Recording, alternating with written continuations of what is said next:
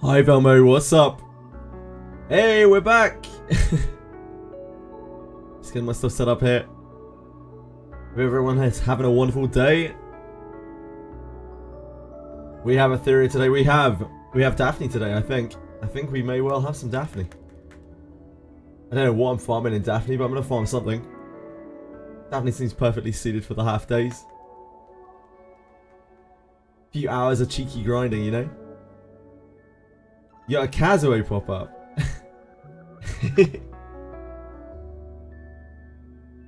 We've all been popped up by Kazuo before.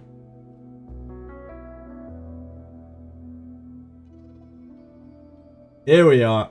Hello, my loves. Hello, my darlings.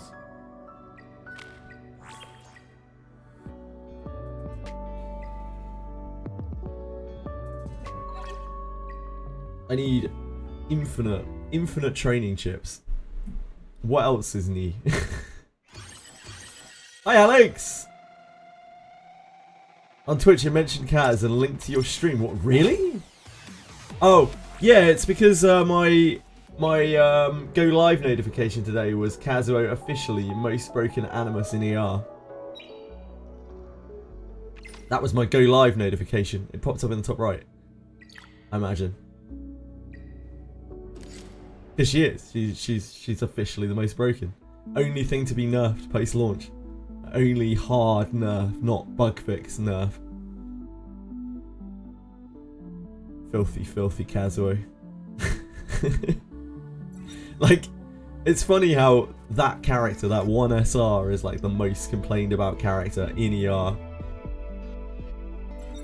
It's the only thing to get like specifically called out so many times.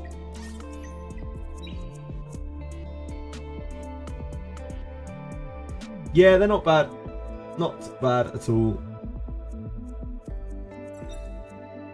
Quite reasonable around, yeah. Lilith looks so strong. Definitely gonna have to build Lilith. She looks so strong. I don't know what's going on there. It feels like horrifically overbuffed. I don't know though. I feel like they've seen that she has low usage statistics and have like just massively overshot. Yeah, Lilith now has a built-in rev. Like, how the fuck does Tiamat play against that? Like, Tiamat's gonna get absolutely riggedy wrecked. Gonna get absolutely fucking destroyed by it. It's so much HP damage. Like, and there's also a... It's reasonable now to probably build her like triple HP. And not even, like, I just have the stun as a side effect and she's just a horrific bruiser. Like, horrific bruiser counter and bruiser herself. Selintz is pretty interesting. Yeah, the shield, the problem with Selintz, right, is like... there are so many dispellers in the game, and it's nice that it's an extra thing that they have to dispel, but like it will get dispelled against any kind of cleave. Like they will, unless they draft very badly, they will they'll just dispel through it. Dispellers in this game are so strong, and buffs just don't last.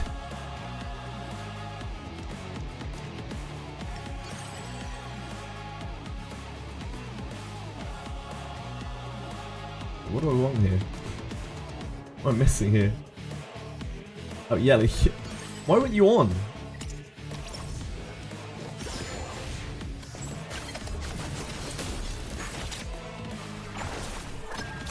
Yeah, it helps. It means that they have to bring a dispeller. But like, it's not really that much of a sacrifice to bring most of the dispellers in the game because they're so busted. So she'll be a great pocket pick, I think. She's like a great last pick pocket pick. But you need to have to have pocket picks in this game. You need to have lattices. Yeah. Things like Veronica, things like Salints, they are real luxuries. Don't know, like something or other. Find something to farm.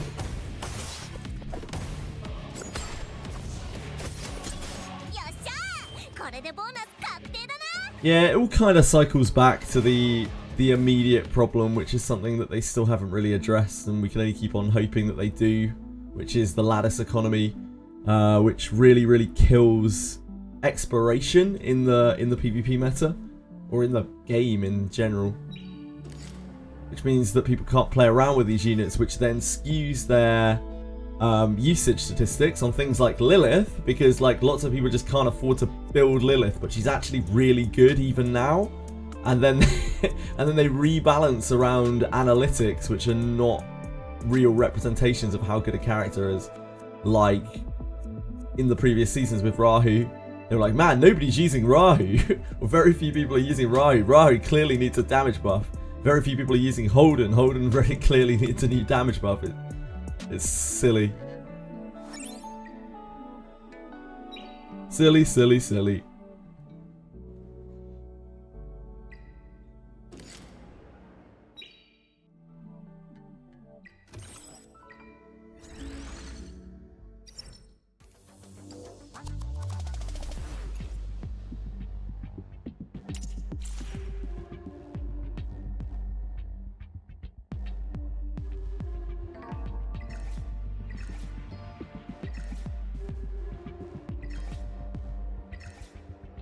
I don't want to play against that. We do this. Seen the new Nanta trailer? I haven't. I'm not interested in it. Like, I'll cut you straight off there. It's like open world shit. I've already seen enough of Nanta to know that I'm not interested in it. Sorry. Also, I feel like that game is gonna take forever to come out.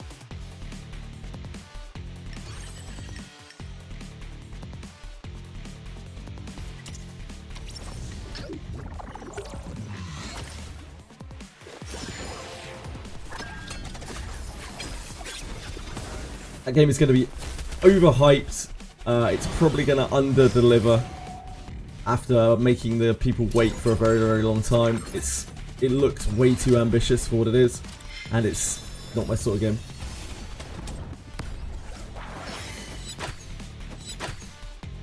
Motherfucker. Motherfucker.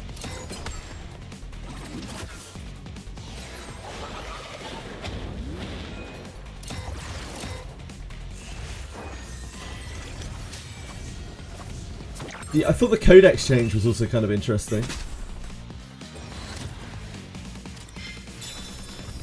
Doesn't matter, from a million people play it, and I'll probably play it as well.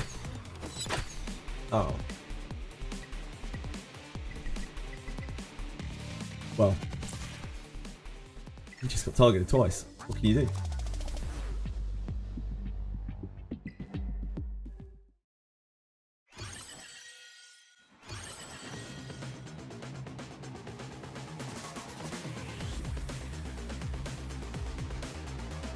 Let's try again. I feel like that was quite unlucky.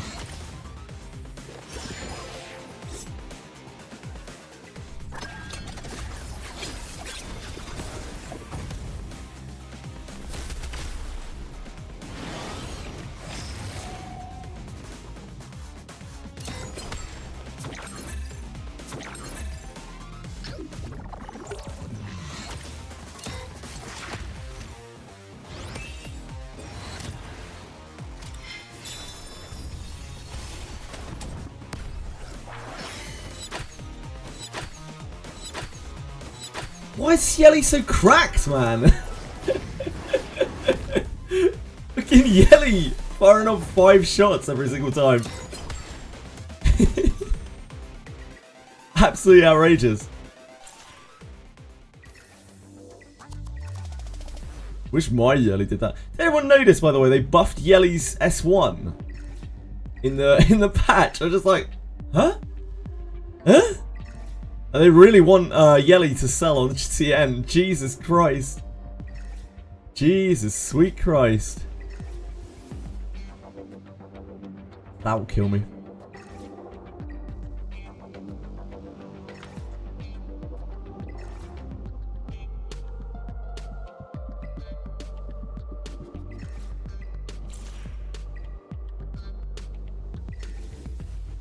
So much RNG per turn, yeah.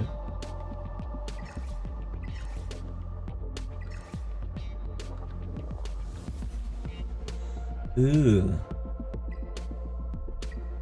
They're nasty comps.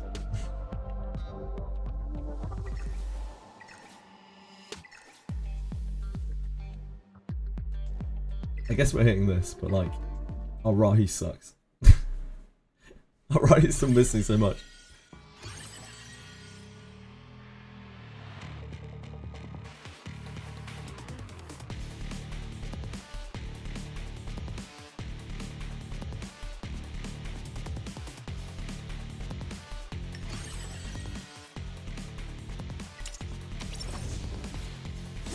Use that comp too, yeah. In terms of Ilfangus, for the double follow-up chances, Death Lily and Twin Trick your 4th unit. You get 3-4 hits per turn. In what?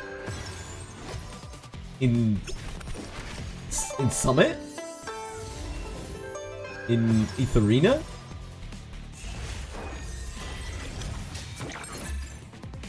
Take Games show you starting Thursday is the Gatch thing to look out for. Yeah, probably. I just find it hard to get hyped about Gatchas that are clearly so very, very, very, very, very far away with bare bones footage.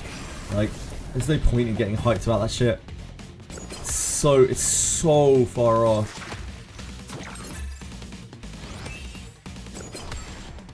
Oh yeah, what do they do to Giada? I didn't even bother reading Giada. Is Giada broken now? What do they do to Giada? It's like the one thing on the list I didn't even bother reading.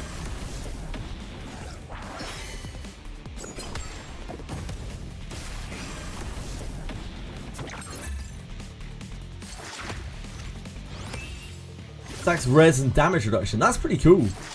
Yeah, that's pretty cool. Wow, she gets 45% damage reduction. That's sick, man. She stacks it up. You want to attack bruises, yeah. Oh, that's sick. Make Giada a very real, like, pick.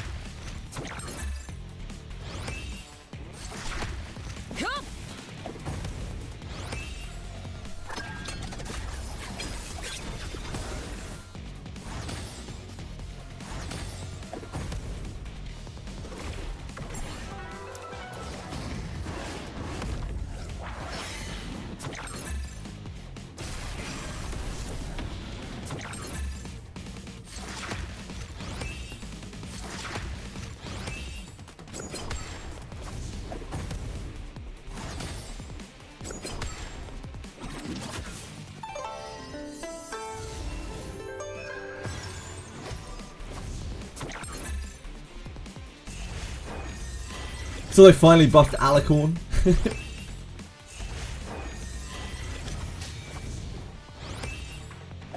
Poor Alicorn. I think the decrease on turns it takes for dampening to go up is nice as well. It's a change that we talked about like about 3 months ago, I think.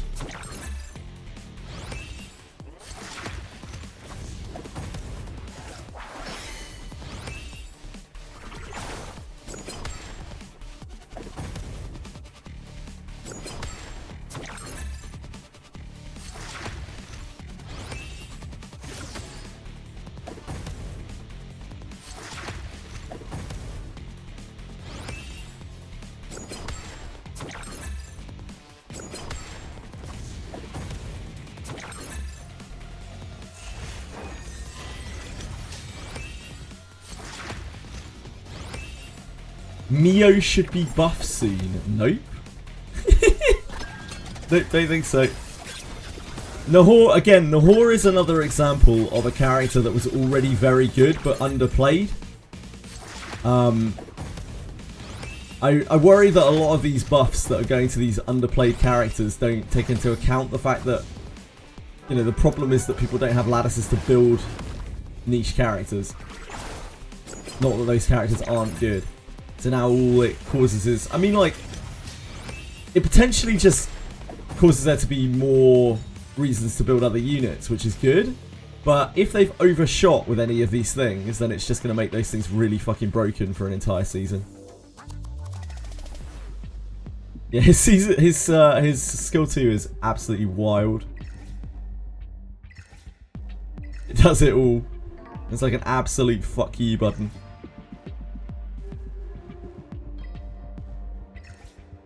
I'm just doing this again. Probably not actually. I don't know.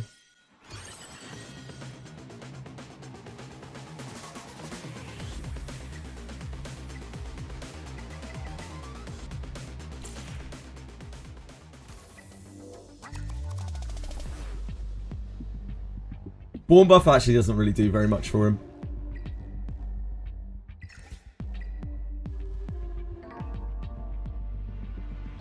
Most of Born's damage comes from his passive. The increase to his base damage actually does very, very, very little. The extra buff dispelled is probably the nicest part about it.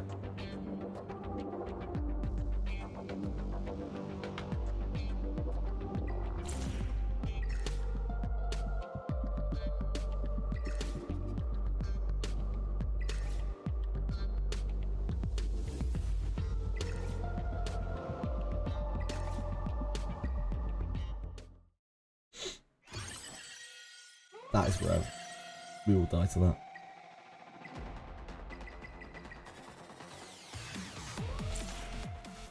That is Rev.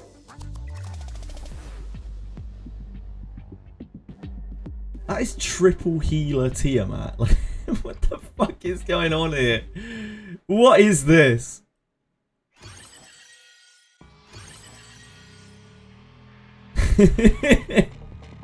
Fuck you know.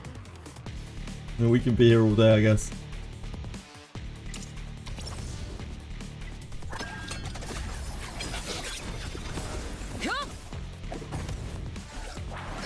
Animals. All animals. And Lilith is the most disgusting thing in there, though, I think. Like, Lilith. That's gonna make Lilith so insane, man.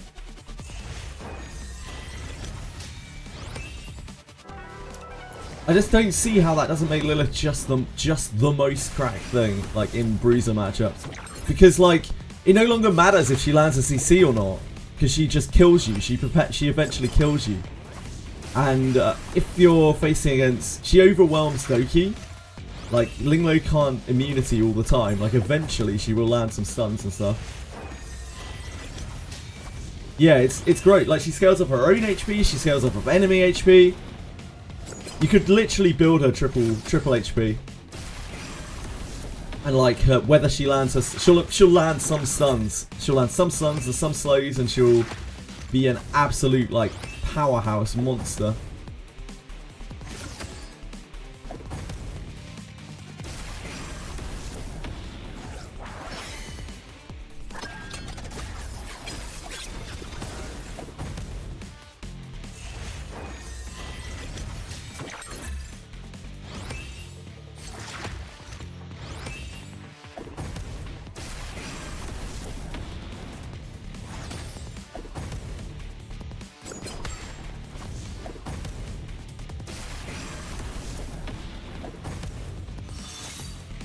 This isn't even a like a latticed Tiamat. It's just a random Tiamat with 3 healers.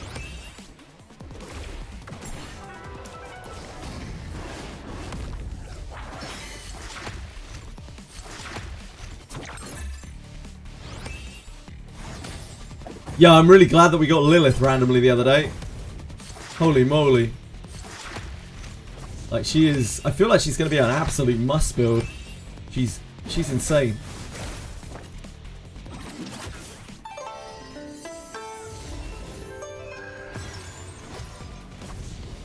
That added a huge amount of perpetuity to her kit.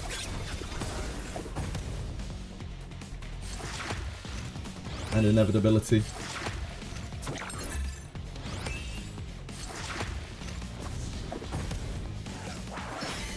Yeah, I feel like you can draft her into basically everything now because she's just a bruiser. She's just kind of like Tiamat. She just kind of eventually gets there, and she does so while being one of the tankiest things in the game.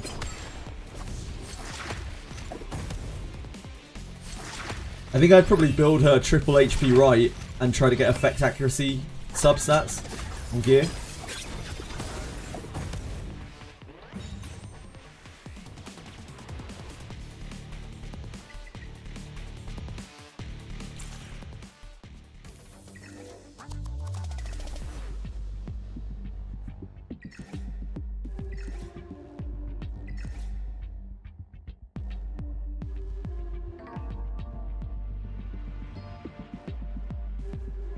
Can we beat this with Holden? Maybe. We probably stand a better chance of beating that with Rahi. Holden until Rahi's weird. Rahi's really broken.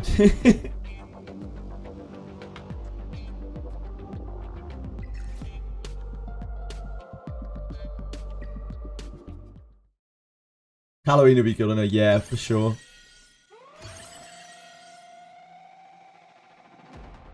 It'll be hard to know what kind of shell to use on her. She doesn't need like a, she won't need a damage shell, like all of it, she'll have enough damage. She doesn't need like Jackal anymore. No, Jackal helps her speed, but she doesn't really need that to like find a kill anymore with that kind of damage going on. She just needs to, like cycle in one way or another. So whether that's through speed cycling or whether that's through cooldown cycling, I'm not sure.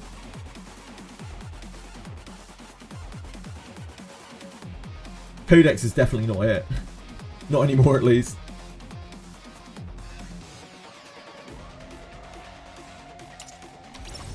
Yeah, Giga's fine.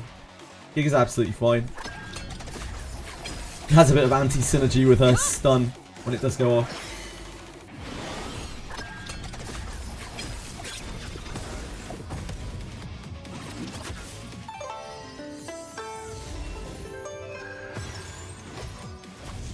But yeah, you could probably run her on a bunch of different shit.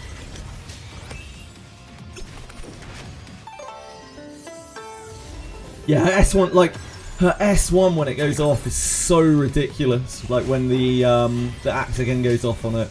It's actually so insane. It's like game-endingly powerful. Especially now.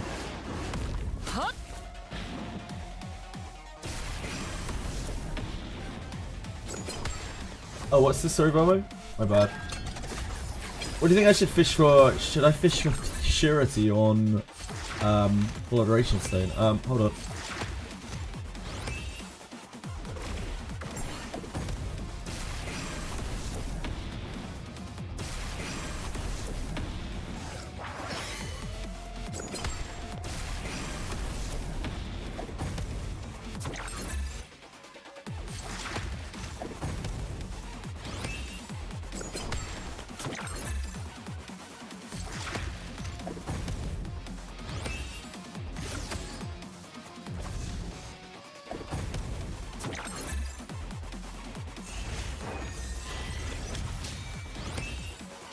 We needed something other than Rai. What? Other than Sanya and Fuchi?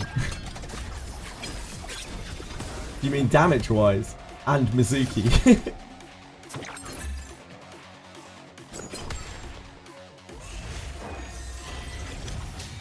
One shot with Codex now, maybe. This is a bit janky. Especially because Codex works the way that it does now.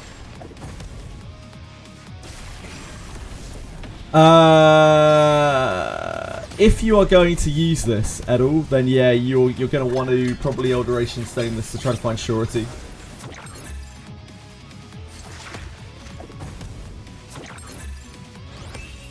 High velocity wizardry farming today. Yeah, I'm gonna farm a bit of wizardry. I don't exactly know what. Probably just some cave of separation. Trying to get some sick separation gear, although that is like basically impossible to get.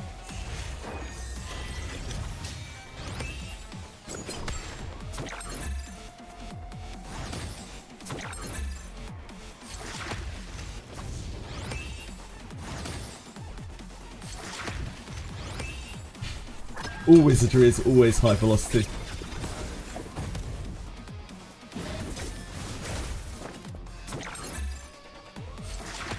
Nah, no ninja and samurai gear.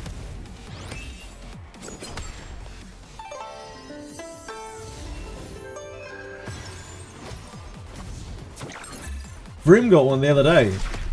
Vroom got a light spear, which is absolutely cracked. Crackoed.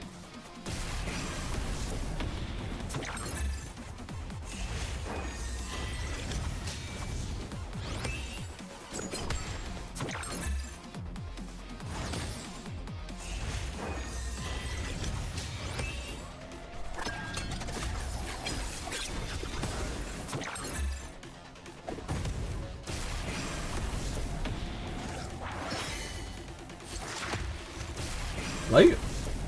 Bramble?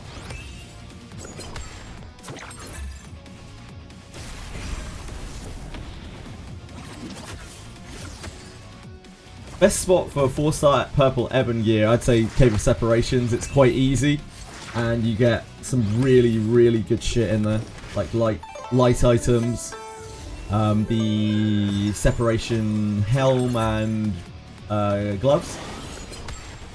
All really top tier shit. You could even farm the sword if you want in there. So I guess that has lost a lot of value now. It just re-rolls the whole item, and if you've enhanced the stat on the item, it will automatically enhance the item, the stats.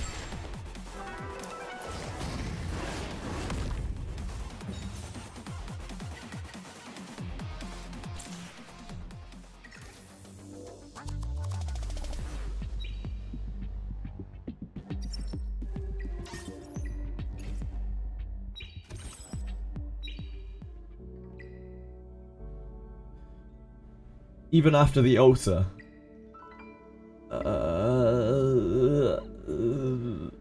I have no idea what you're saying, sorry Vamo. Yes, it's safe to use full Adoration Stone on plus 20 gear now.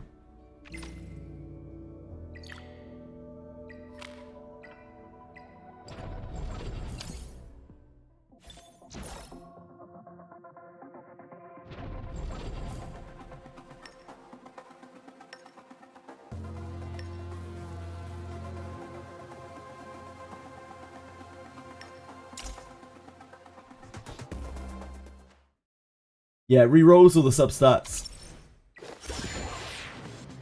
It re-rolls all the substats, and if they have been enhanced already, then it will give them an enhancement as well.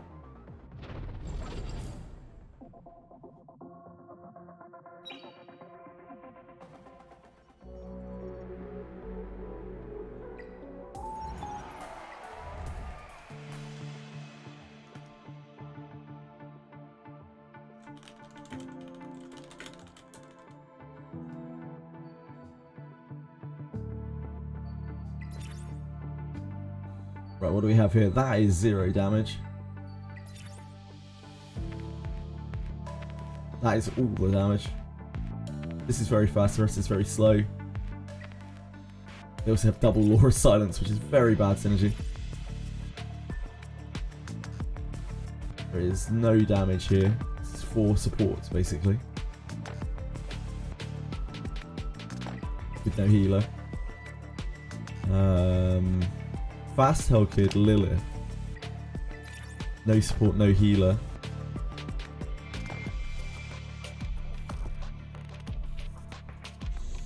This isn't bad, but it has no healer.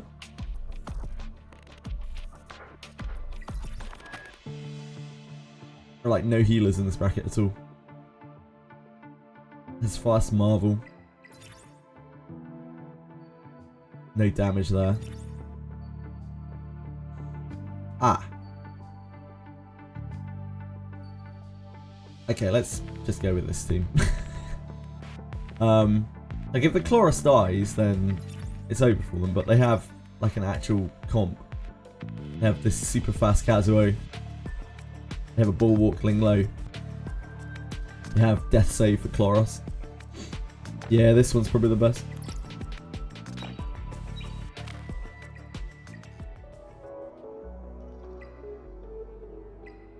Oh, thanks game for giving a good option.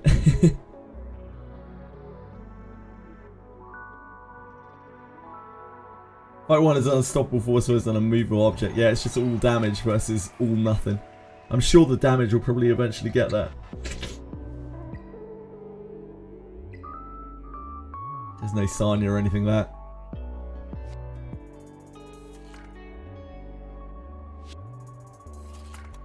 When the gear is mediocre, worth the gamble, I would say. I think that's what, when you've got like a good piece that you just want different stats on, that's probably when you use the lesser full alteration stones that you've accumulated. And you save the full alteration stones for like real deal shit.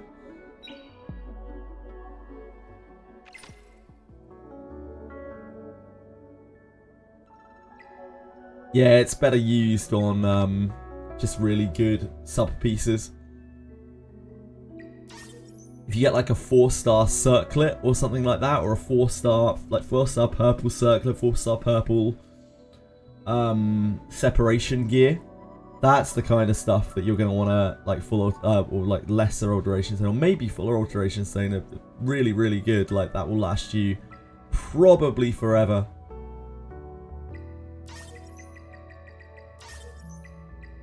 I had a 4-star circlet at one point before full alteration stones became more common. Well, alteration stones, I got rid of it. Regrets.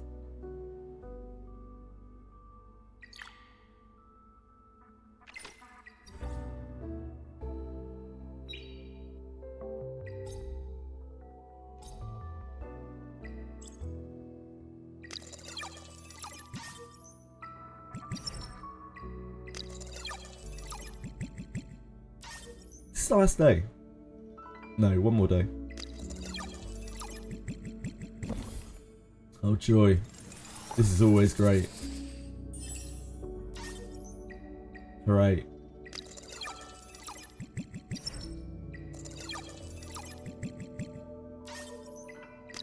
Hooray. Oh hooray. Oh, we actually got stability. Wait, we need to spend that now, don't we? I know, we're good.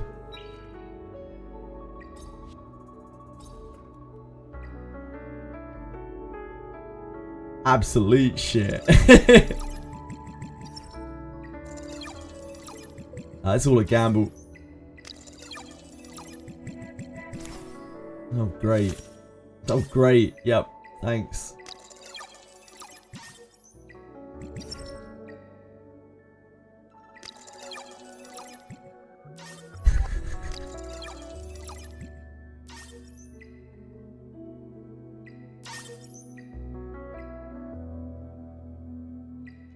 What do we even have left in the shop? We buying an evolution lattice when we have 38 evolution lattices?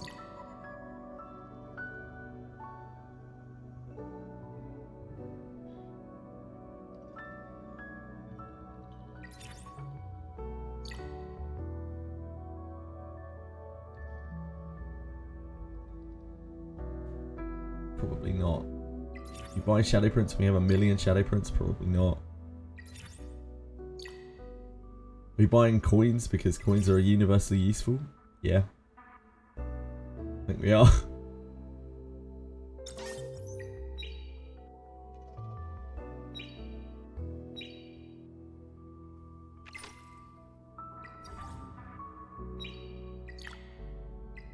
Right, we need to raise up a shell.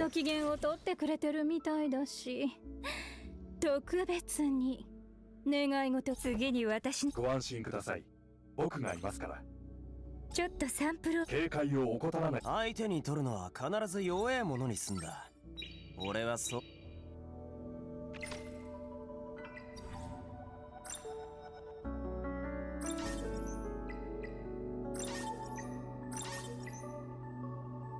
Ooh, hold on a second.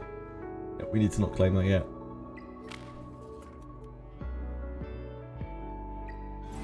Go through a dreamscape quickly.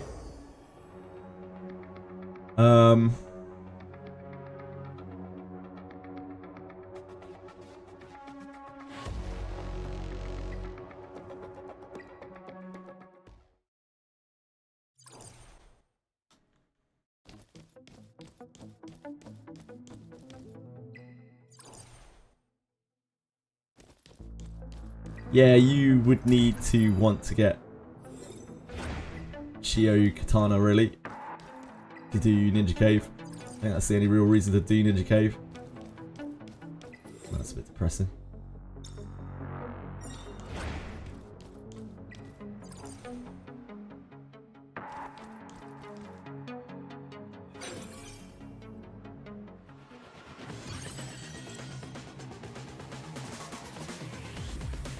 I wish we would just remember, like, what we use for each thing. Have to scramble around each time.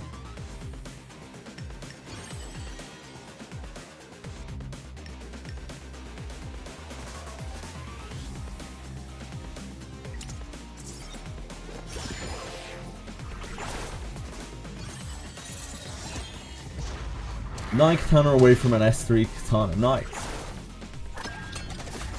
Yeah, Cave of Separation is it.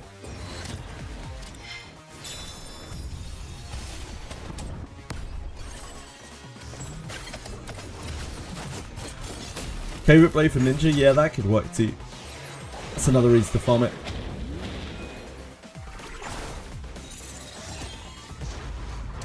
Like, front row ninjas probably still do really well with Ninja Katana.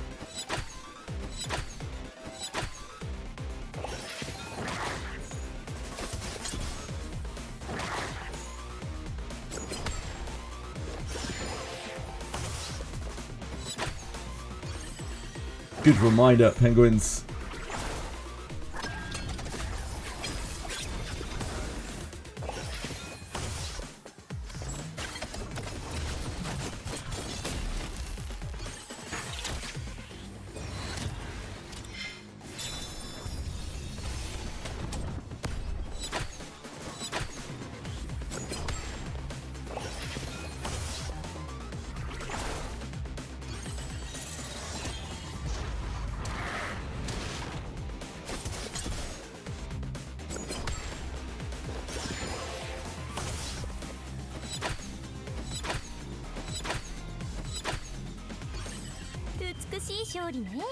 Oh wow, that was that was so little.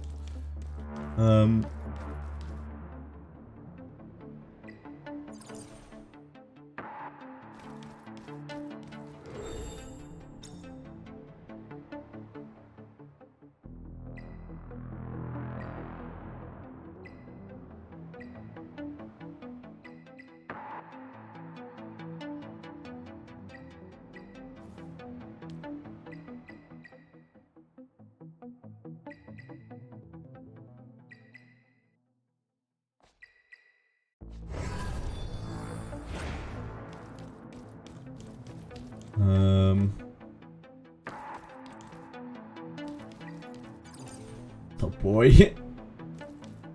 What are we walking away with here? Oh. Huge gains. That saved us. Saved the run.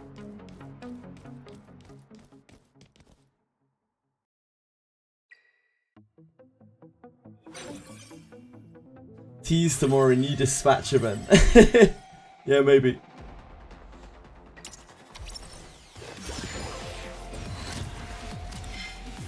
Ninja looks cooler with Blade, yeah, I agree.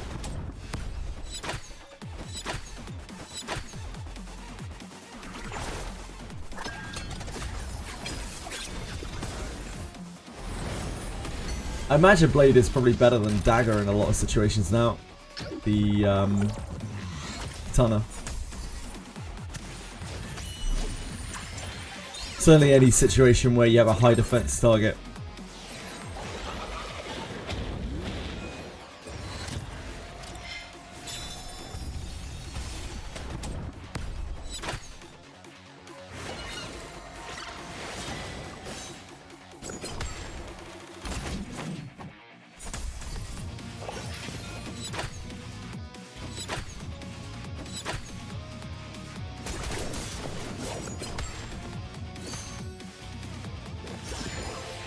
Yeah, Moment of Finality will do more damage with Blade. Much more damage with Blade.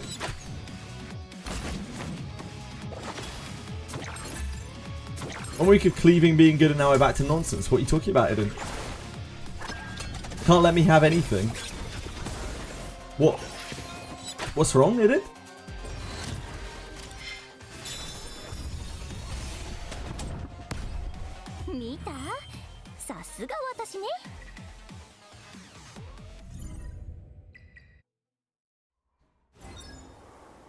All these buffs are crazy. Yeah, I just don't understand why it's a problem for Cleve.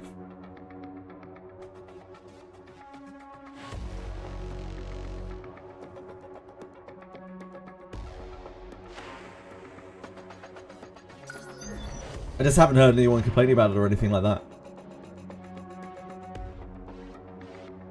Most people have been pretty positive over the patch changes that I've seen. For once.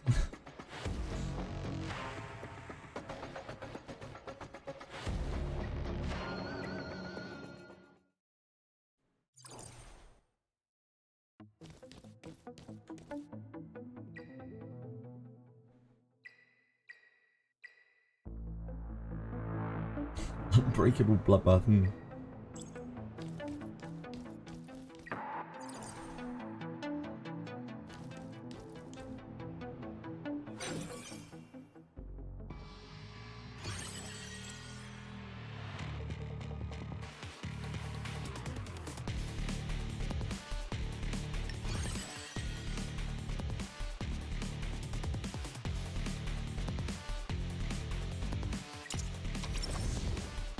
Oh, you were running that, Cleve.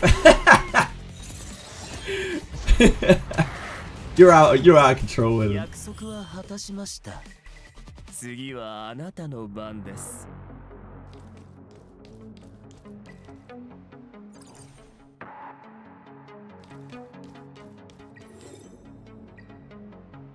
Yeah, the reception to the patch so far has been really good, from what I've seen.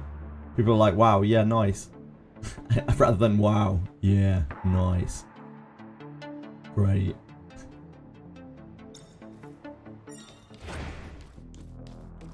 I guess we keep going this side.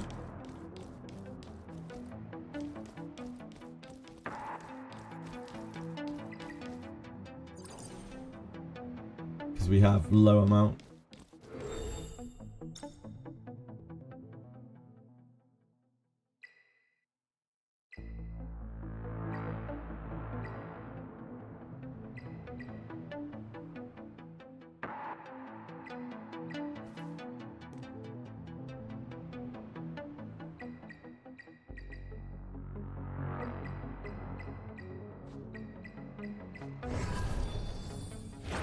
I have the new Giada tech. I was testing her interaction with Chiaki the Echo. So far, her ending low, give the quickest stackable sulfur. She just looks really good. If she's getting like 45% damage reduction, that is really good. Like, that is the kind of stuff that isn't affected by like percentage HP and that kind of thing as well. You don't get punished for having a load of HP on her. She's still really easy to heal. So yeah, Giada's like probably a very real deal win condition now, which is cool. Yeah, Doki's super good with Giada.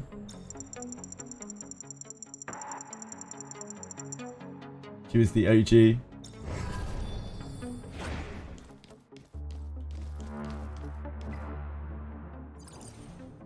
Wheels all the way down.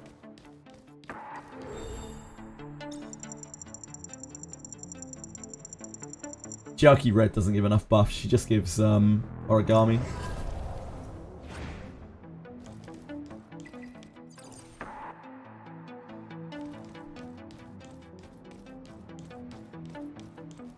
If you're running Giada in turn 2 though, like, you don't even really need to stack it that fast.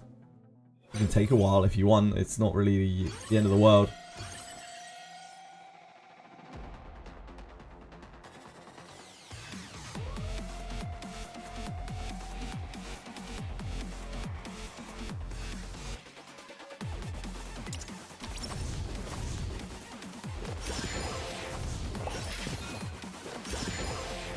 Green Chiaki has synergy, yeah, for sure. The problem with Chiaki, with Green Chiaki, Chiaki the Echo, is that she just isn't really that good compared to a lot of the other heroes that help stack her. Like, twin tricking her with Lily gives her like good buffage, and you have a Lily. Doki gives her good buffers, and you have a Doki. Chiaki doesn't really lend herself to a stacking unit. There's nothing wrong with Chiaki, but like she's generally more used for cleavy strats. Whereas that Giada now seems to be designed more towards like being a bruiser, being a damage reduction bruiser. Yeah. Nurture the Giada.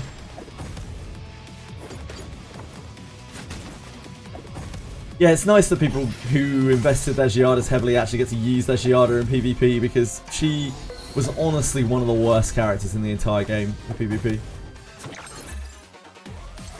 Just didn't do anything, died instantly, never got to stack, even when she was stacked. Damage was unimpressive,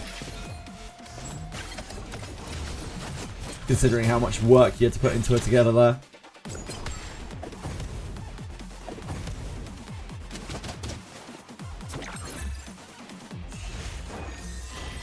Yeah, I'm kind of surprised, I guess, that they didn't buff Chloris. Because I imagine Chloris doesn't have much usage either. There's no real Mocha buff either, so I guess they only buff specific things.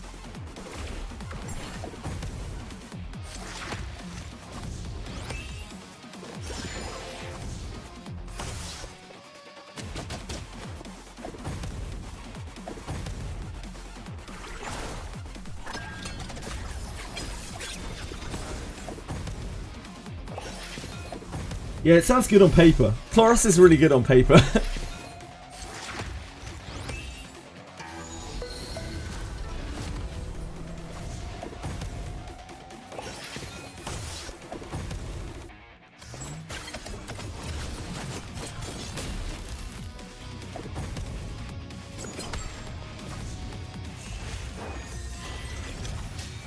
Chloris.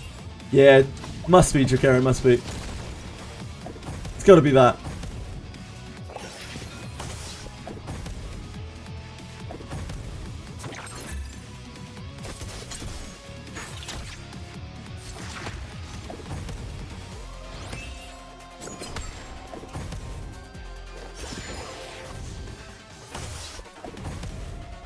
Yeah, he's a real beast in PvE.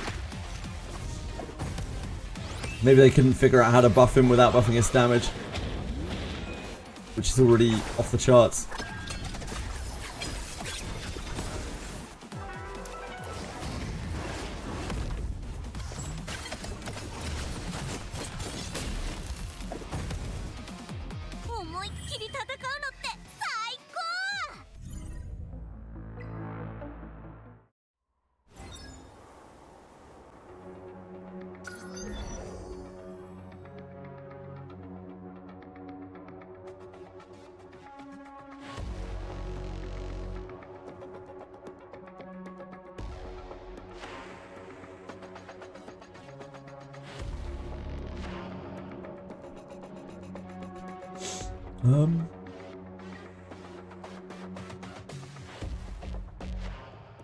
These only need to go to 15.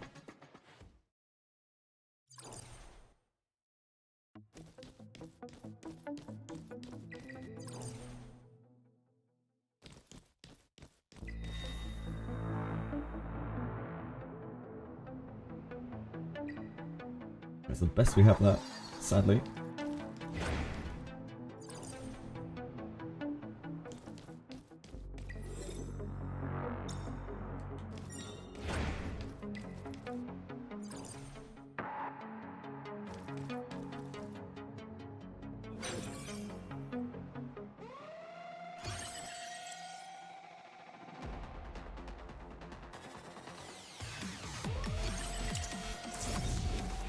Putting over 300 on the Dream Boss for main DPS Fangus. Yep, Chloris is a real beast at single target bossing. His damage is kind of off the charts. It's so high.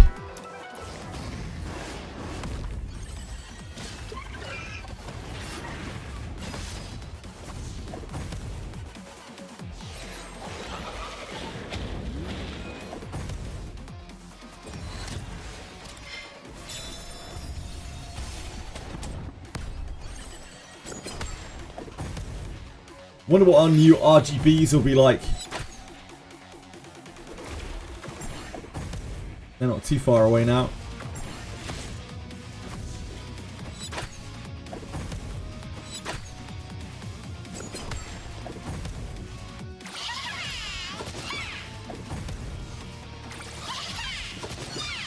No. We don't need more red units. It's fine, we got Holden. What else do we need?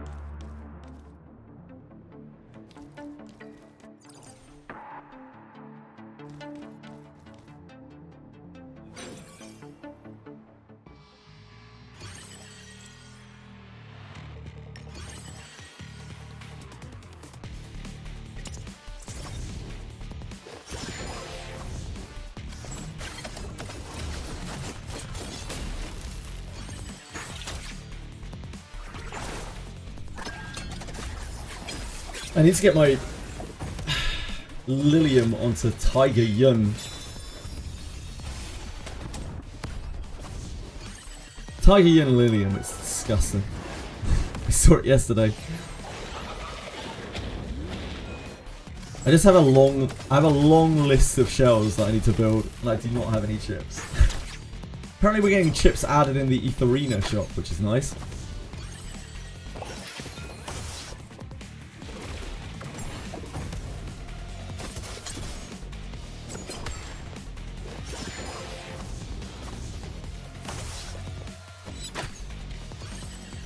Buy a lot of chips with Dreamscape, yeah. We bought like 1,500 chips yesterday, but unfortunately we didn't find anything with them.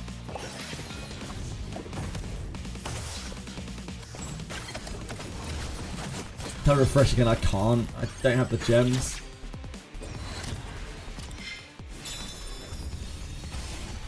No more refreshing for me. Gonna need gems to be able to get the LD units as they come out. LD units are going to be absolutely cracked beyond belief. Judging by Plume and Lilium.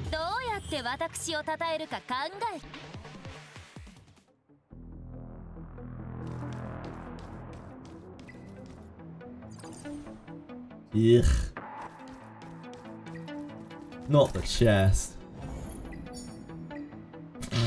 Fuck's sake. Fucking chest.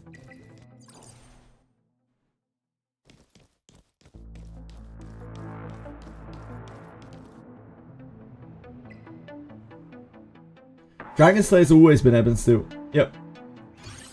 Always Ebb and Steel. Always has been.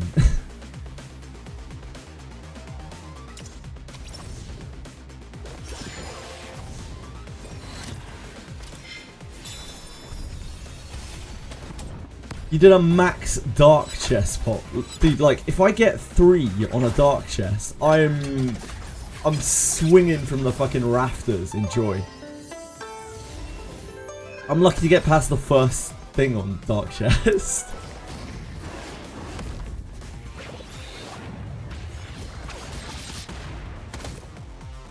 Max dark chest. Absolutely outrageous. You're out of control, Jakari.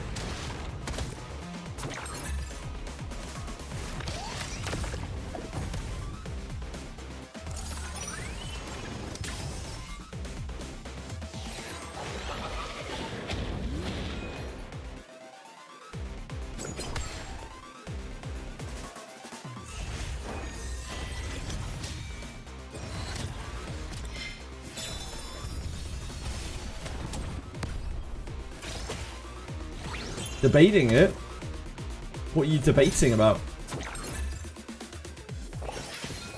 Ah. I see.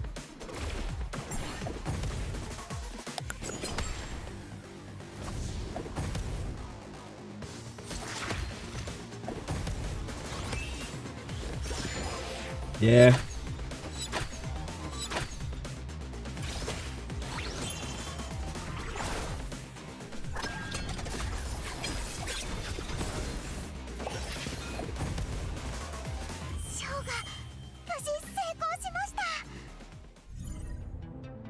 There's still not very much incentive to push past Mythic, really.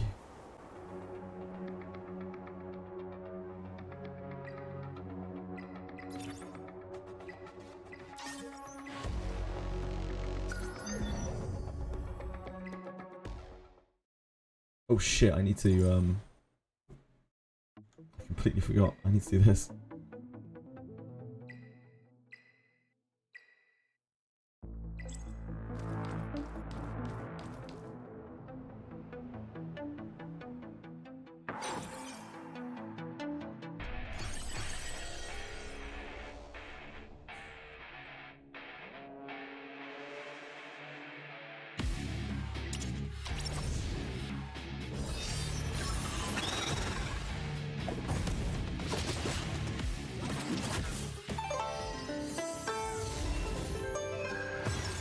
Shard of a frame. You could.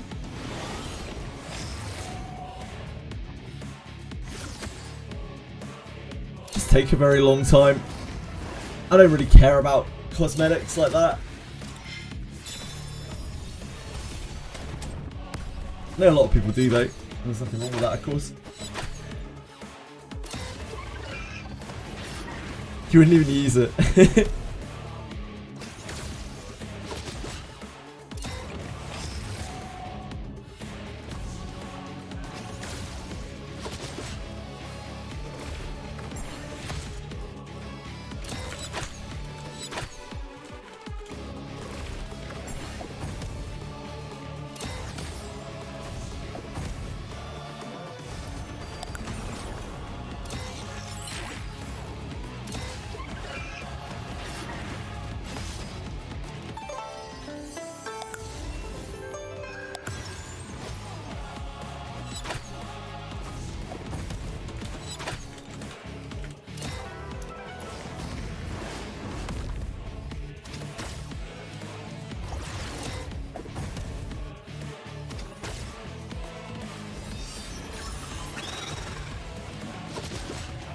You like completionist stuff in case it's an achievement? Yeah, absolutely, absolutely.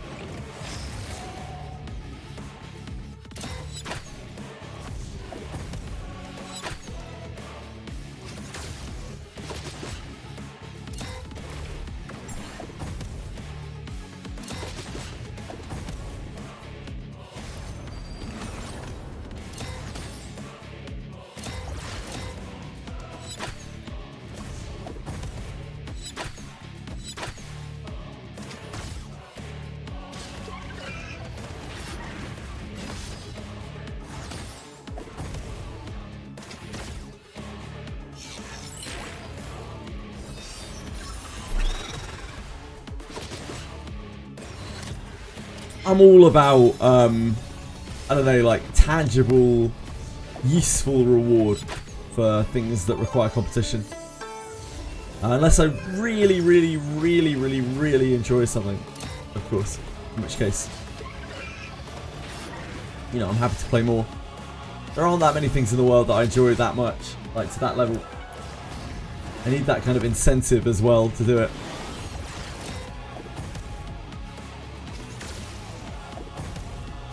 And there isn't really a lot of incentive in ER to push past Mythic.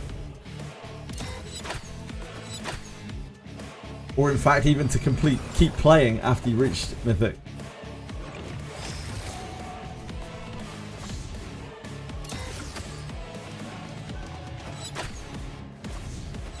Which is fine, to be honest, like, it's probably better that way.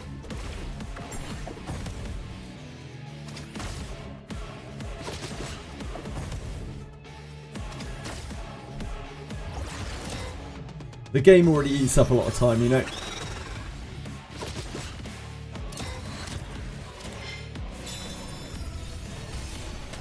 gonna have to start getting Lilium dupes from the shop. If I'd known, I would have picked one up last week when it was still on green cycle. Would have picked it up with our extra thing. Actually, we kind of... No, we had enough. Yeah, we could have grabbed that one and then grabbed the Rahu one as well.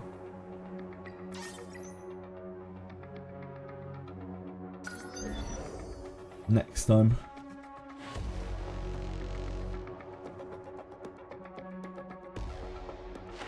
Also, did I say Lilium? I meant Lilith. I'm not sure which I said. Too many lilies in this game. Too much lily.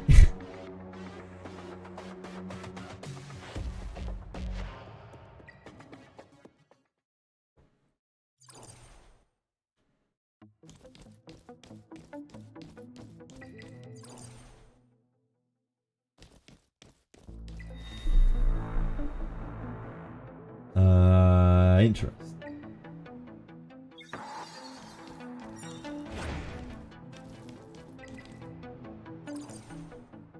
Oh, baby.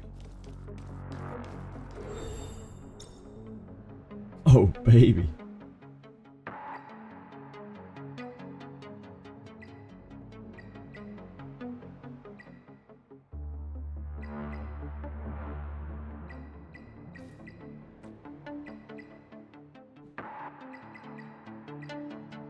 Oh, we got faked out.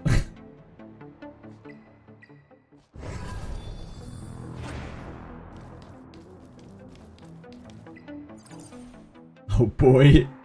Oh boy. Oh.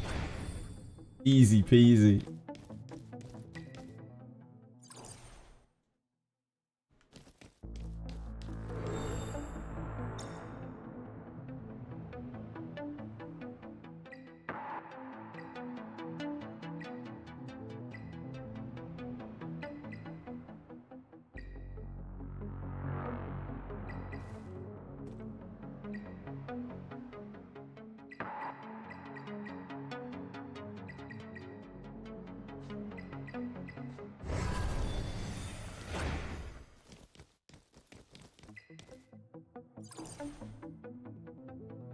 Easy peasy. 100 plus K, Jesus. It's wild. That's a lot. I don't think we really need to greet that. That's a good run. Like if we were trying to do 50k, we could. But that's a good solid run.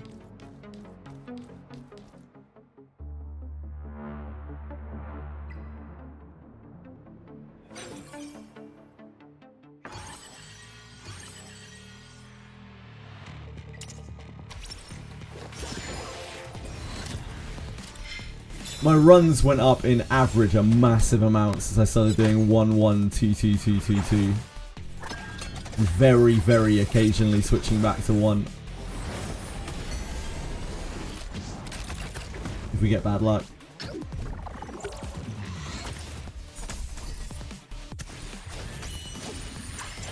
Oh, I already got SSS, Lars.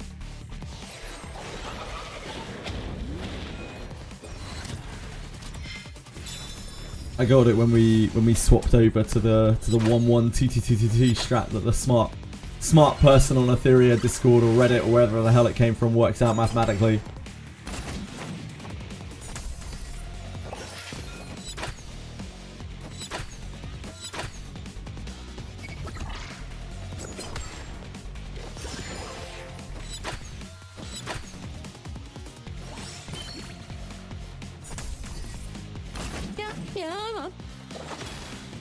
Thank you, Brian. Very kind of you to follow. Hope you're having a wonderful day.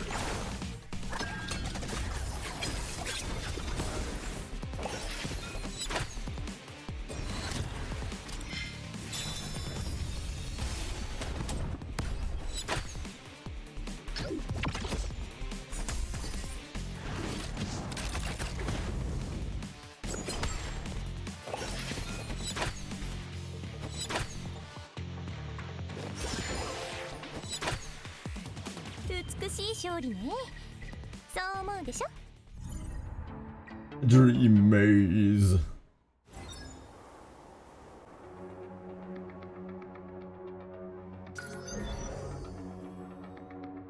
I quite like this game mode, Dreamscape, but like, I just wish that it took about a fifth of the time that it does. Because I like it, but not like it. I'm like, it's alright as far as their game modes go. It's just the sheer amount of time it takes. That is the issue. Need blue. Blue and dark.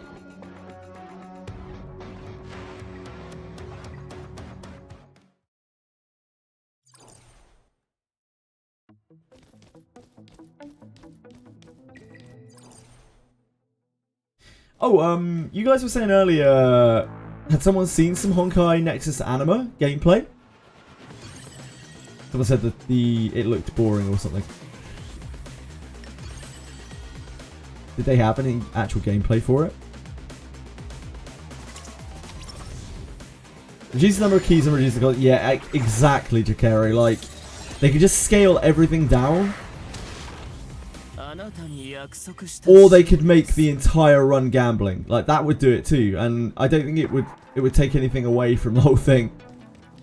They just make the whole run gambling and not have a fight at the end. Because, like, we don't need more PvE in this. It's not really necessary. It's not like it's challenging in any way. Like, I'm sure it is for some people, but, like, it shouldn't be. There's no need for it to be.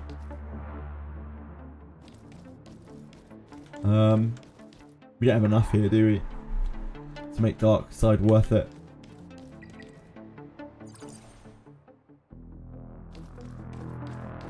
Okay, we're on some kind of chess train here. Can we stay light side with more chess? Some kind of weird chess trip. Yeah, I think we do.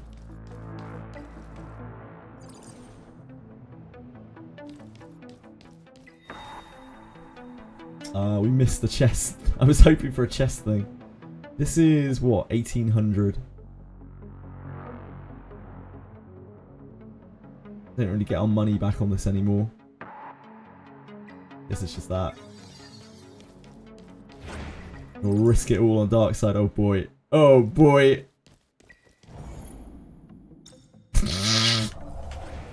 Can't win them all.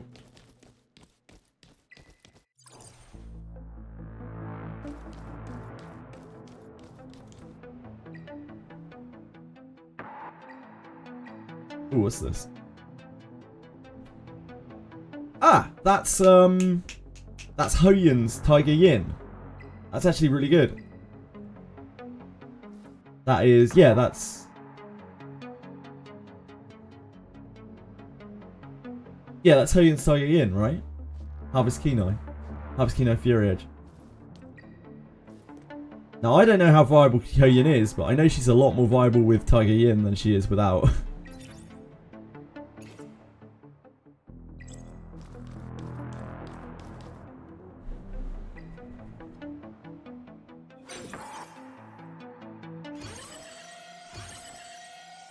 I don't know how hard she'll hit with that, but it's got to be quite hard, I imagine, especially since she's getting buffed in the patch.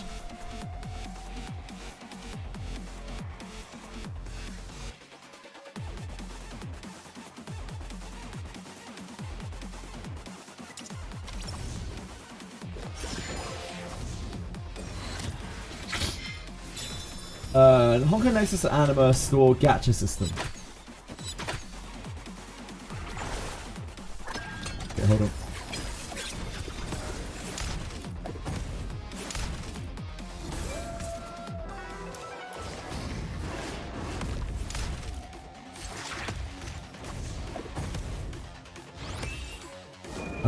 Players can unlock the store after reaching level 14. Oh, okay, is this the actual gacha system?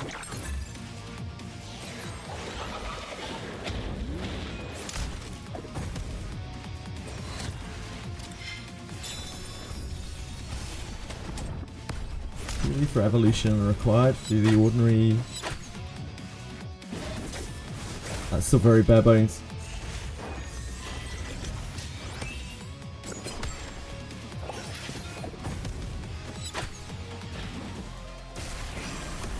I really want to know what the gameplay is going to be like in this game. Like, how are they going to do TFT style while making it gacha?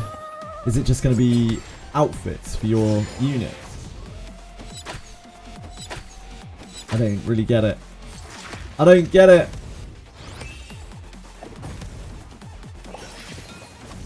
TFT is already gacha. I mean, like, how are they going to implement a gacha system into a TFT style game? Gacha for your characters. Yeah, do you think it's just going to be cosmetic? It's like Pokemon TFT, yeah, I get that. Or do you think you're going to draw from pools of your own characters or something? Everyone's going to pull from their own pools? Characters have buffs and you can swap in the middle of a game. That still doesn't make any sense to me. From in a TFT style setting, I don't understand. Maybe I'm missing something very crucial here.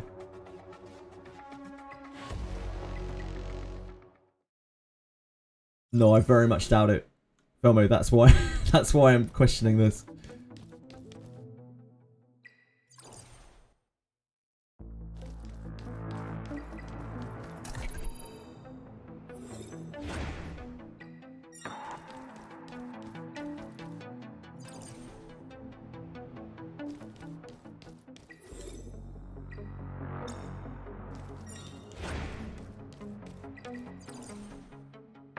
God. Hi Timo, what's up? Pokemon RPG style game except the battles are TFT. The RTA ladder is going to be crazy. What I don't understand is if it's like TFT, right? If it's like TFT,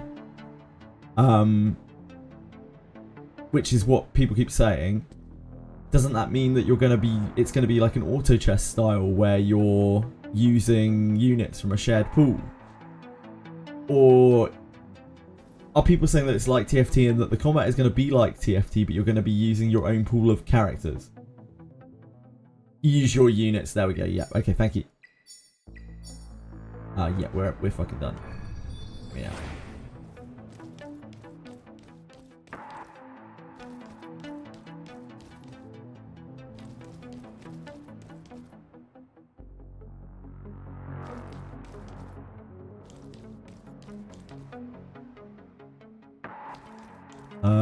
We shouldn't have even gone dark side there, really, should we? Now that I'm thinking about it. Because we used all of our stuff, we should have stayed light side. Whoops. It works out. So gain 20% dream does. Dreaming coffers encountered next. Change from 1 to 2.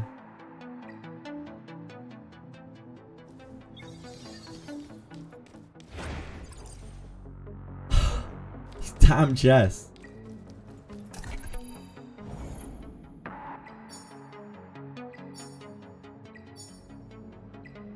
We got lucky on them this time.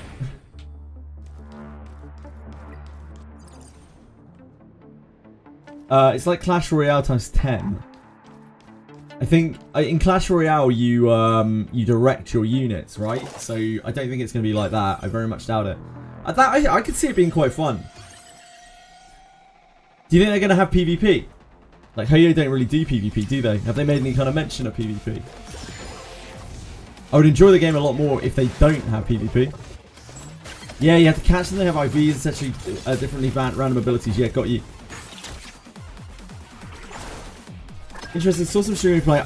It sounds like it could be quite fun. I might actually try that game.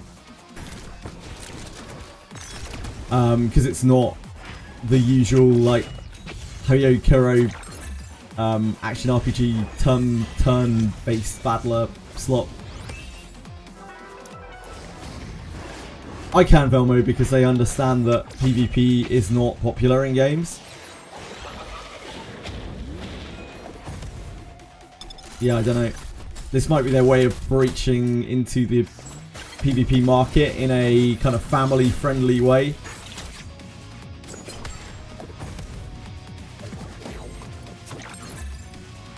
I wouldn't say I'm excited by the lawsuit, Joystick Report, but I am intrigued by the lawsuit. Like, I'm going to be interested to see it play out.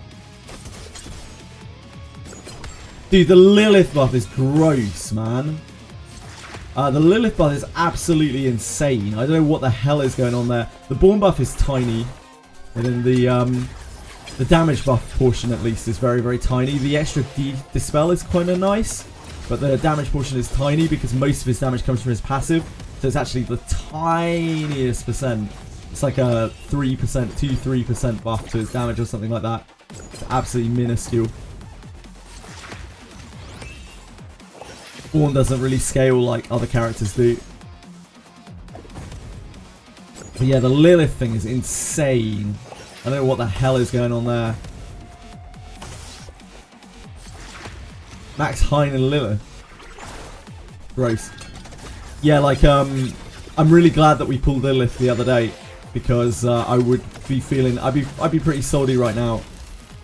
I definitely have a target that I want to build. She looks absolutely insane-o. I don't know what they were thinking. It's like, it seems like such an overshoot buff on her. I think it's because her usage rate is very low. But that's only because, you know, lattice gain is so low that people don't have the luxury of building things like Lilith, mostly. But the people who have Lilith built, fuck me, they're already oppressive as shit.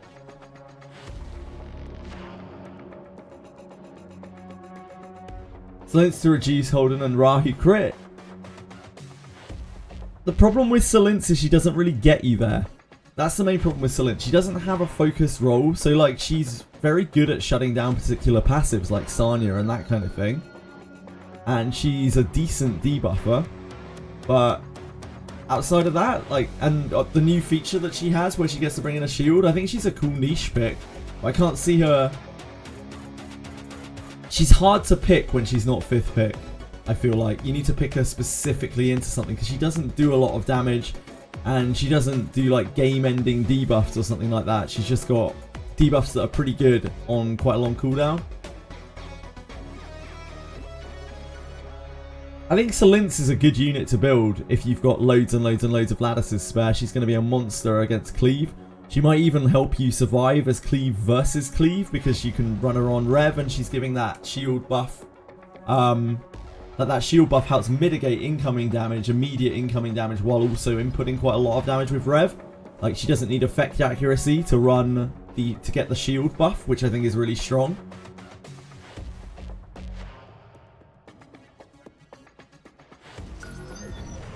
So I don't think Silence is a bad unit or anything. I just think she's very niche. So she's a mega luxury to build.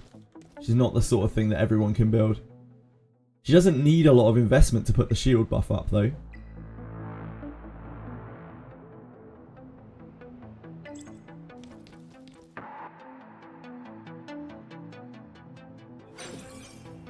I think Lilith should be able to work with anything. I feel like you can even build her probably triple HP now. And just not worry about the fact whether she lands her stuns or not. It doesn't matter, like she's outputting so much pressure with or without the stuns, and the stuns and the slows are just a bonus. But you could also run her just normally with effect accuracy. She'd be pretty horrendous in, she's a very good win condition for like CC comps. Because she will get you there. She'll get you there pretty quickly as well, and she doesn't need offensive stats to do it. She's like basically got built-in Rev, as Lars was saying earlier. She doesn't cancel shell passives, no. She also doesn't cancel signature passives, the ones that are like on the left side of skills. She just gets rid of abilities which are passive abilities. Things like Sanya's healing and Viper's crit damage reduction. But she won't get rid of signature passives like Lilium's immunity.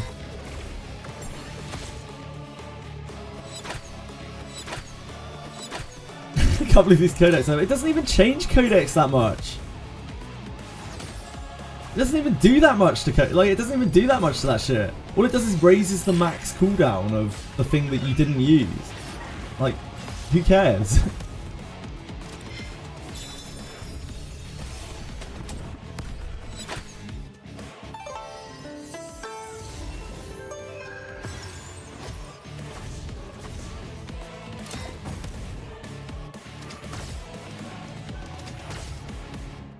Yeah, indeed. Exactly, Lars. It's enough to, like, the Codex nerf is enough to turn 2 Codexing. It doesn't really do anything to cleave Codexes. Only if you're playing like a very, very long game. It does something to control, like if you're running pure control and you're trying to chip people down over a billion turns, it kind of does something there.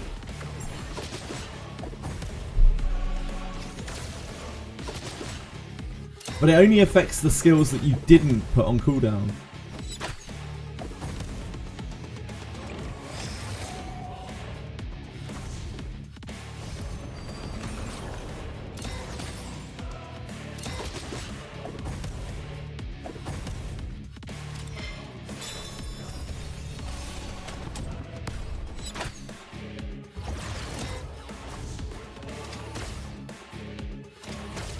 So I'm sure Codex will be just as good. It does mean that I need to get a new shell for my Doku.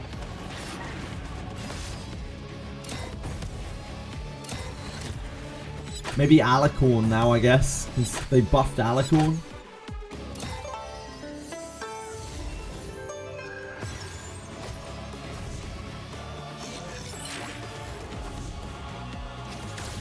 What I'll probably do is I'll build a supernova for whenever I get around to actually getting things. I'll build a supernova for Fuchiu, and then I'll use Fuchiu's Alicorn or Doku. Yeah, Reaper's good too. Well, and Reaper's only really good if you've got a lot of Effector Heads stacked, right? She doesn't resist buffs, resist debuffs. It's not like Linglo or immunity units. She dispels the buffs, the debuffs.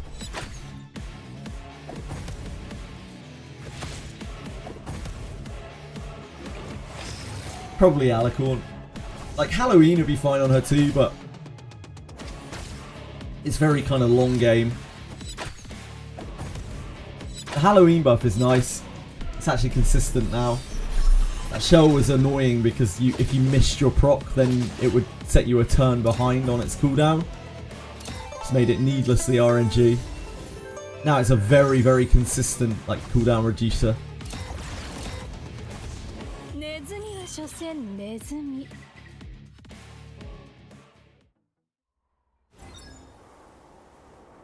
No, it doesn't. That's the worst thing about it.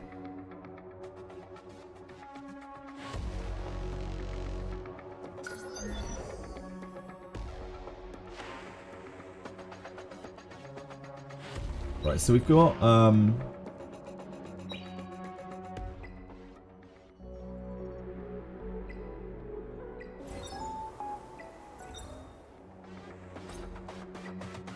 enough of these.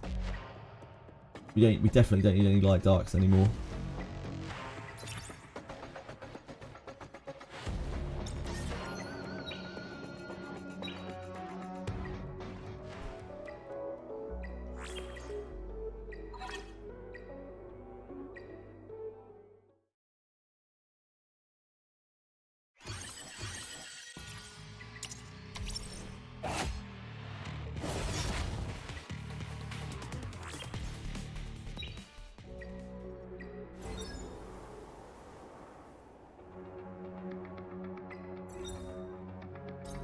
We're still just working on these.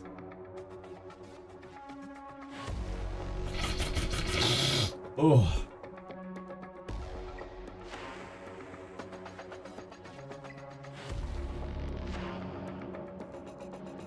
I wonder if we should grab the enhanced prototypes.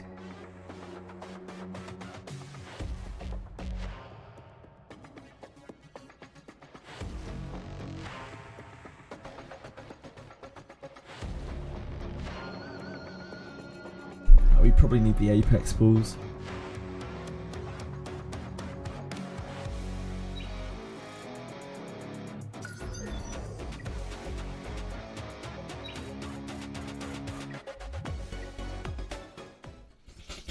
Oh.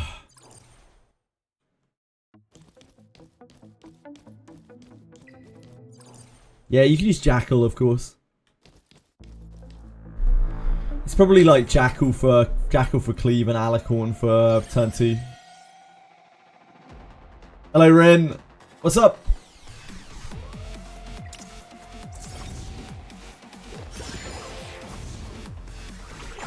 So many codices. Lars, so many codices.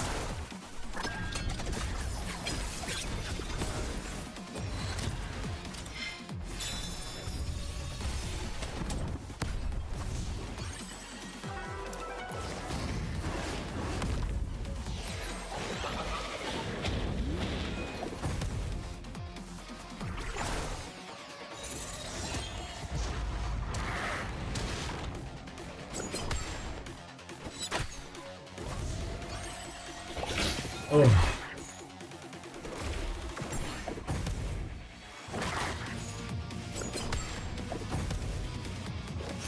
I don't know what I'd want to use on Lilith. Like, if you're building Lilith as an actual bruiser, I don't know what you use on her.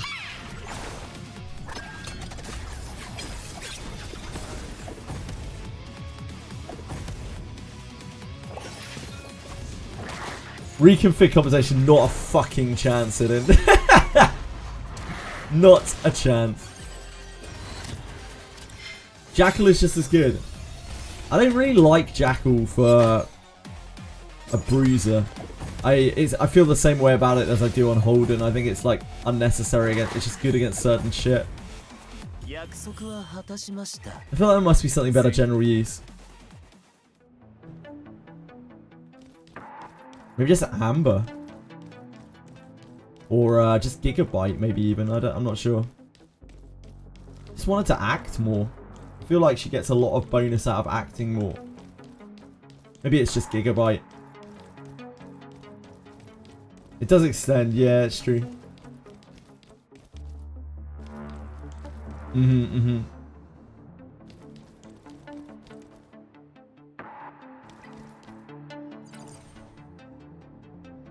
When is the Wizardry anniversary? The Wizardry anniversary, Wobbleboo, is the actual date is the 15th of October, but whether or not, you know, the anniversary patch will come with that, we do not know. We have no idea. That's a chest run.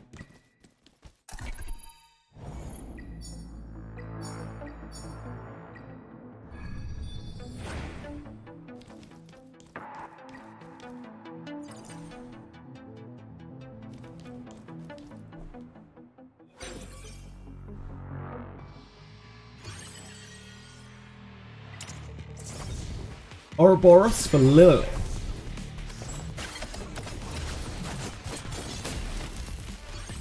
Yeah? Yeah, maybe.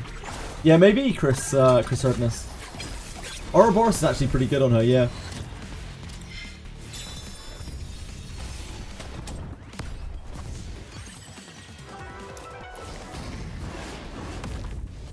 Ouroboros rolls Bloodbath as well, doesn't it? Yeah, Ouroboros is probably pretty good.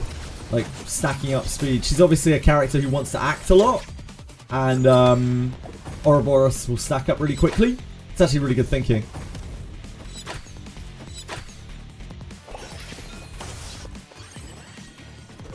Oh, guys, come on. Like, Ananta's probably like 17 years out. Just chill your beans on it. Chill your beans.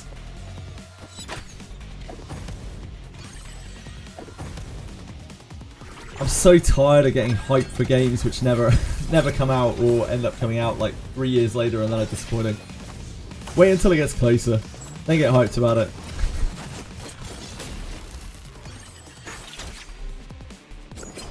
It's not hype, it's definitely hype.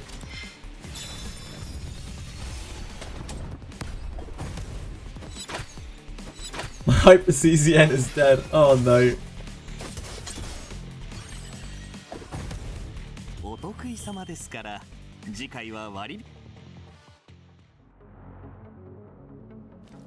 These are gameplay now. We had a little bit of gameplay before of Ananta.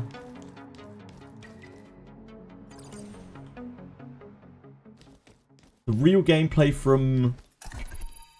Oh, Tokyo Game Show. It's like, what game is TGS?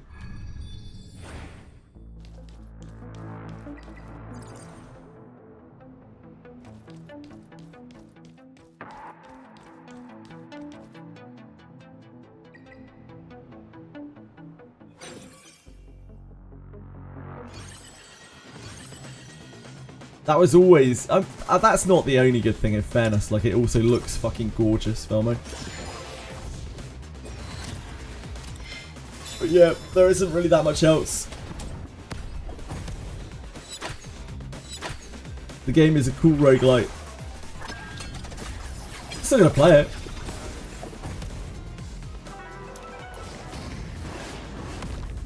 Monster Memories November playtest yet. Someone left 3 hours before the layout phase. Oh my dear god.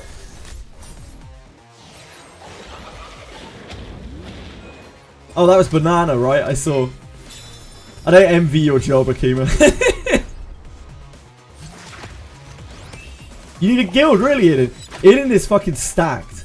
If Iden genuinely wants to join, fucking get him in. He'll carry us. He'll carry the shit out of us.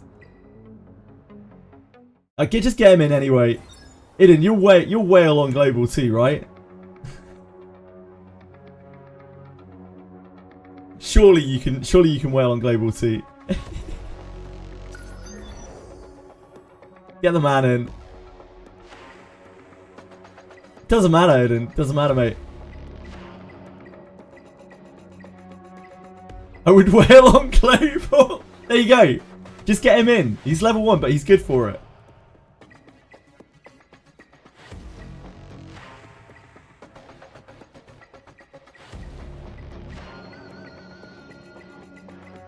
Eden, start now, and then you'll be guild level by the layout phase. We can get you in. You can put up your like level 10 Sanya.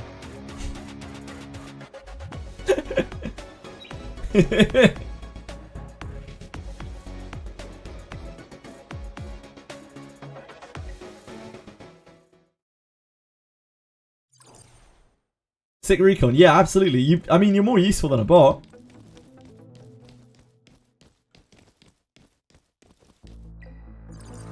You're much more useful than a bot. You can actually be used to scout towers.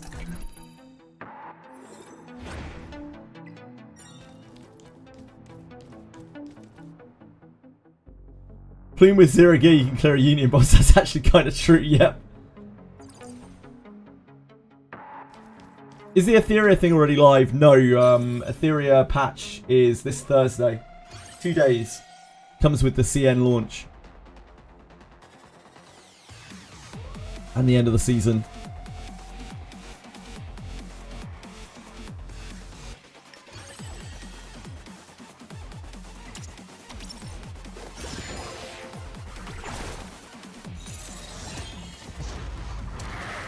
I believe.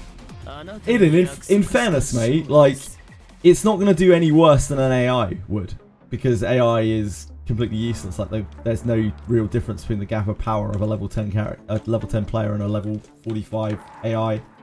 Because both are going to get swept instantly. It doesn't really fucking matter, does it? Makes no difference.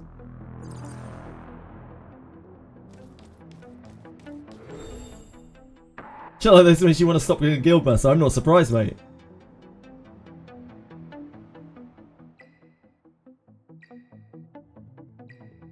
I'm surprised this is the trigger that makes you want to stop being guildmaster.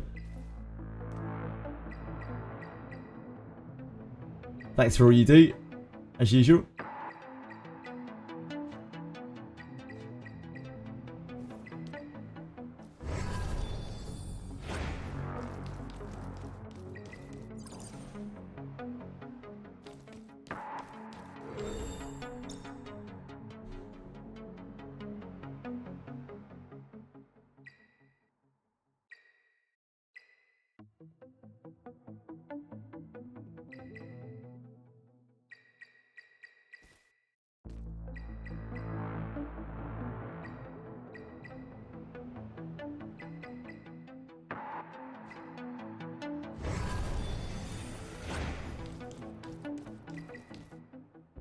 Uh-oh.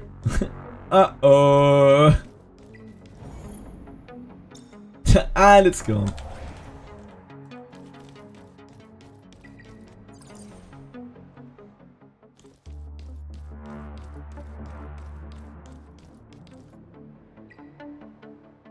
Where's Vrim? He got to join Ego, so I don't have to look for anybody. Where is Vrim? He's probably asleep. I just tried to P-enter. P-enter Etheria.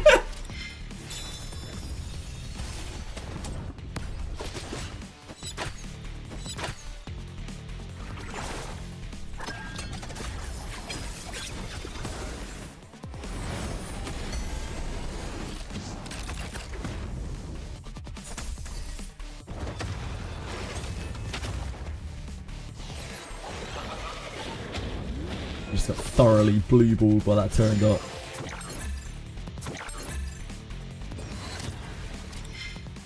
I'm rolling.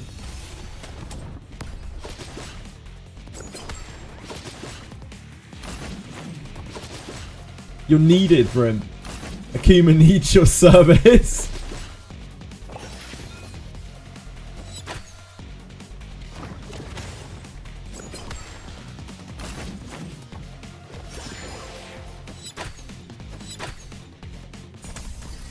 How you find the motivation to keep the guild running, I do not know, Akuma. You have the patience of a fucking saint, mate.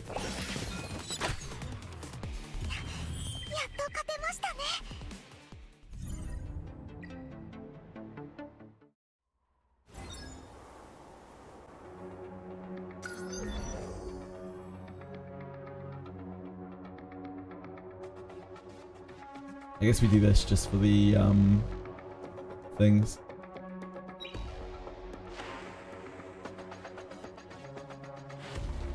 Blue.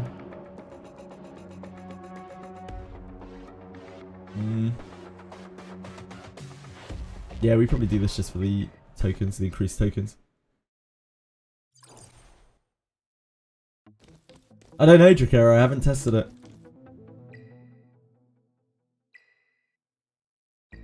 I haven't had the chips to start building any of the new shells yet.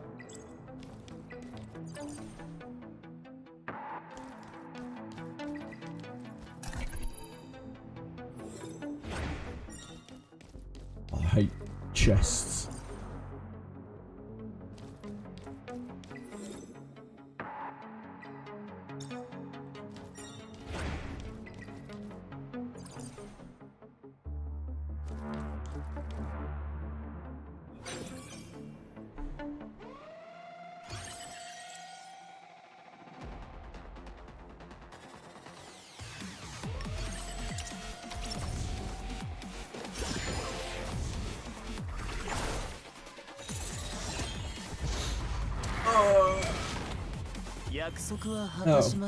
Oh. 次はあなたの番です。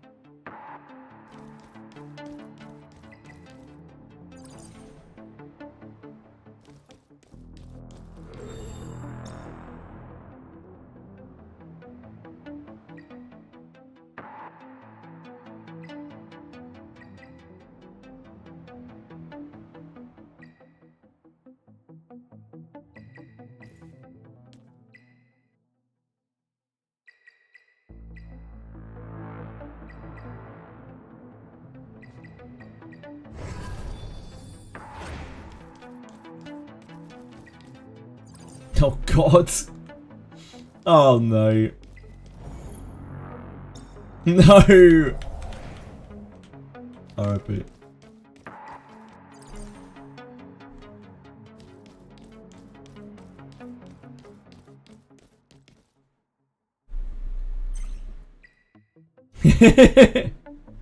The pillar.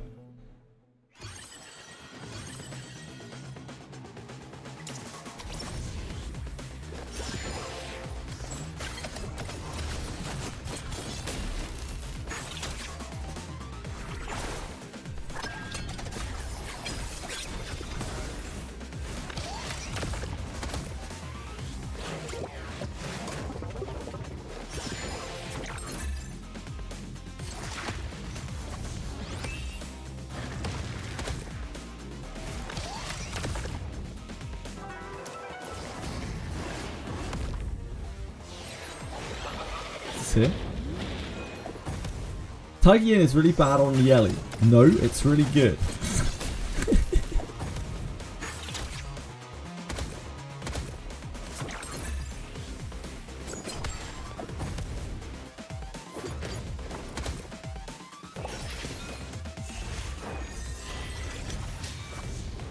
I think they're trolling. I think they might be trolling.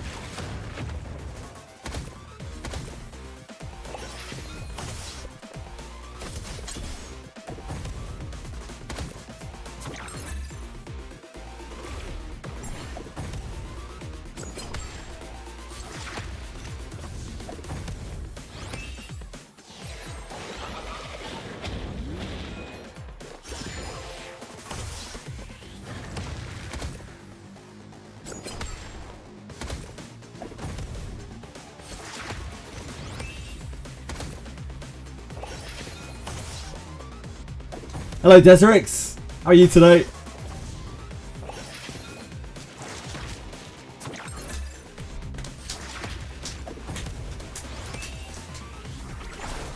We're just out here getting completely destroyed by the pillar at the end of the Dark Route runs.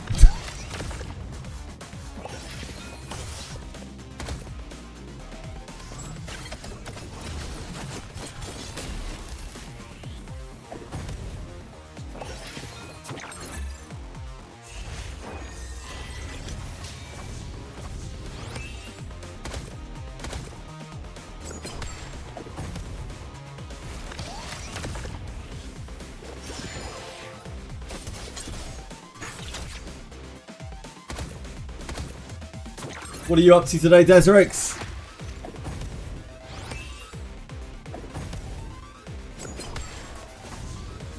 Chilling. Love to hear it.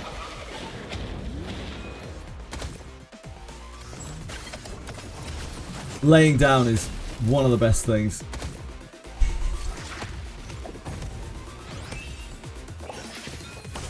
One of the very best things.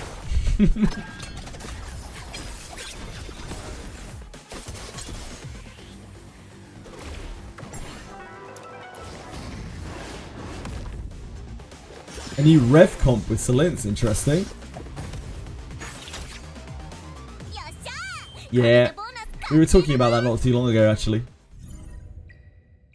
It synergizes really well with rev because yeah, it doesn't require any effect accuracy or anything like that.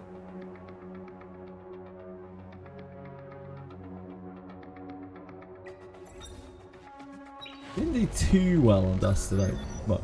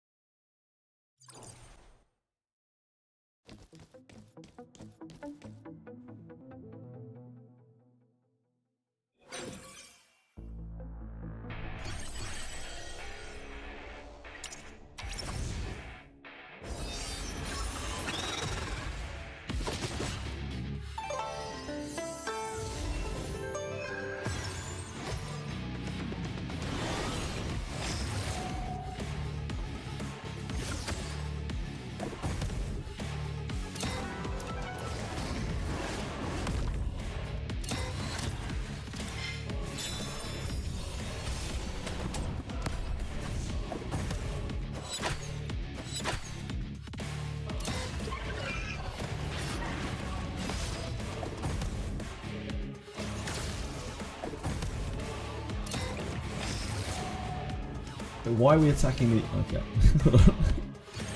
I didn't target her. Whoops.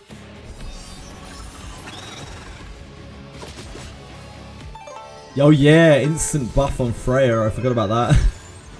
That's gonna be wild.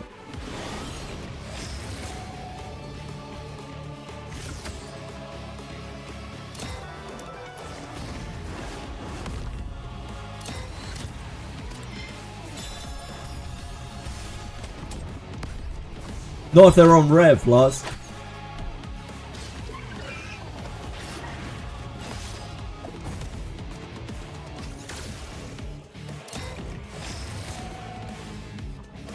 Another one quit. Oh, Jesus.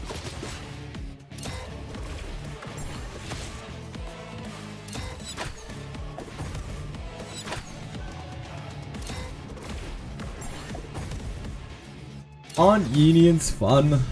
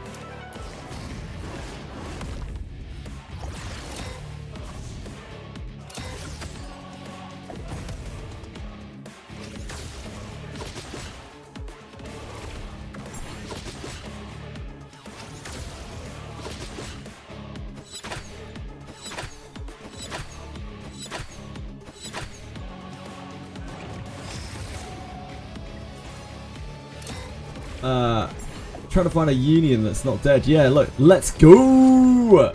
Try and message this guy. Let's go! No union. Prime for the snapping. Yeah.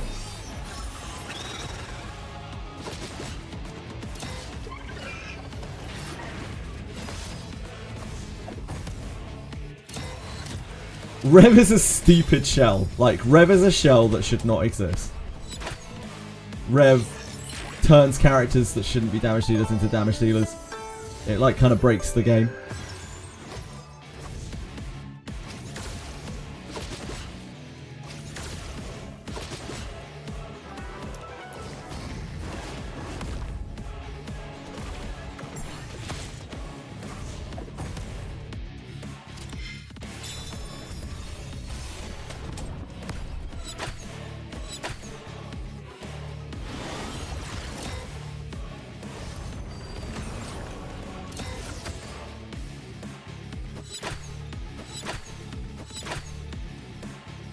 Nice, Deseret. Yeah, it makes him even better with Rev.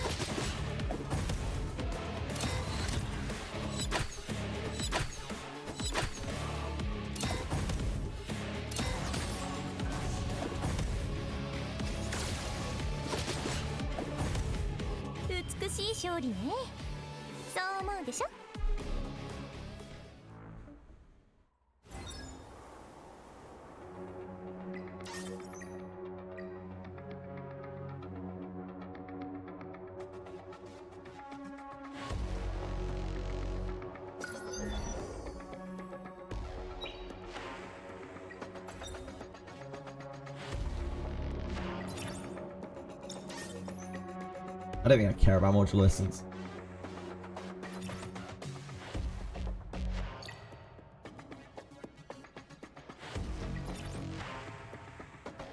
Like, we never even checked the shop.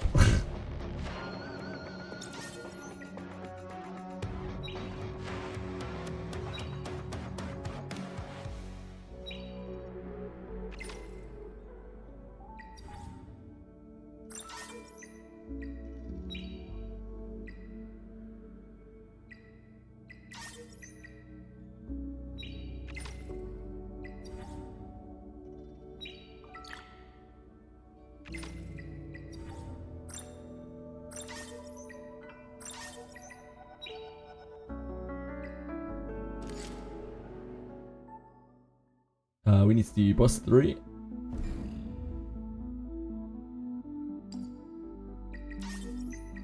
We're gonna need to borrow a Razor or Chiada for this one, right? Actually, we'll be fine. It's the 3.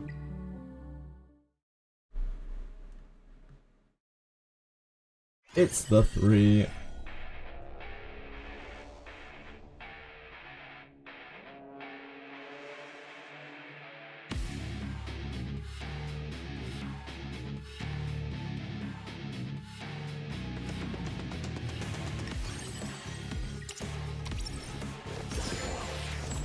Or nah, I don't have a PvE set on him. We'll do nowhere near as much damage as these guys. Orn is not really a PvE character. Especially not without a proper set.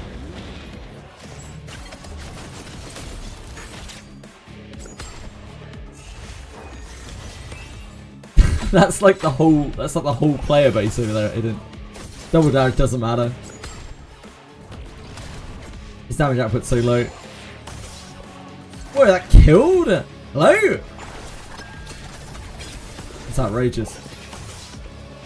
I don't think we need Viper for this. We might do that.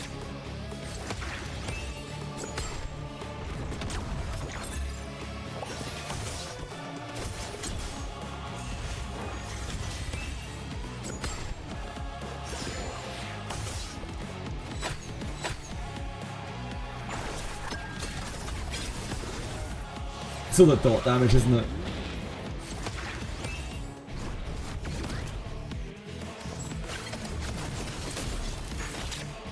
Ellie gifts us up, cool. I don't know what an Ellie is, but congrats.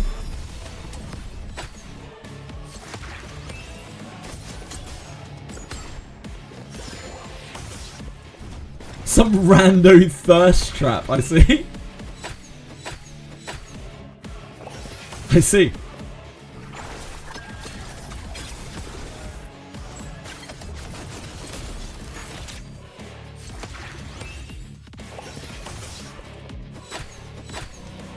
I don't think we make this, do we?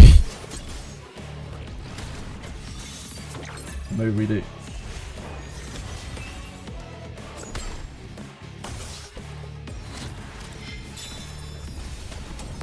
We're gonna get absolutely blasted by the next rotation.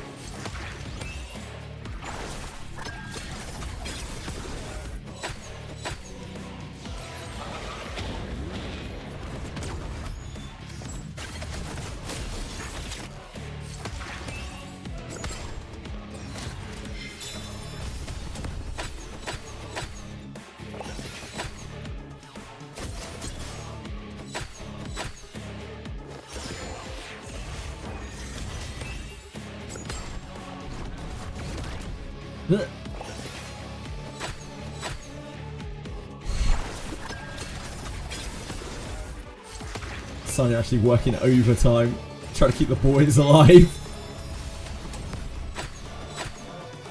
Great job, team.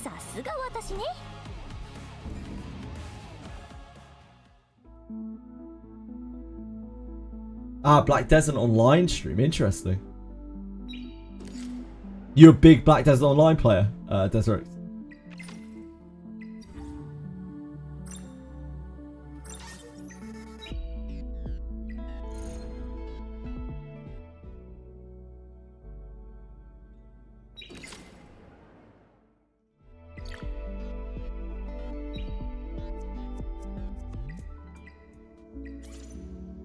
Oh, ladder.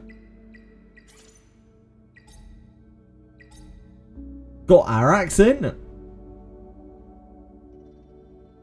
Spectre's in.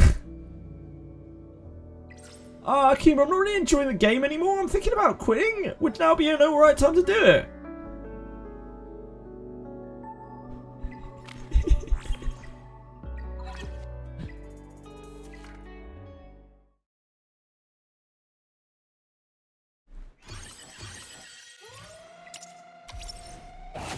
Quit you any bit.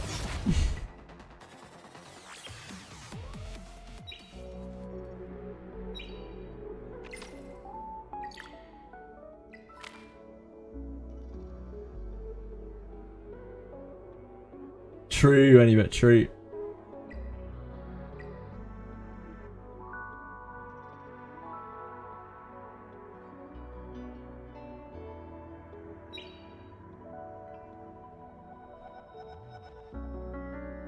I thought I remembered Arax. Wait, he came back? He came back to Etheria? Did the comeback campaign work?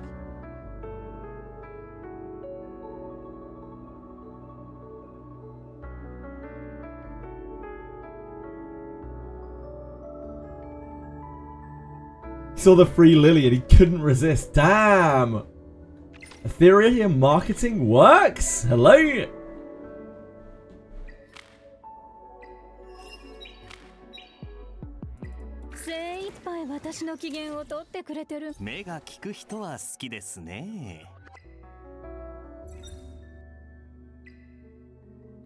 Let's break down the shells we got to.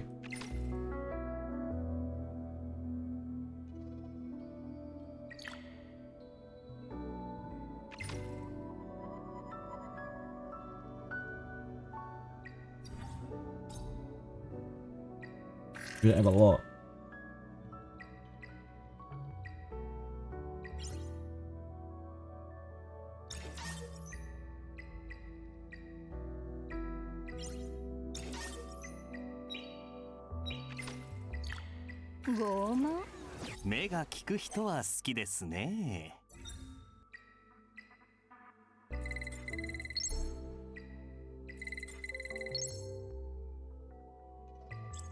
Nerfing Codex kind of bullshit. I don't even think it's that big of a nerf, Monofel. Especially not for Cleave.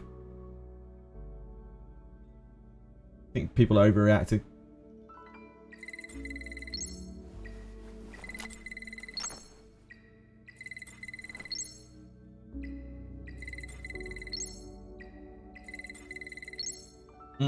Yeah, it's a nerf to million. It's a nerf to comps that try to win through paper cut damage in like control, which is the worst style of play by like a really, really, really long way. It's the thing that people get the most pissed about. So it's a nerf to the thing, to one of the things that people think is like the most toxic thing in the game.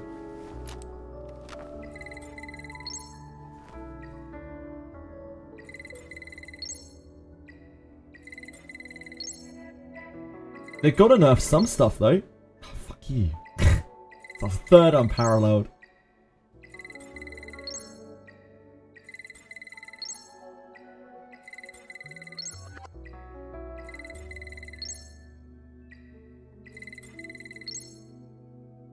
Or Red Shadow Dash. Well, it's not like you can't not use them, Monofel. It's not like those shells are going to be awful, dude. Like, those shells are still insanely good. And you will use them all the time. It's just when you're playing nothing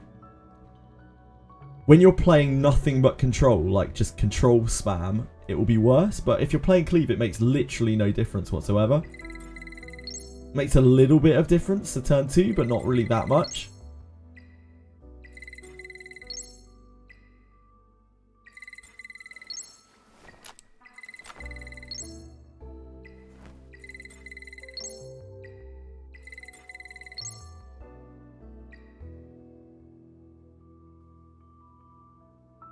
Doki Deserts.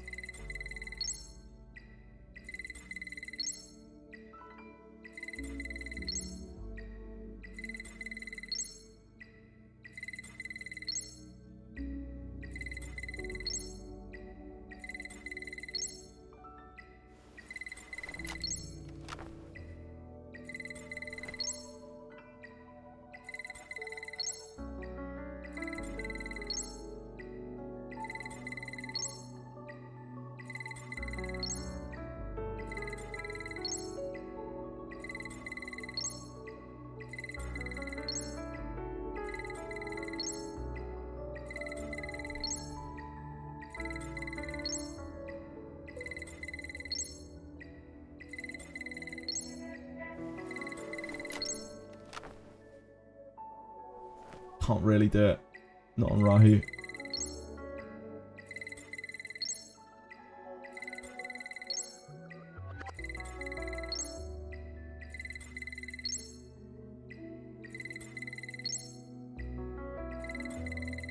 This is my thinking face.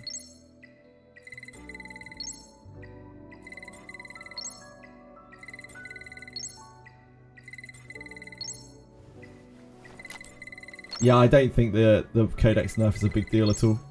Literally just targets one of the most toxic things in the game. That people, even like empirically, like there was actually a survey result on it as it being like the most toxic thing in the game without getting paper cut to death by Codex control. It's like the worst thing in the game. People hate it more than anything else. Because it's total bullshit. It's so horrible to just be sat in a game for like 15 minutes as you get paper cut to death.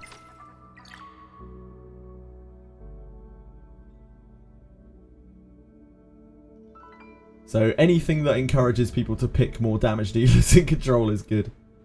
In my book. If they nerf reconfigure the chip income even more so I never have to hear that god awful sound again.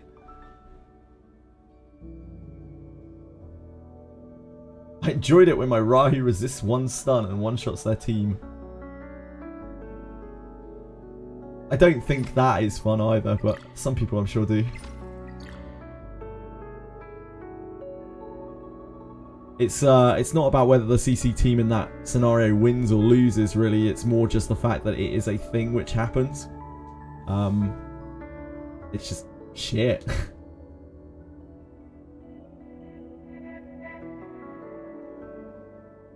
Two of their CCs now have S3 up again, yeah.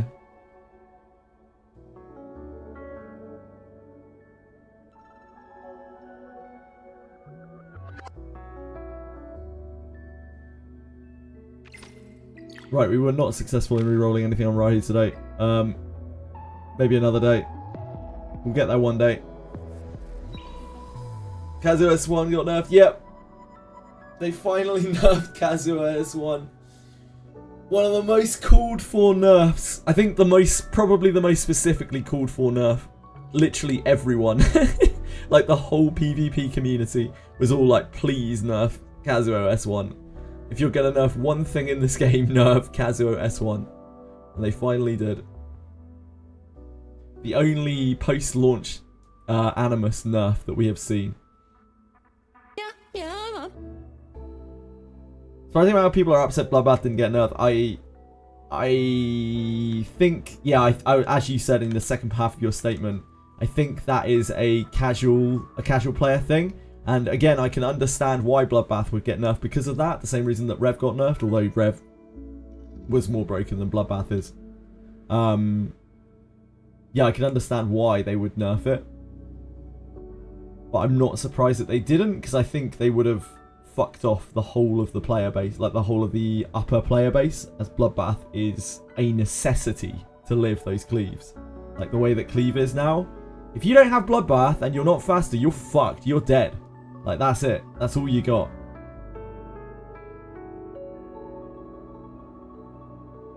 I think Bloodbath is an example of a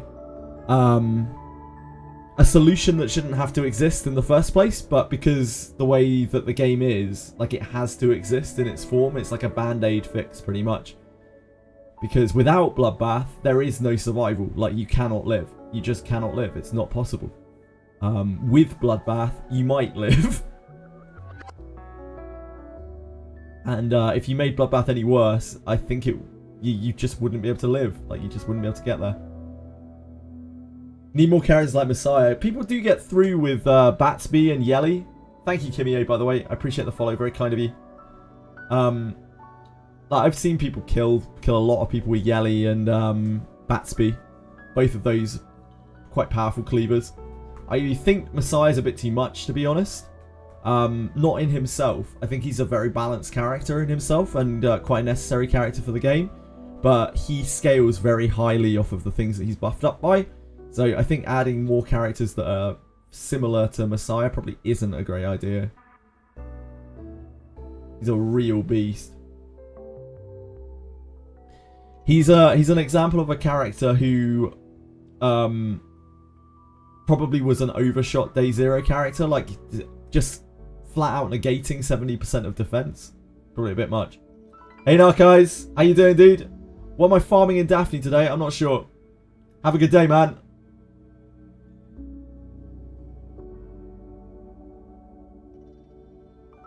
I'm not sure. I think I'm farming Cave of Separation.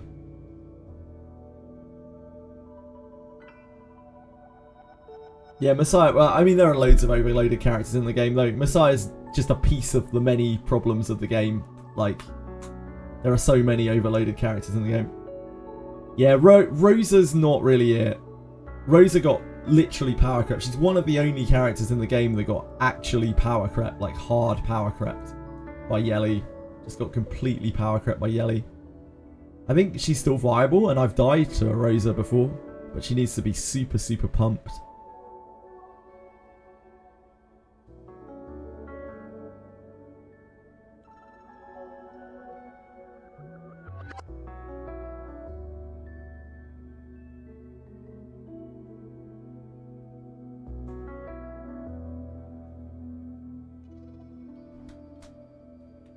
Use Plume, RC, Messiah, Yelly, Heinrich, Freya, Selins as your rev users. That's a lot of rev users. That's a lot of revs. That's an awful lot of revs, sir.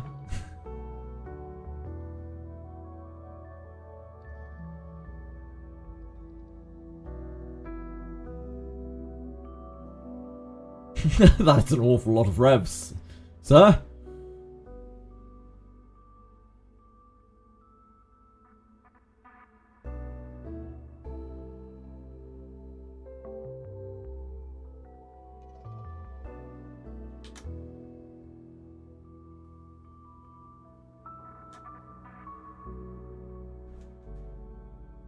I don't want to farm the demon. Though you're lucky. I don't have any interest in farming the demon.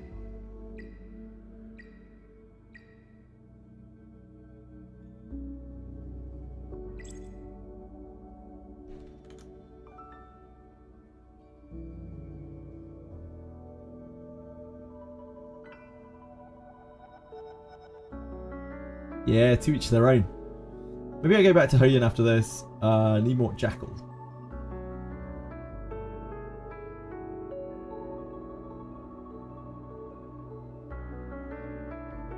Jackal's still a very good show. Yep.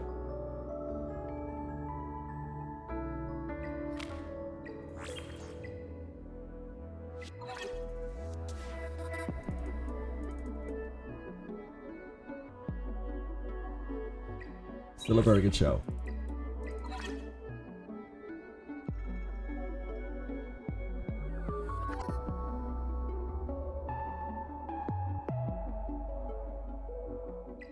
Yeah, Ouroboros could maybe work on Lilith.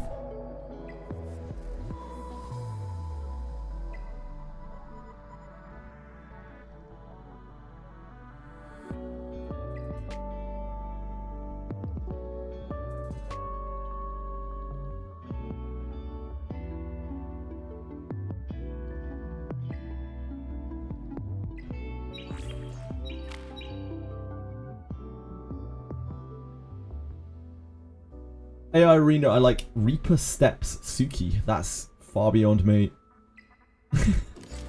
The idea of even having Suki built.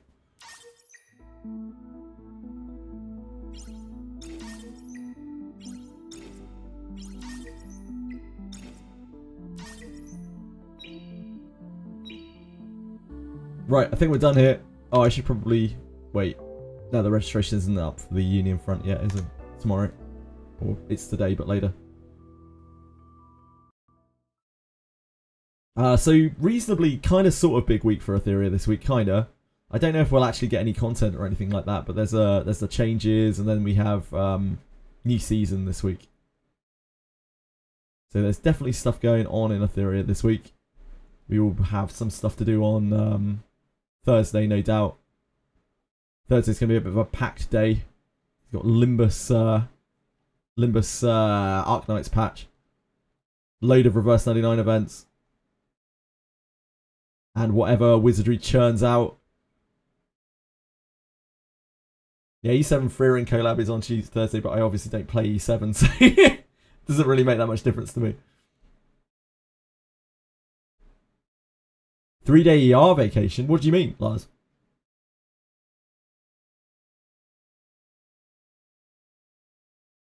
Nothing to do. Ah, I see. Oh, yeah, of course they close RTA, don't they? I forgot about that, man. I got so fucking mad at that last season. I put that out of my mind.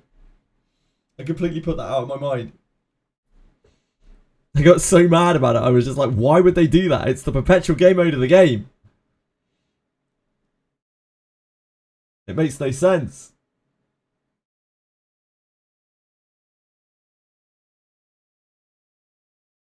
I'll be back on Etheria tomorrow for dailies, if nothing else.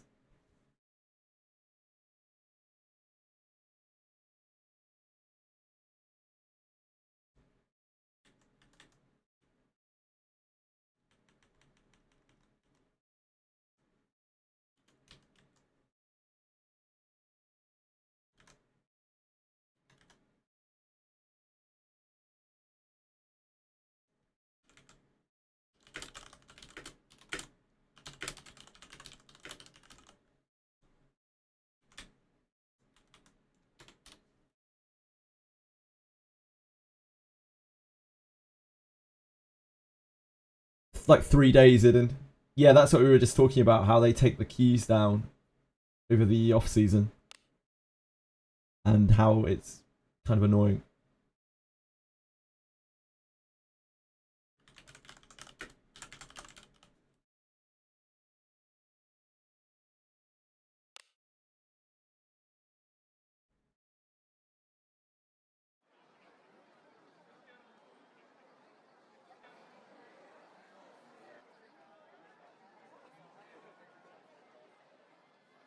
3As are a wasted opportunity where they can turn on some wacky shit for PvP. Yeah, they could do all sorts of stuff, but they don't do anything for it generally.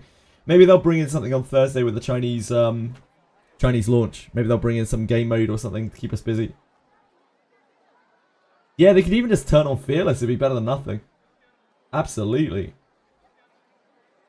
Right, I am farming, I don't know, Cave of Separation, I guess?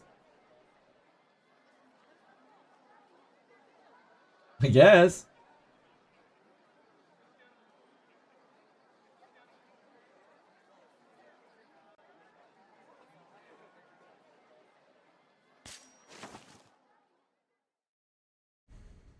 I love there's a zoom now. Zoom is great. They find this was a much needed thing to help stop the world map clutter. It's a nice little thing, but it's actually pretty useful.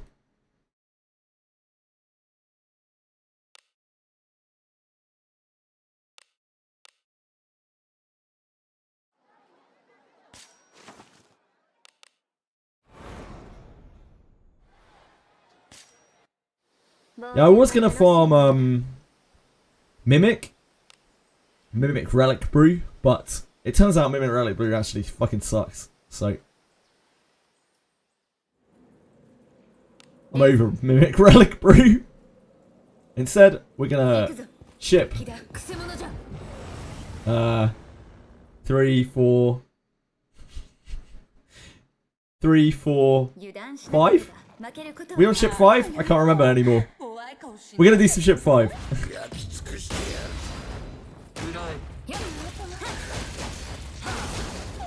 Why does it suck? Because it's a tiny percentage Iraqi.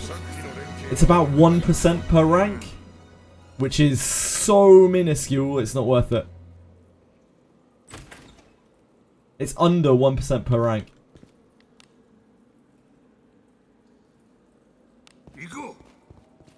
What's behind the door in Cave of Separation? It's a scary, spooky demon man.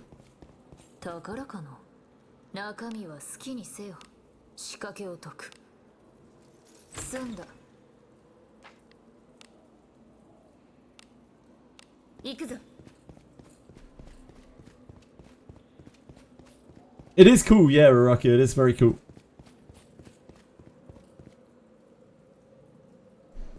Trap Disarm Bruise.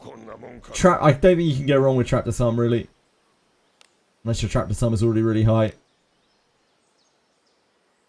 He's a little bit scarier than that, Velmo.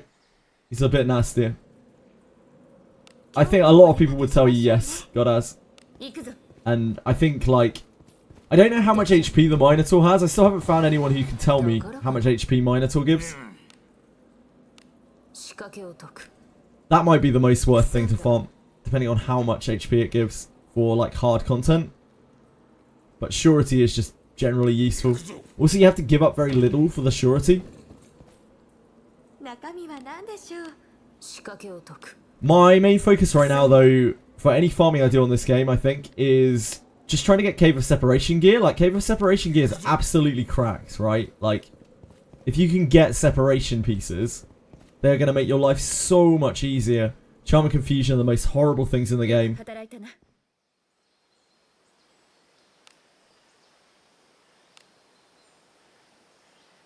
And I think they massively outweigh anything that the Relic Brews do. If you can, like, just getting a few good pieces of separation gear. You got 4-star purple gloves! Damn! I feel like those pieces are good enough that, like, they are alteration worthy. So, like, once you've attained one of those, like, you probably want to use alteration stones on it. Like, if you can find a 4-star purple piece. I did know that, Raraki, yes. It's the way the multiplication works.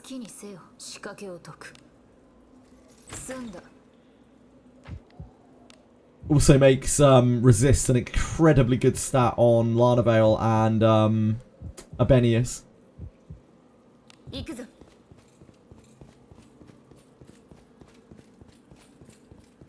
Clarissa, yeah. Clarissa's actually a genuinely very good character, I think. I have considered building Clarissa, like, properly before because of her effect.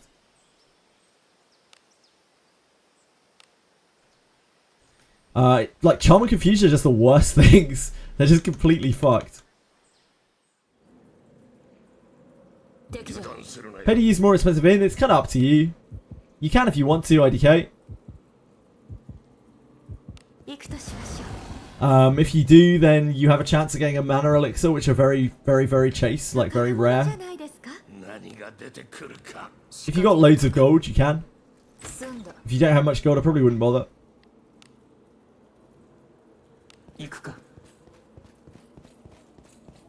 Yeah, Clarissa Knight unfortunately looks better.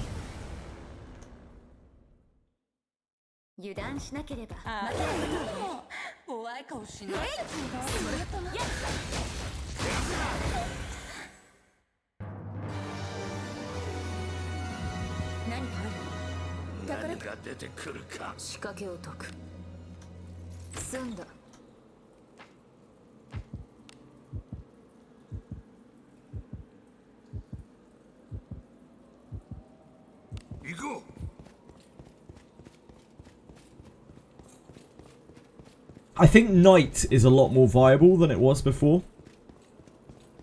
Because two-handers are better. And like, you don't have that issue where you can't even get over defense so much with a two-hander. Due to your scaling being worse.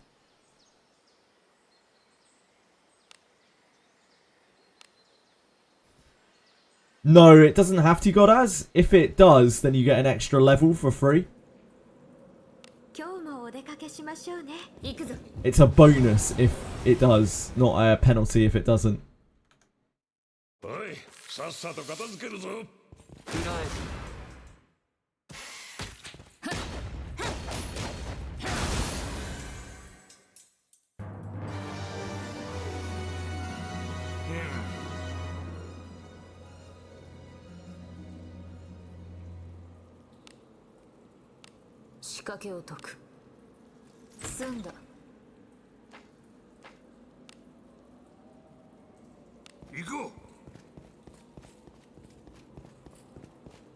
Yeah, you could probably really make Clarissa pop in like in a neutral team.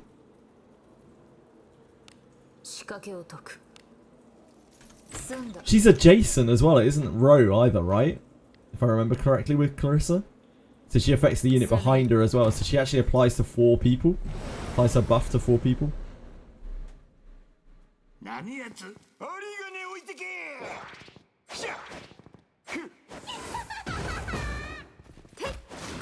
You might want to sit on Relic Brews. Relic Brews are just a nice little extra thing. None of them seem to be so sweeping that like they're going to make or break the game. I don't think there's something that you need to worry about too much. They're just another like added bonus, like bond mates, really. You'll be fine without them, but if you want to chase them, then you can. Or if you want to just sit back and farm them while you're farming other stuff, do that too.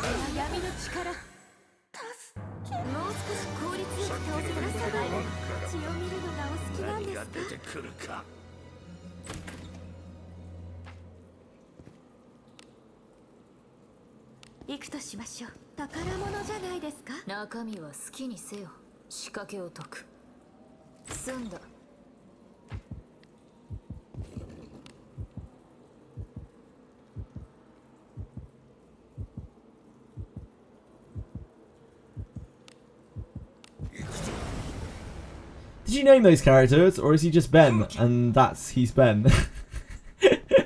Yeah, I named those characters. This character's called Benjamin. The one who's called I'm Ben, his actual name is Benjamin. And when we summoned him to max him out from an event thing that happened, we were just spamming through his thing, and he was like, I'm Ben, I'm Ben, I'm Ben, I'm Ben. Like 27 times or something. And this is my main character.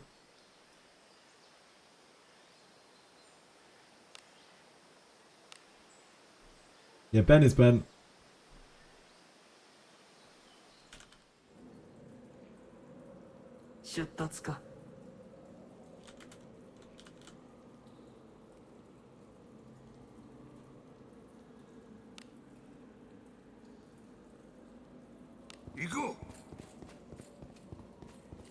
敵じゃ。何が出てくるか。仕掛けを解く。済んだ。行こう。 Benj is Benj. Is there any bit he made that? Any bit's greatest work.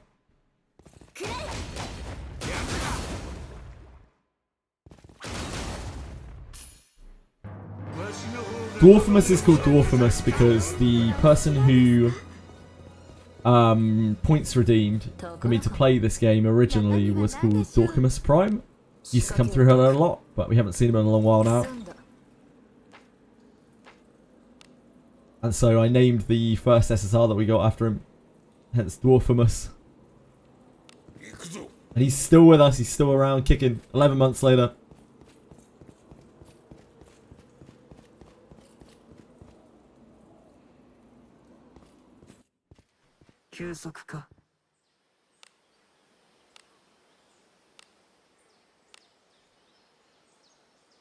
Carried us for 11 months, like Garolf. Probably continue to do so for a long time. Be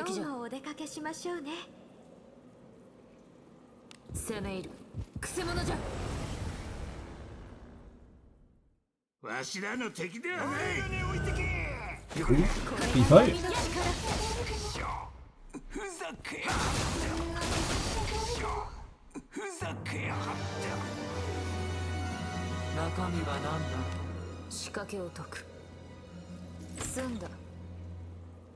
Never lucky.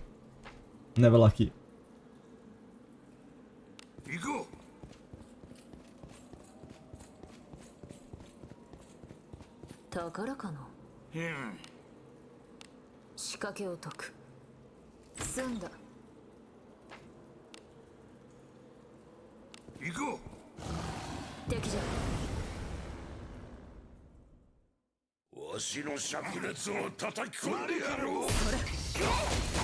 Create a demon farm? Nah, absolutely not. I can't be bothered.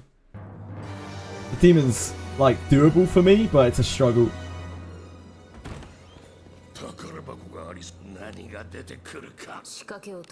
It's not worth the time investment or stress.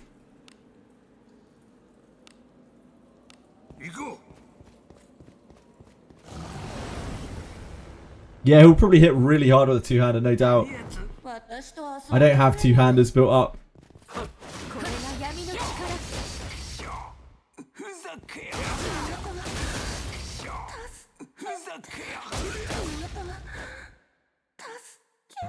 Yeah, two-handers just hit really hard. It's because Ben obviously has Thief subclass. There aren't that many classes with Thief, and many fighters with Thief subclass. So he gets a big extra chunk from that. Two-handers just fuck. Now.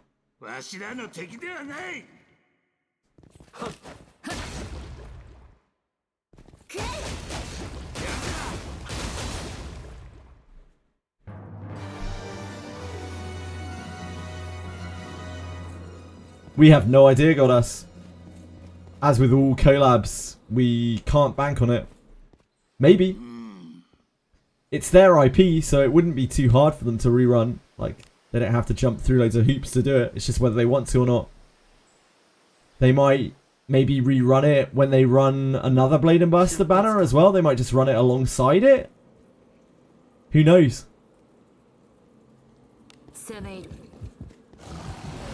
When I talked to them, they obviously didn't tell me anything. But when I mentioned, you know, like Blade and Bastard rerun, Blade and Bastard new banners, Goblin Slayer, collab, they didn't seem like any of those things were like outside of the realm of possibility.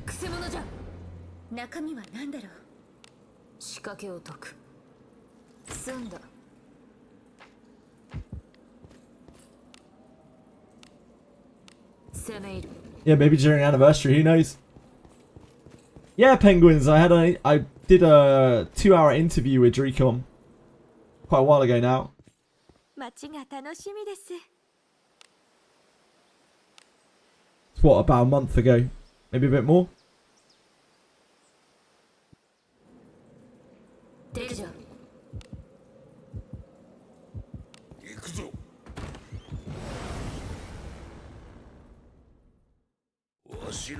Yeah, it should.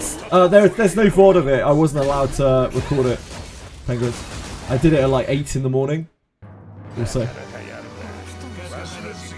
it's a very, very long day. Yeah, there's no VOD of it, I'm afraid. I do have a recording of it, but I'm not allowed to distribute it.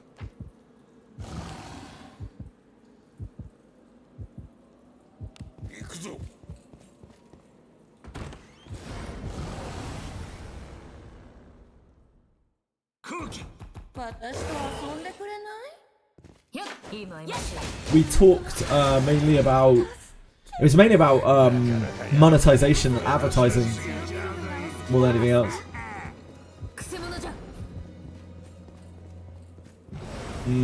I wouldn't say that. I was very honoured to be to be able to talk to them. It's not something many people in the West have been able to do, but I think it was only because I built trust with Taki, basically. I don't think it was because I was singled out as something like that. It's just I think Taki kind of grew to trust that I wanted good things for the game, and I actually wanted the support. I tried to turn down payment for that, and Taki was like, no, you must be paid. I was like, okay, fine. I was like, no, I don't want to be paid, it's fine, we're just chatting, like it's for the good of the game, it benefits them, it benefits me.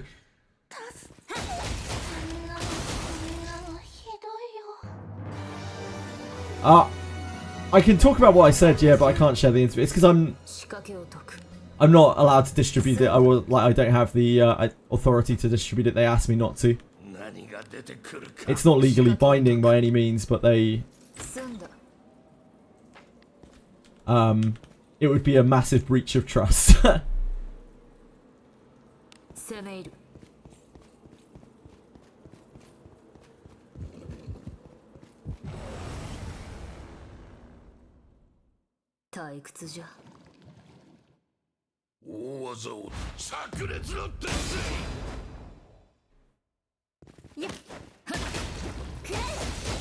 Yeah, pay to chat. Oh, they are. I can guarantee you that they are still working hard on advertising in the West. They've been doing marketing campaigns in the West since May. They are just a little. They got a bit stumped basically on what actually works with marketing in the West, because marketing in the West is very different to marketing in the East. And I don't think they were aware until very recently how impactful content creators are in the West in terms of what they draw to a game. So I talked a lot with them about, you know, like Genadad and those type of people on the period where Tectone came in, because they weren't aware of that until months after it happened by the looks of things. It took them a month or so to react to the player spike in the West. And even then they were confused for a while as to what caused the player spike. So when I said on the podcast, kind of a half joke, they probably don't even know who you are, Tectone. They might have genuinely not.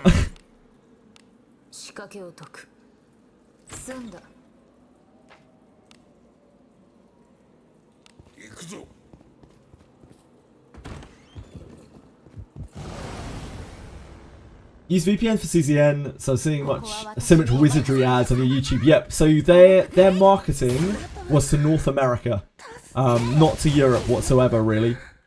Their marketing was all to North America. So if you are North American, you may well have seen adverts on YouTube if you're in the gacha space for Wizardry. But if you're not, chances are you haven't.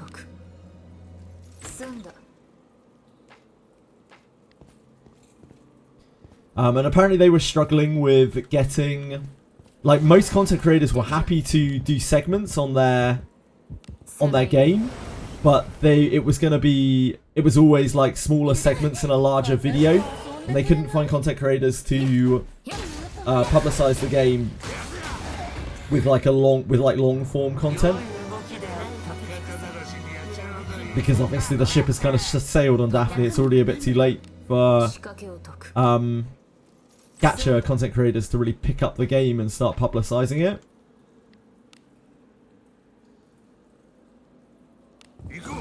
Yeah, they just didn't really realize. Let me see your MC stats. Yeah, sure.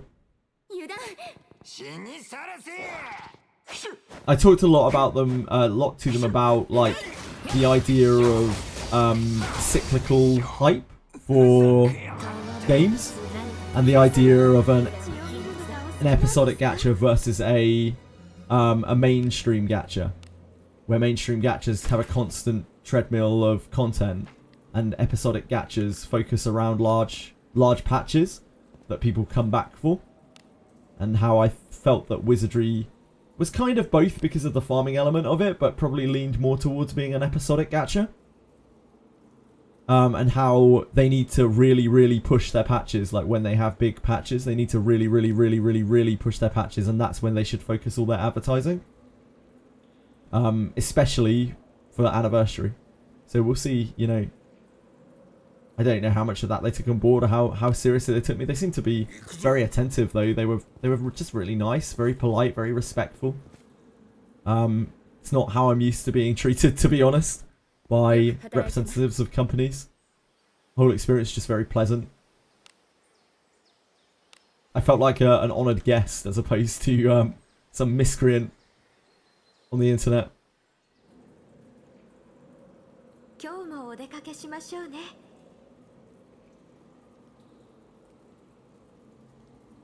Yeah, hopefully they do something big for anniversary, but I don't have any details or anything like that.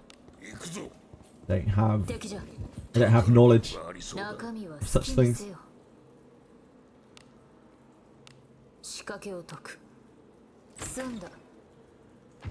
Everything we talked about was basically kept conceptual. There wasn't really any super duper specifics. It certainly didn't spoil anything to me.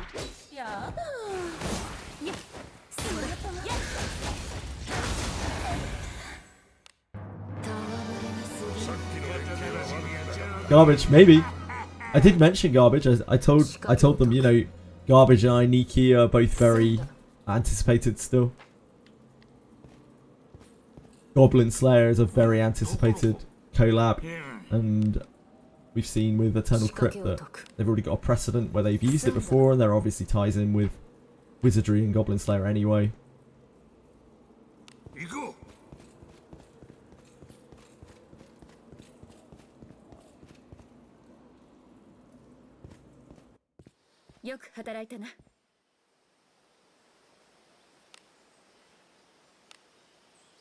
Give us a damn barking girl and permanent Blade Ambassador event. Yeah, that would be cool.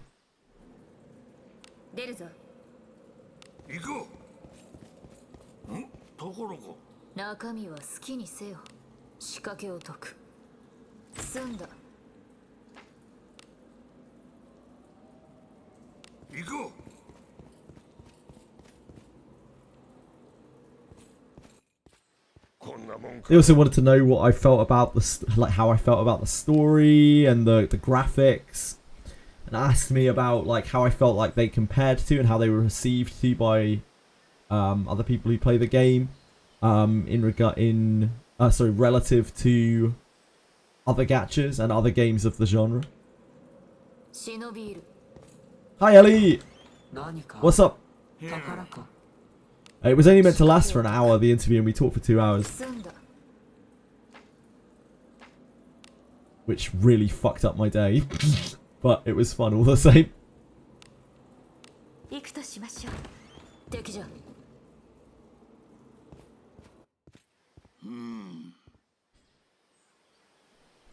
Yeah, like...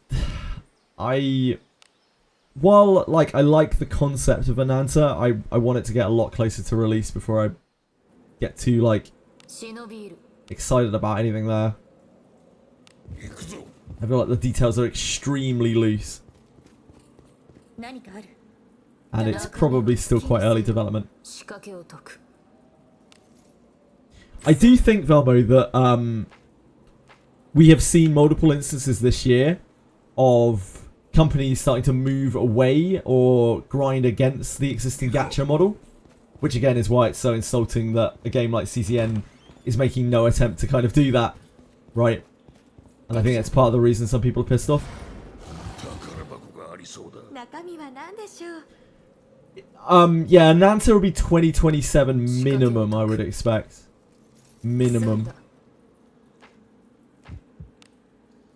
I would be happy to be proven wrong. But it's just a very, very, very ambitious game. The way that they've showcased it.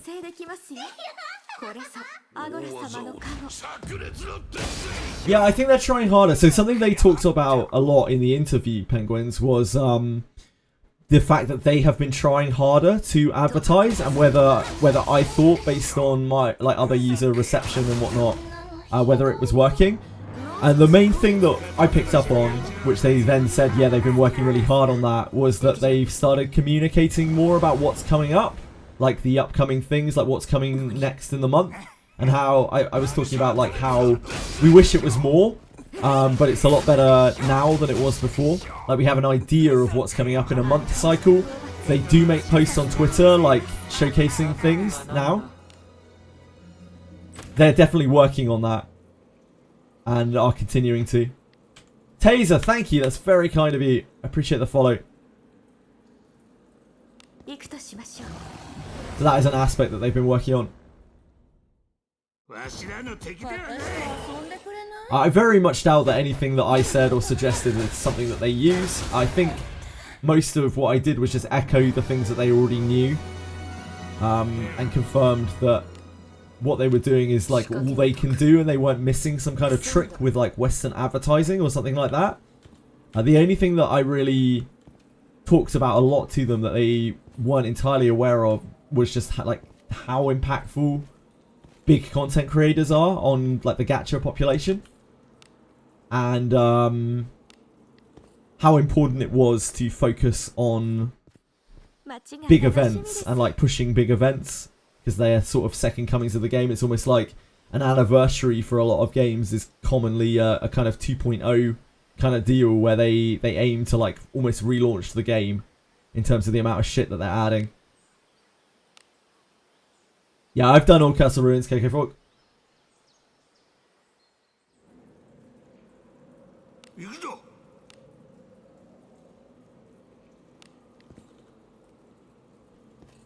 But by God, do they ever love their game. Anyone who ever doubts whether the Wizardry devs like love their game, fuck me, they are so passionate about it. They talk so much, and like I didn't understand their language because, you know, it's Japanese. But I didn't need to understand it. Like I could tell how passionate they were about what they were saying, and you know the systems that they'd worked on and how hard they work on the game. And the translator put that across quite well as well. That's still pretty good, though, mate.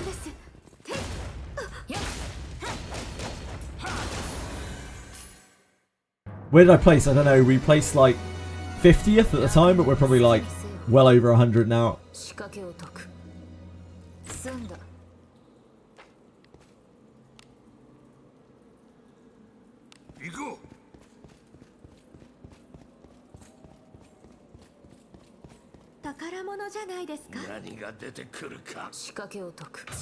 Ooh.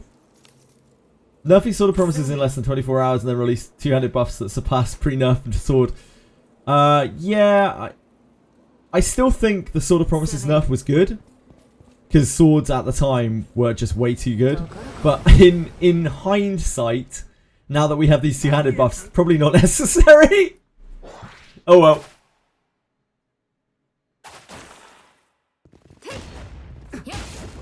Sub is bad, I see. Hidden healer on the final floor of OCR. Oh really? I didn't know that. Whereabouts? On the gauntlet floor. Hot damn. I don't need a healer on that floor anymore, but I'm sure some people do. Where is it?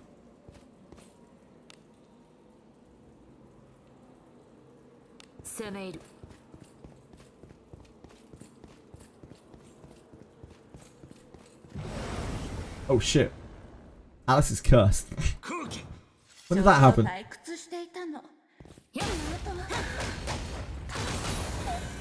Should be fine. She'll walk it off. Tell you that's how curses work. Ah, the final trash mob for random spawn. Okay.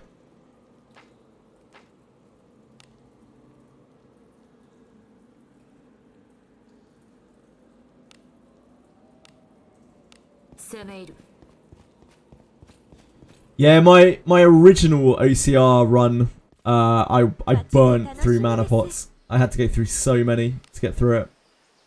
Way back in the day now. Recently, I had to use mana pots. I had to use a couple of mana pots on the demon when I did the demon once. Demon's rough for me. Probably wouldn't have to now, but it'd still be hard.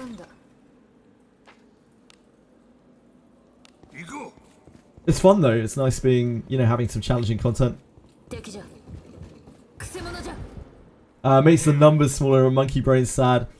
That is the trade-off of shield. Like, you do lose survivability, and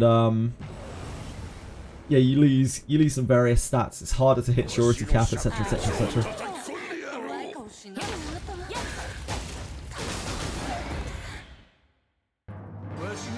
I'm just farming Cave of Separation for Cave of Separation pieces, really, and also kind of Thief Relic Brews, although we still haven't had one yet. I think we've had 5 or 6 shots at the Thief Relic Brew, but it's always been slag pieces.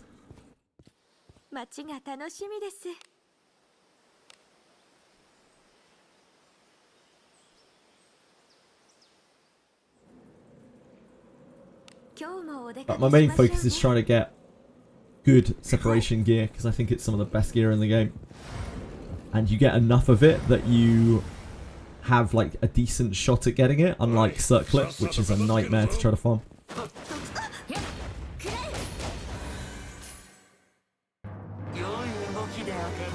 Annabrig is a huge T-surety. I don't think any of the Relic Brews give like really overpowered shit. The best Relic Brews are maybe, I don't know how much HP Minotaur gives, but it might be that. And maybe the MP ones. But again, I don't know how much the numbers are on those. I thought it would be the Mimic, but the Mimic gives like less than 1% per rank, it seems, resistance. So that's so tiny.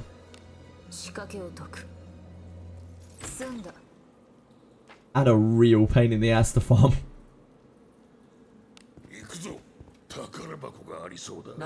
Doing a newly released PGA art boss for like 2 hours, trying to get my time down to 10 to 9 seconds.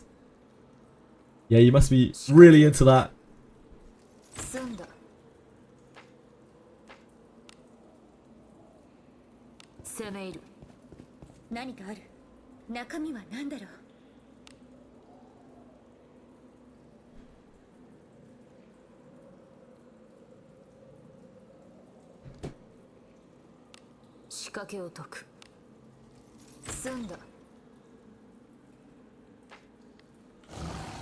Hey, do what you enjoy. It doesn't really matter whether it's inconsequential or not. If you're having fun, you're having fun. Found recently a lot in Ninja Cave for the Bunny and Scorpion Lady, but no luck. Hopefully, if you keep trying, you'll get there eventually. It's all RNG. It's just another thing to do while you're farming. That's why I'm doing Cave of Separation, because like I think the gear here is really the best.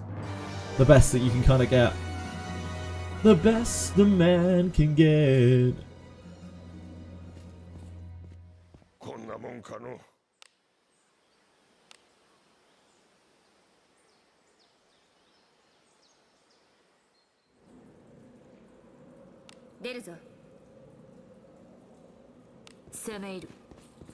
Relic, they're the alchemy brews, relic brews.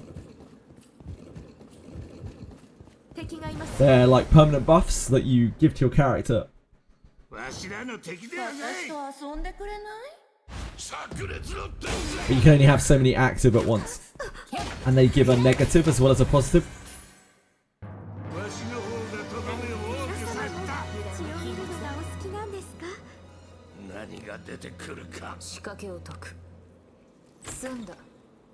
Yeah, really good gold as well, Raraki. Absolutely.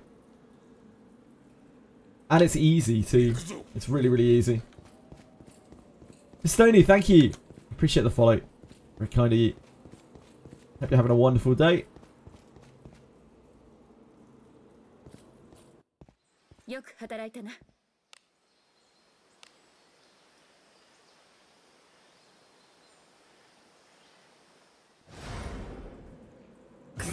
Thief, Rene Thief, I actually quite like the way she looks.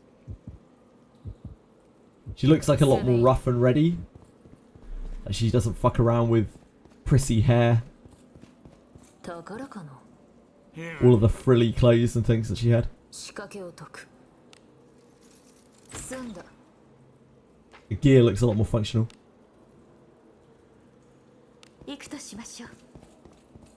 Maybe so, only bit.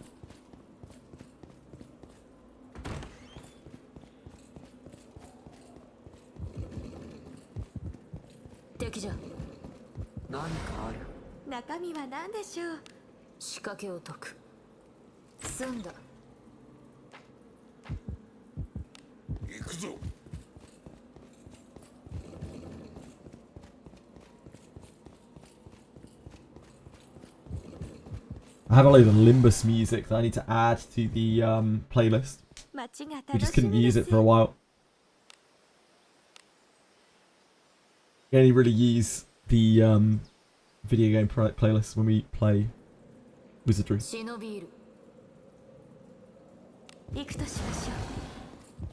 need to buff kunais or something, they're so much cooler than regular bow. They're still useful for assassination, but yeah, it's tough to use kunais now. But it's tough to use ninja, like back row ninja. Because bows do very similar like auto damage, and whenever you do any kind of boss, or you need to moment of finality, bow is just like so much better.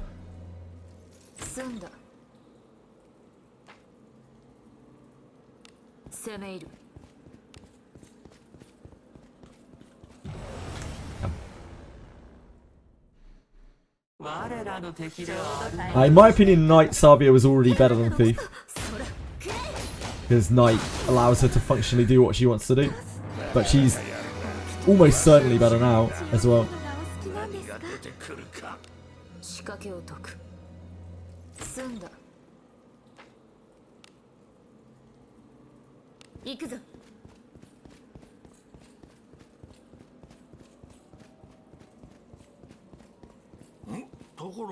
Gives aberration, gives Thief Relic, which up your Surety, decreases MP. Yep. Yeah, it's really, really strong.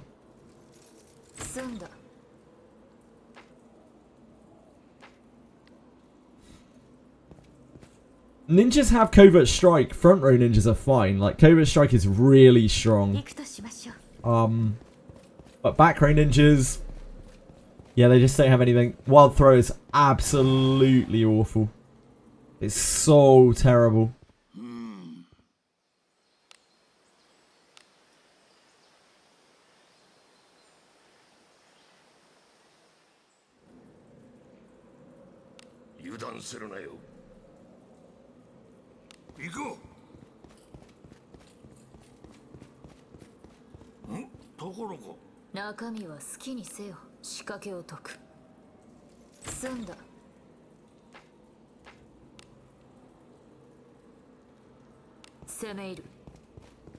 My Garoth and Rene both hit for about 1250, 1300 with Moment of Finality 3 now, which is insane. That's so much damage. They're the real mages now.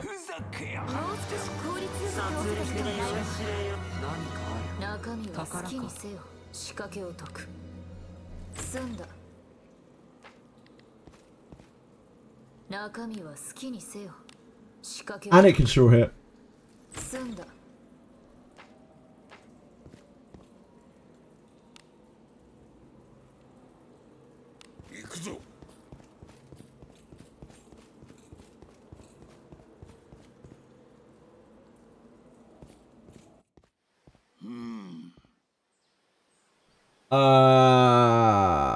It depends on what you're fighting, Goddess.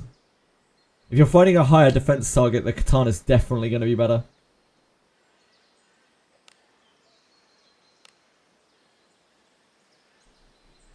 But dagger still does do pretty decent damage against non-high defense targets. Shelly's still like one of the most busted things in the game. Shelly isn't born the same as other mages. Adam and Yekaterina have just been reduced to kind of debuffers at this point. Debuffers and buffers. They're just kind of like priesty debuff machines that can nuke sometimes. Shelly's different. Shelly's just born different.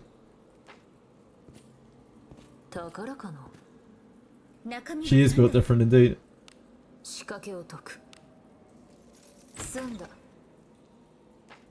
The Aramas is still great. Nothing wrong with the Aramas at all. He still does exactly what he always has done. Just blast the shit out of bosses with a high paralyze rate attack.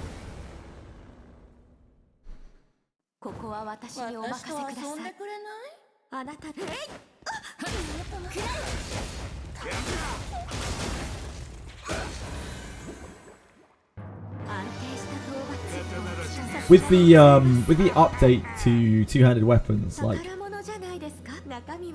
Shio's gap with the rest of the DPS has definitely gone down a lot, whereas Shelly still does Shelly things.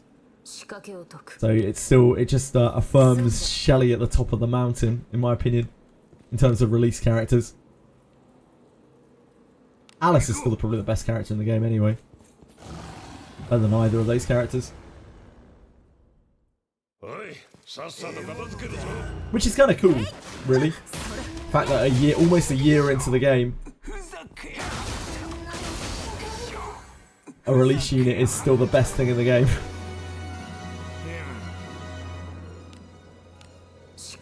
Now she is not bad. No way. Yeah, she's just squishy.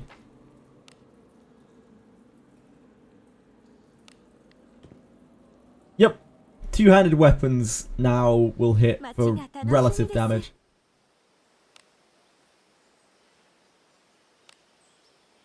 So the gap from Samurai to the rest of the DPS kind of got cut down. This is why I always recommend to people, by the way, that you don't go too crazy on like damage dealers, on things that are just raw damage, because raw damage eventually gets like changed or caught up with or whatever. Especially in a game where you don't get that many gems.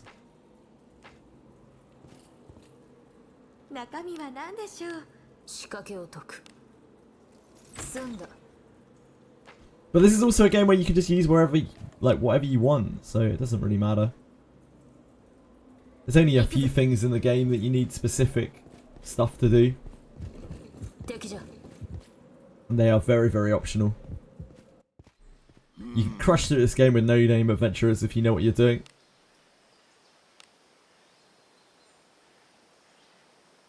How long does it take to actually level a new character? It depends what's running. Like, there's an event running right now which has a very, very quick 1 to 60.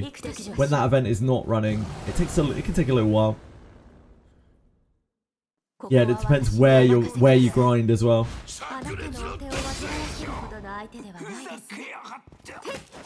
If you're just like normal farming, it will take quite a long time to raise up your character. If you're trying to speed farm, there are a few methods to just level very quickly, but you won't get anything else while you're doing it.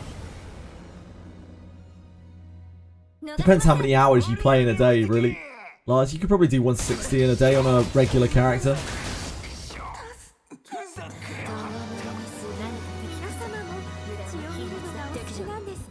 Ninjas and samurais though, they take longer. And if the Cursed Doll event is running, it takes like no time at all. It's really easy.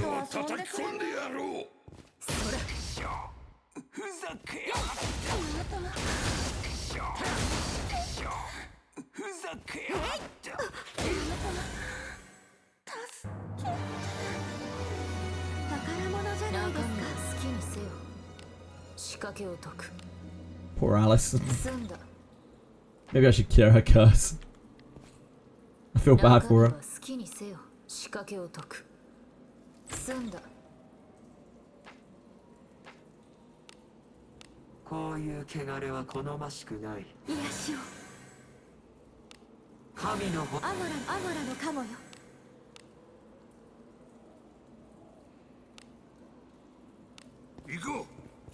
Agora, I beg thee!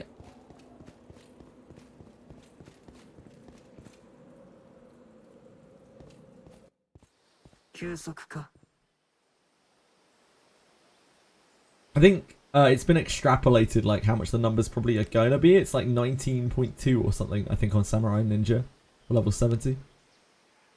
If it follows the same trend. 出発か。行くか。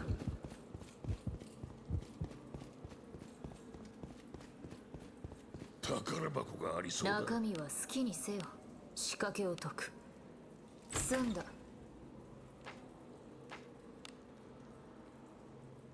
行くとしましょう。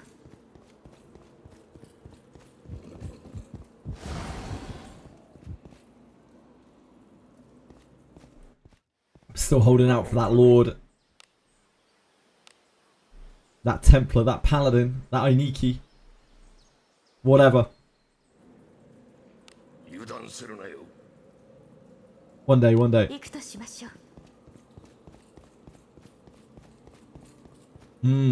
All that. All that anyway. 宝物じゃないですか。仕掛けを解く。済んだ。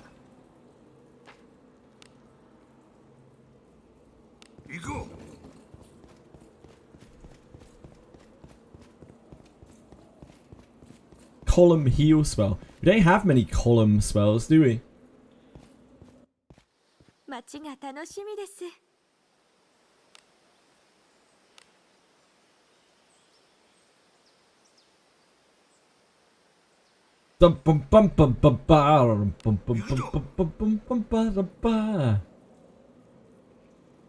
Good old castle.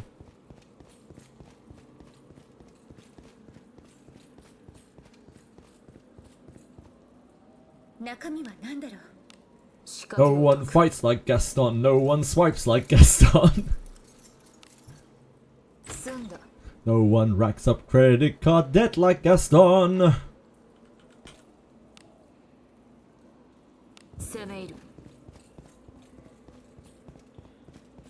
Man,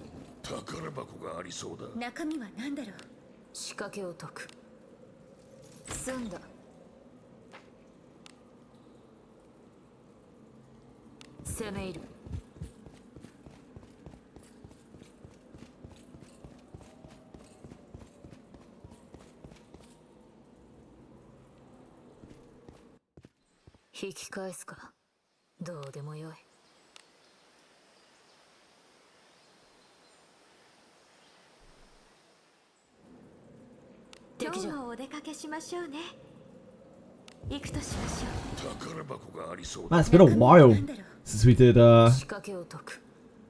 actual wizardry grinding. Goblin Slayer characters in the Annie. Yeah, I think a lot of people would be very happy if they ran a Goblin Slayer collab during the anniversary. I bet that people would get real fucking pumped. They probably draw quite a lot of people in as well.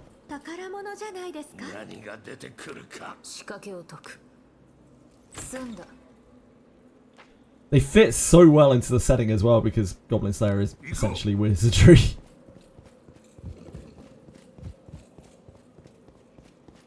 So many creepy little goblins around for him to murder.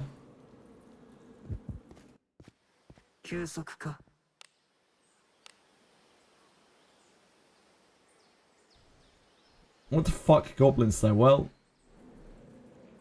as long as he is consenting, anyway. I hope you two have a wonderful time together.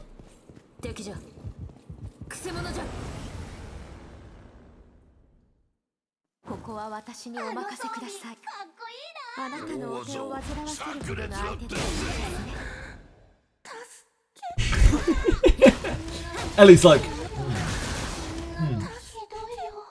agreed.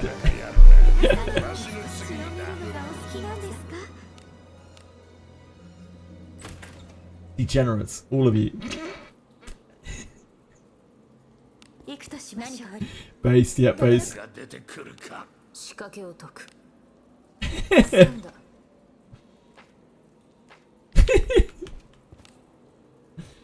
Yeah, dude, moment of finale hits fucking hard. When I was using it, I was like, oh shit, this is sure hitting a lot. And then I was like, oh, no, that's just its regular damage now. Okay. Because moment of finality doesn't have minus 100 surety on it. like most magic. I think it's got like minus 75 or something. It's definitely not 100. So it sure hits sometimes. Not all the time, but sometimes.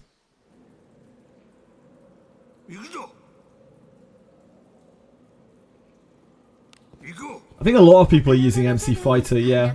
Moon Knight. Or Thief if you still need, you know, Thief. Thief has never been better. Like, Thief is the best it's ever been because now back row Thief is extremely viable with a bow. So, Thieves kind of got, like, indirectly buffed by all the two-handed changes. What's not to love? Indeed, indeed. Absolutely, Ellie. We've all leveled the Ninja MC anyway. I mean, it's all good. Maybe he'll be good again in the future. Yeah, that's the problem with Ninja. Like, front row Ninja is conceptually very tanky, like huge evasion. The second you come up against anything that mitigates your evasion, Ninja just flops over. It gets absolutely train wrecked. Which has always been my issue with front row evasion characters. It's all well and good until someone brings like evasion, sorry, like huge accuracy, like those 500 point accuracy mobs or whatever the hell they are. Yeah, just get more evasion, it's fine. It's fine. At least main character is pretty beefy as far as ninjas go because he has all the passives.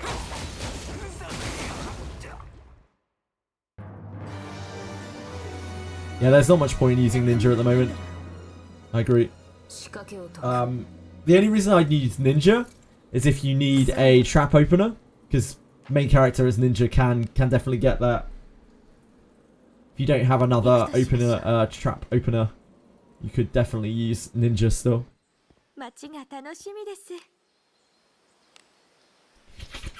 But then you could just use Thief, right? You could just use Thief instead. Back row your main character.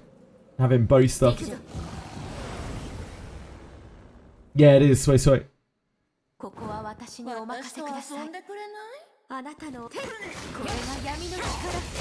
Front row I would still use a ninja over a thief. Back row I'd definitely use a thief over a ninja. I think Samurai's still really good. Like, Shio is still a very powerful character, especially disciplined up, but the gap is like a lot smaller than it was before. Before, Shio was a god among insects, and now she's just kind of, she's just good, you know?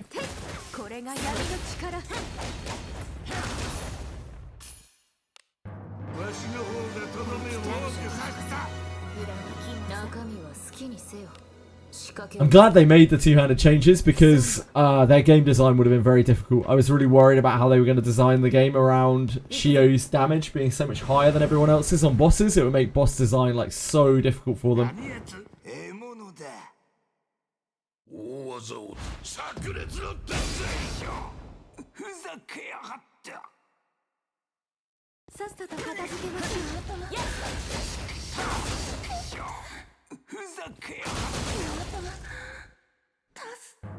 Garbage cleave. I hope so. I hope so. Greatswords still don't really have much going for them. Other than Buchanan has to use them. Like, there's not much reason to use a greatsword over an axe.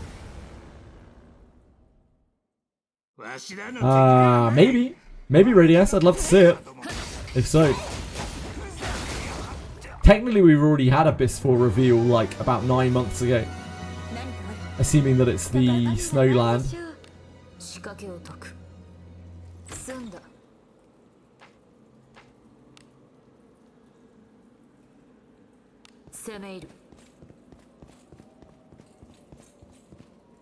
Yeah, it's nice to have weapon variety. I feel like there's an actual choice now between front row with shields and front row with two-handed weapons. It might be that two-handed weapons are a bit too good, but like I'd rather them be like a bit too good than so unbelievably shit that you can never use them, and the only thing you can ever use is a sword or attacker.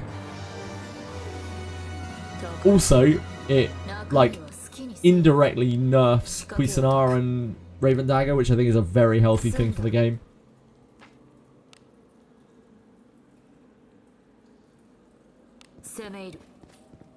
Confection was right all along. Yeah, Levana's probably cracked out now.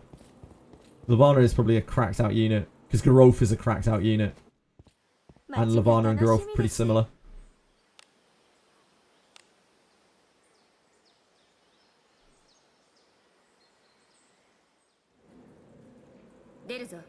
Yeah, indeed. Two-handed weapons, you do give up quite a lot of defensive stats in order to use them. Because you're giving up both the base stats on the item and also whatever defensives you would have on the shield, be it evasion, defense, resistance, whatever. Which is fine when you're just farming. But against hard stuff, it might be a bit rough.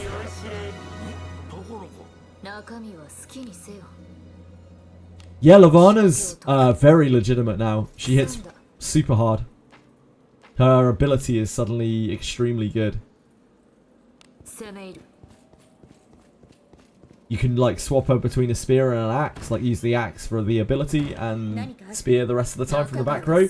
Problem is, in that case, you have a mismatch with Alice and Levana because Levana's good. So she's still a little bit awkward in the front row. But she's perfectly usable there.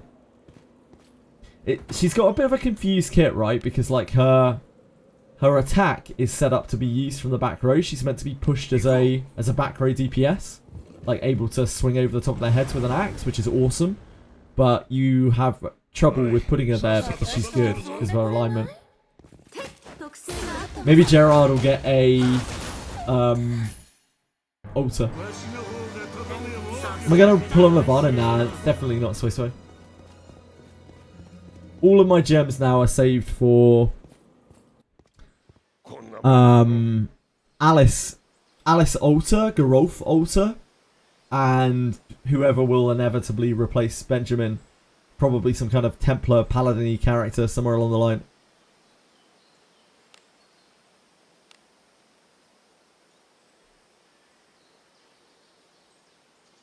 Shio is still great, guys. Shio is still a fantastic unit. It's just the gap is a lot smaller than it was before. I don't think that Shio is shit now. She's just as good as she always was.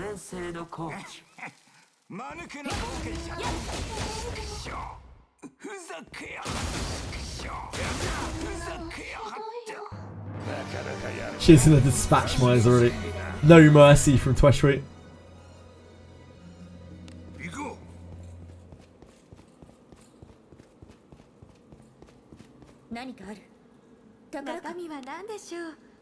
Yeah, indeed, Raraku, indeed. Now it starts changing to trigger follow-up attack. Yep.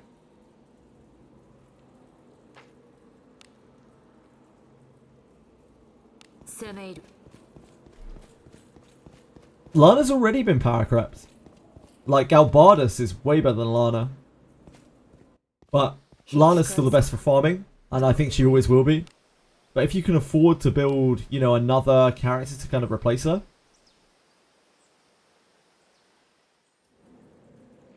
The damage buff that Lana gives isn't really that big of a deal. It's like 8-9% eventually it works out to after all the modifiers.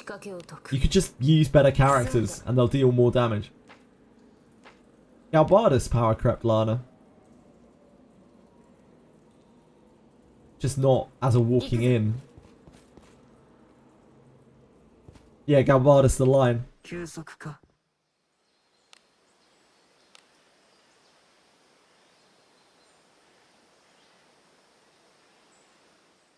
Left her as knight. I think she's pretty viable as a knight, yeah.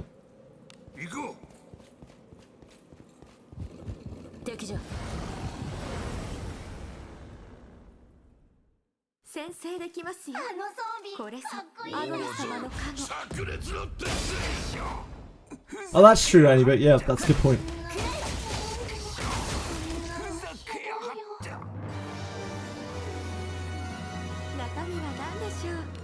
I mean, that's the real strength of the original characters, right? The original cast. And I love that about this game because it makes it very easy to recommend to people who are looking for a, you know, like a low spender experience. Because the best characters in this fucking game, from the majority of players are going to be the 6 base units. Because they last forever and they just get stronger and stronger and stronger, and you'll pull extra copies of them just by accident and they'll get stronger over time. I love that about this game. But yeah, of course, that's just as true now as it was before. Yeah, they're all kind of, exactly, Lars, they're all kind of like the MC. They just eventually will get there. You will inevitably pull enough copies of, apart from Alice, because you need about a bajillion copies of Alice. And you need to spread them over your other characters too. But you'll eventually have enough copies. Like, Deborah now is so legitimate as a damage dealer. Now that two-handers are better. She's so legitimate. Gerolf has always been legitimate, and now he's probably one of the best back rowers in the game. Adam and Yeka, obviously they're a bit overshadowed by Shelly, because Shelly is a real... Shelly's probably the most powerful unit in the game. Like, added unit in the game.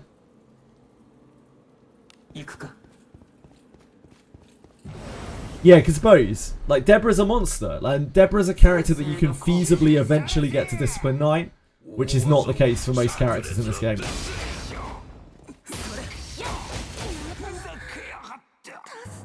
No, I don't. I mean released units, Miraki, like banner units.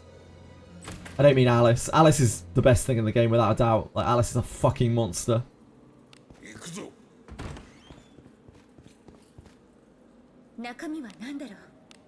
I would have said, before the last patch, I would have said that Shio was definitely a contender for that, but I think, as with all things that are purely DPS based, she has been caught up to a bit due to changes. That is Abenius's Inherit. Okay.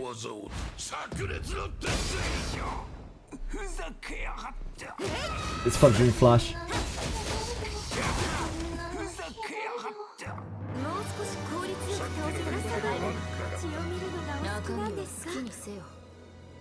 I only have Fluttering Flash on my Garov. Man, we will never get this Thief Relic. It's like the ninth Thief. One day. I believe.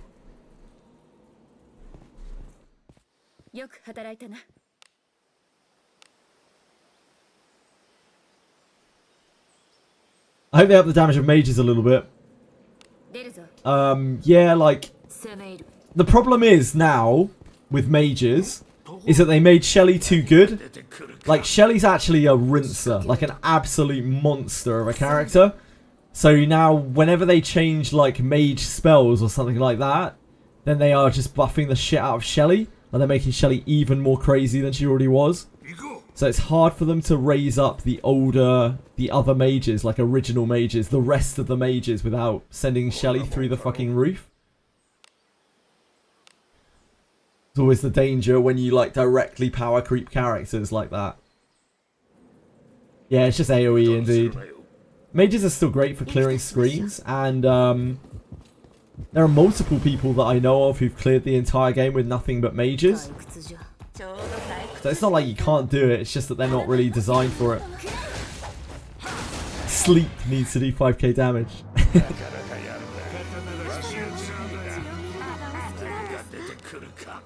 I'm sure we'll see more broken mages in the future, but I kind of wouldn't expect them to make Adam and Yeka any better than they already are at this point.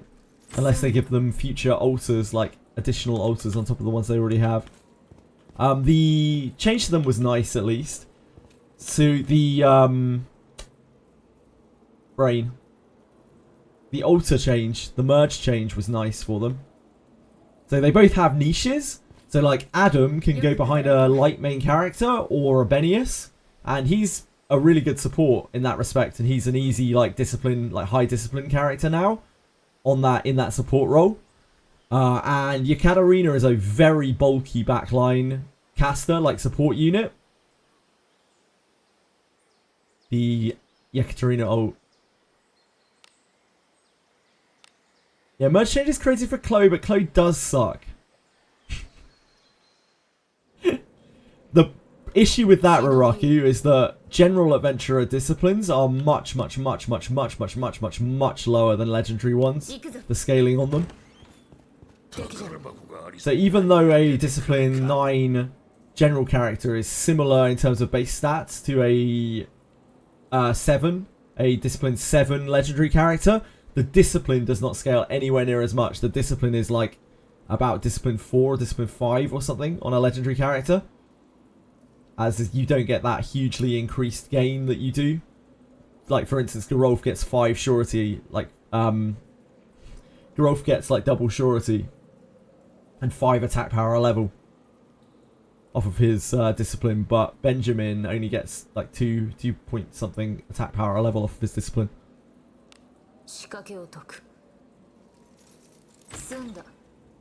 They kind of do Catway up until 9 they do, which is insanely good. But obviously after 9 they don't really go that high.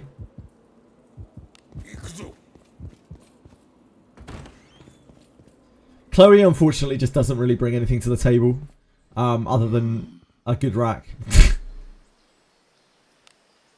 Her abilities just aren't very good.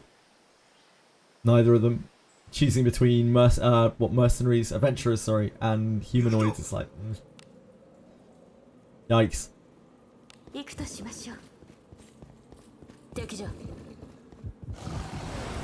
Benjamin and Elise are just so fucking good. Pre-Shelly is with her Inherit. I saw screenshots of the Inherit's damage. It wasn't that impressive, but it wasn't terrible. The drop-off is quite big from Reflex.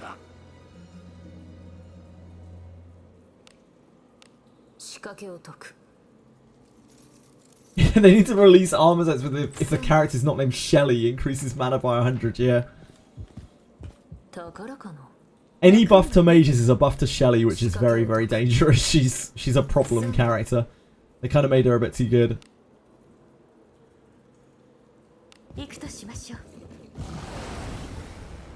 Probably be a little while before we see anything power creep Yelly in terms of mages.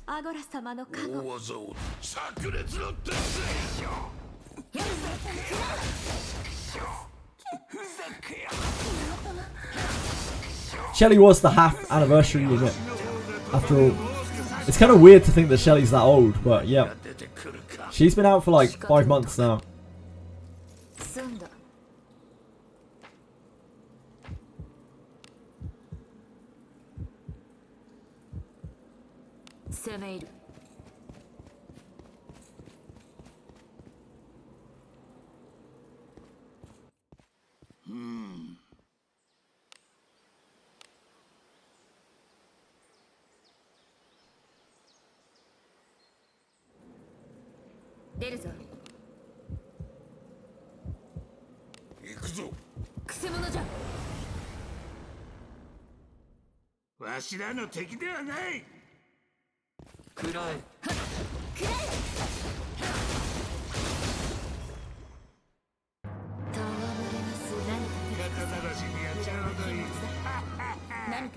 Shelly's super popular as well.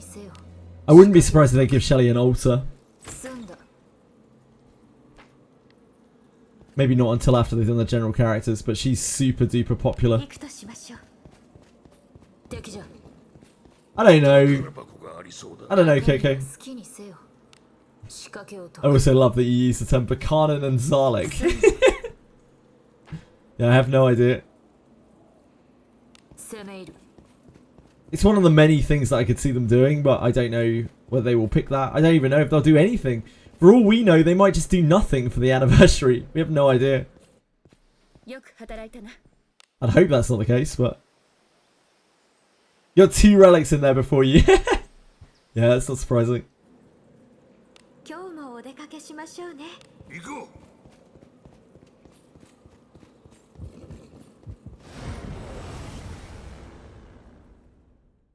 Aniki along with Birkin. Yeah, maybe, like... If they ran a new Blade and Buster banner, they could maybe rerun the old one as well. Kind of gives a good excuse to do it. But it's anyone's guess, really. maybe Anniversary will blow us away, like completely blow us away, and there'll be so much stuff, or maybe there'll be absolutely nothing at all. And we'll get a thank you note with 100 gems through the mail.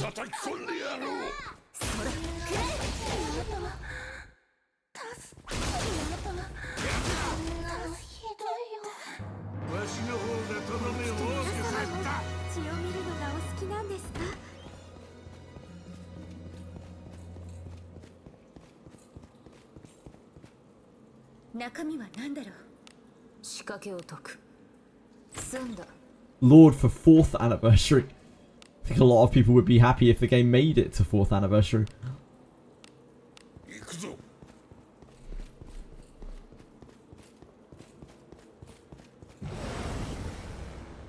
Ritual teams limit and OCR. Floor 19 plus is turning us all into bones.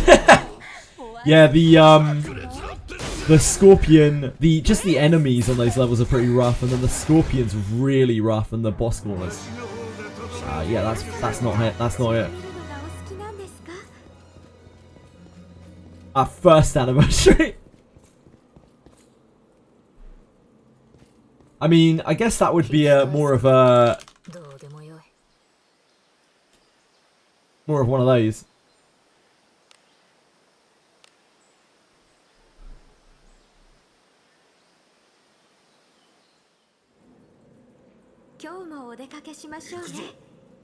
Oh, whoops.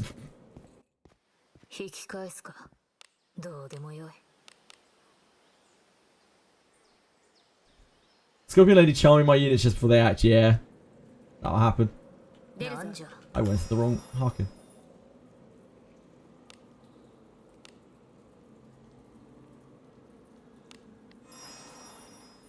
That's weird. Can we not get to the other Harkin from that? Weird.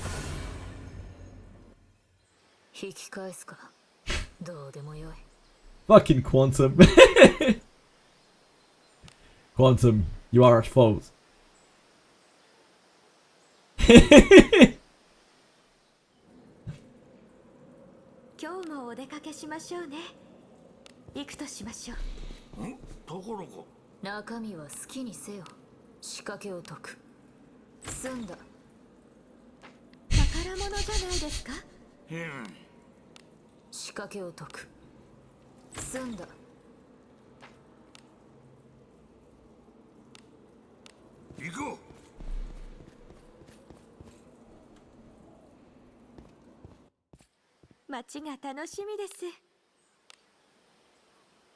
I'm not particularly trying to get the relic, I'm just running it for gear. But we've had 9 attempts at trying to get a thief relic and we failed each one. Got slag each time. You schlag! It's up as both. You can still do it as major spelling mistake, but yeah, you can also it's also renamed as Quantum for easy use.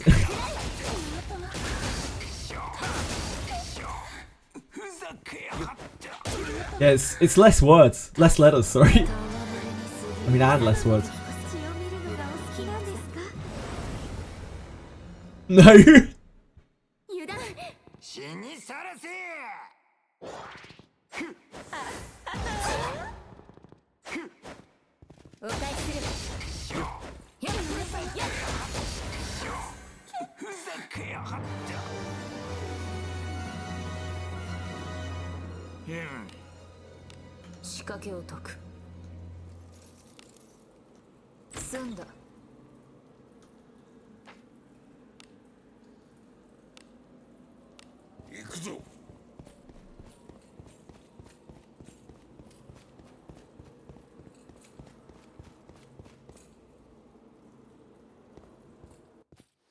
Oh wait, I meant to... I just realised, like, I found out the best farming route for this was to go down all the way to the teleporter. I should probably be doing that.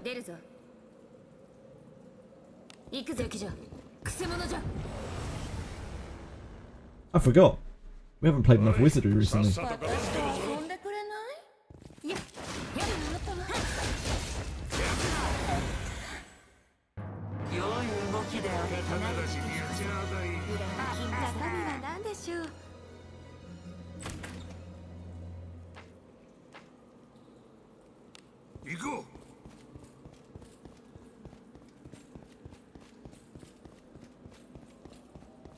何かある？宝？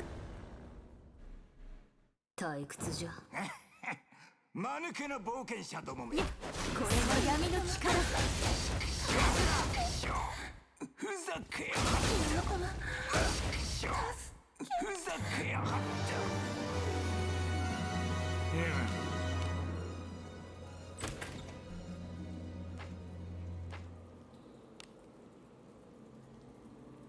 行くとしましょう。中身は何だろう。仕掛けを解く。済んだ。It would be very embarrassing making a spelling mistake on your major spelling mistake. Who would ever do that? 宝かな。中身は何だろう。 I can't remember any times that that's happened. 仕掛けを解く。済んだ。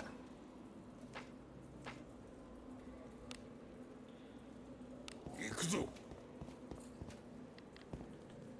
Yeah, surely no one would ever do that. Not even once. 攻め入る。宝箱がありそうだ。何が出てくるか。仕掛けを解く。済んだ。行こう。何かある。中身は何だろう。仕掛けを解く。済んだ。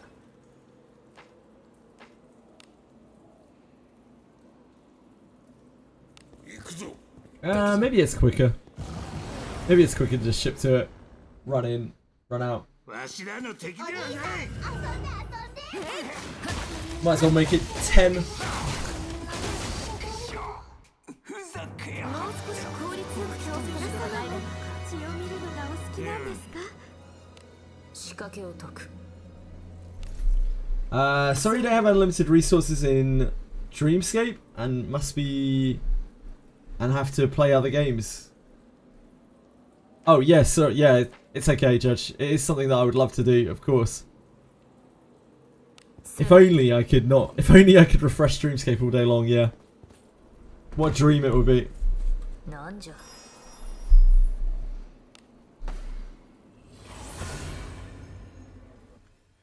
引き返すか。 Dreamscape could 2 times absolutely blitzed our gems. Speaking of which, murdered our gems.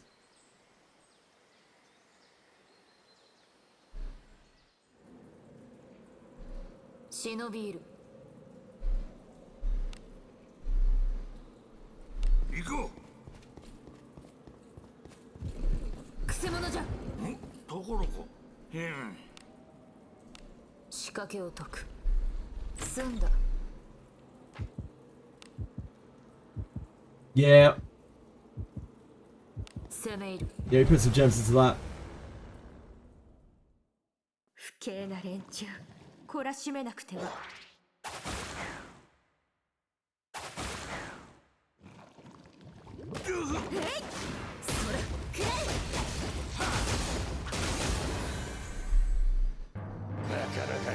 Actually, could you not lick my arm, thank you? 中身は好きにせよ。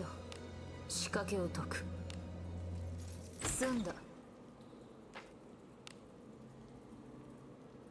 行くぞ。 All out, baby. That's me. I always let it all hang out.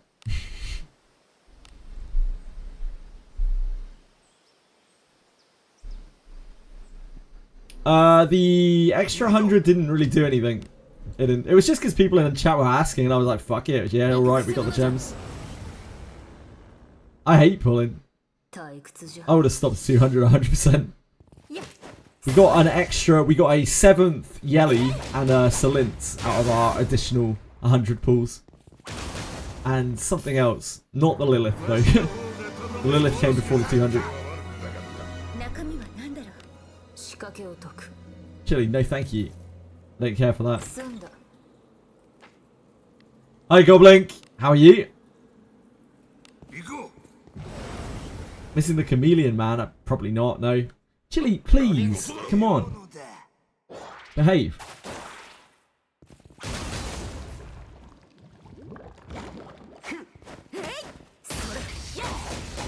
ざけやがった。 Hi Sir Bernstein, how are you? 何が出てくるか。仕掛 I wouldn't mind it, Judge. I wouldn't have an issue with it, but she will sit there and she will lick the same spot until it's raw, like actually raw.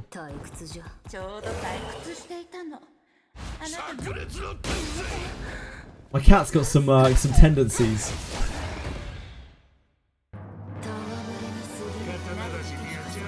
That's all good, Sebastian. I hope you're having a good day.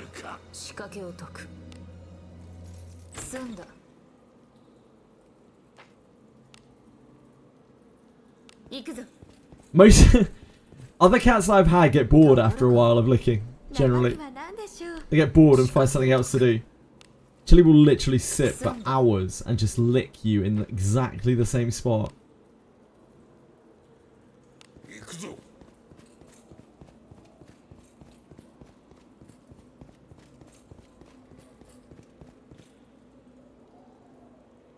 I know, Aiden. I know. She's literally torturing me.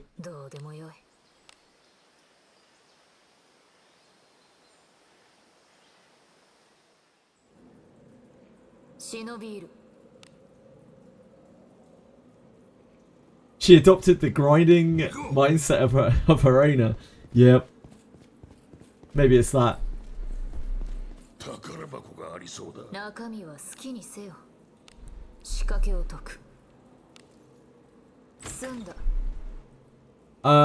Chili doesn't know. The cats that we have now, Chili, Sugar, Spice, they're all pretty chill in regards to sleeping. Like, they just go and do their own thing. They don't really like to sleep with me. They all have their own kind of places that they go and chill in. But I have had cats in the past who... I used to wake up like every day with like unable to see or breathe because I would have a cat on my face every single day. That was Layla. And I've owned a couple of other cats that would like lick you awake or like paw you when you're sleeping or like bite your toes when you're asleep. To try to get your attention.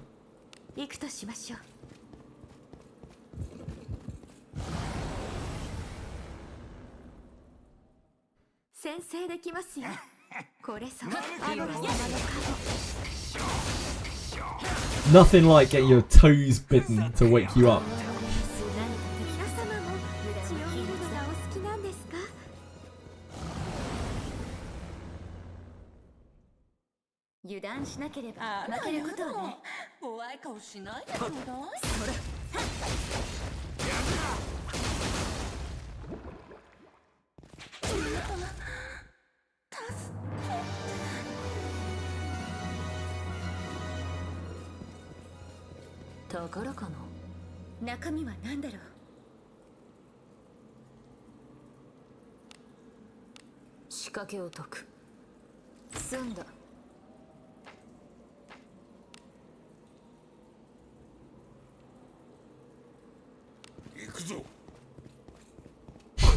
Marshmallow, there was no raid.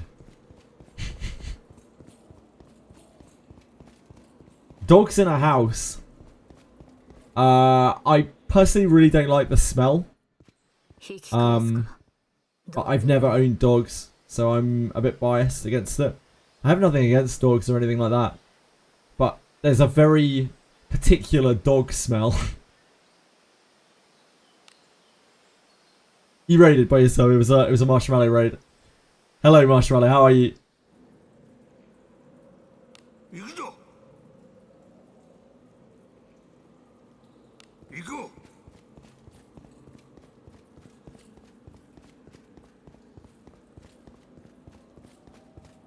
Better raising kid than dog.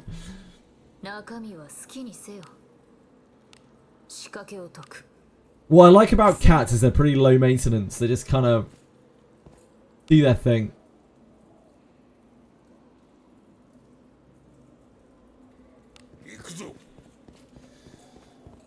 Certainly during my current schedule that I would have no time to take care of a dog even if I wanted to. But even in the best of times, I think it's just a lot of... It's quite a bit of responsibility, I think. I think it's a lot more responsibility to have a dog than it is to have a cat.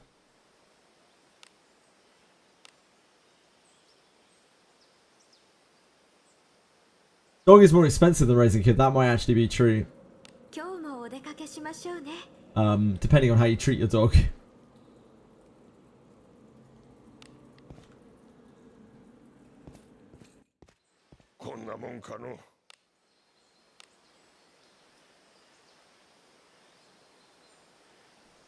I've already been licked by Chili Marshmallow. I don't need your licks as well. It's too much licking. 行くぞ。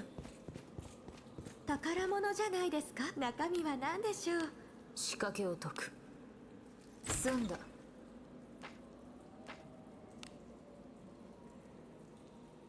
行くぞ。敵じゃ。 I do also find that to be quite cruel. 退屈じゃ。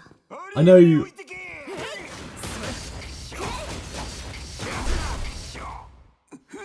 I know of a few people who have dogs, who own dogs, who, in my opinion,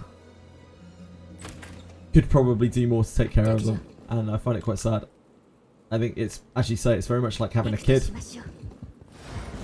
Like any animal is, like you make a commitment when you take on an animal, you take on a pet. And it's kind of your responsibility to cater to the needs of that pet, whatever it is. It's not just there to look pretty. Like it's a living, breathing thing. It has feelings and needs. 中身は好きにせよ。仕掛けを解く。済んだ。 Ah, thank God, Marshmallow. I'm safe. After 25 years, your kid can make money for you. After 25 years, your kid's going to make money for themselves, hopefully.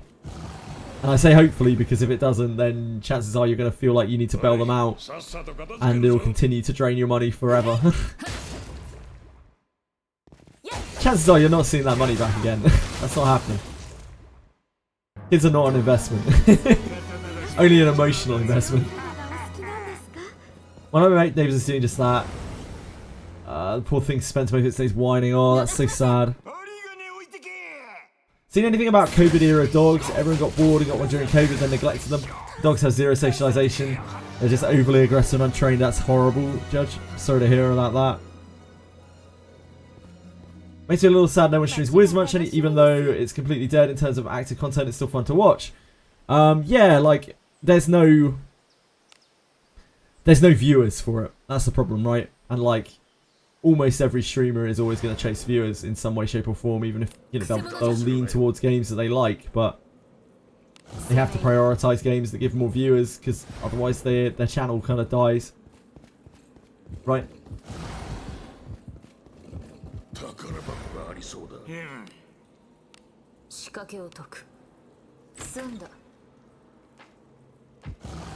But I still give it the time that I can, and I'll be here when there's actual content for it. Hopefully next month.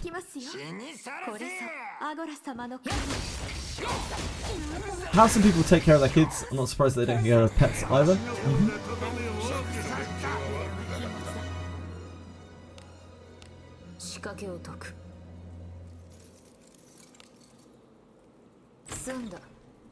Taking on a pet is just an incredible commitment that I think a lot of people don't realise that they're kind of making, or even worse, they don't see why they should make that kind of commitment when they buy an animal or when they take on an animal. I think honestly the same is true for kids. I think people often don't realise the responsibility that they're taking on until it's way too late.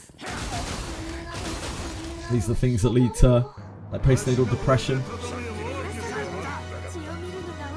and worse.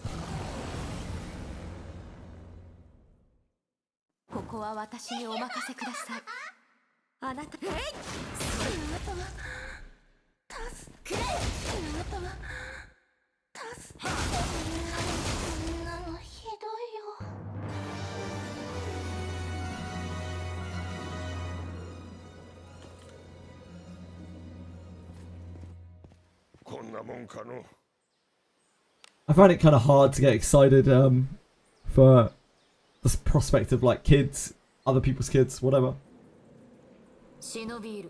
I'm always overjoyed when I know someone very well who I know for a fact is gonna, you know, take incredible care, and it's gonna be a huge part of their life, and you know, it's a huge thing for them. But when I hear about friends, acquaintances, you know, getting pregnant with very little planning and very little like preparation or anything like that, I don't know, it's just makes me feel weird. The idea that, you know, I kind of need to congratulate them to be socially acceptable, but at the same time I'm kind of thinking, you know, fuck me, you have no idea what you've got yourself in for. I worry for the kid. Any tips for the Iron Grade exam? This team should be fine, right?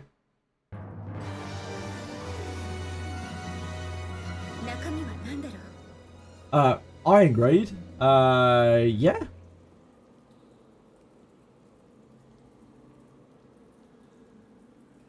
Yeah, you'll be fine. Can't see you having any problems. Iron Grade has really scary packs in. So like, just try not to fight the packs too much. Try to avoid the packs where you can, or blast them away, because they will do really nasty things to you. The boss itself isn't really too bad at all.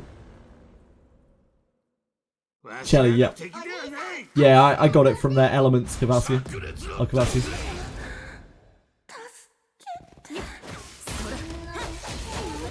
Really strong is by design. Yeah, it's meant to teach you that you're not meant to fight everything in the dungeons. That sometimes it's better to avoid mobs rather than fight them, because the packs in there are just incredibly hard. But if you've got 2 mages, so you may just be able to blast through them and not worry too much about them. But a lot of people find themselves struggling on the Iron exam because they try to fight all the mobs. They just try to like slam through it, and then they're like, shit, I'm dead. Or I'm out of resources by the time I get to the boss. Iron exam is the one that people I have seen have had the most problems with. You've already been using the exam as a farming ground. Well, yeah, you're going to be fine. It sounds like you're very prepared for it.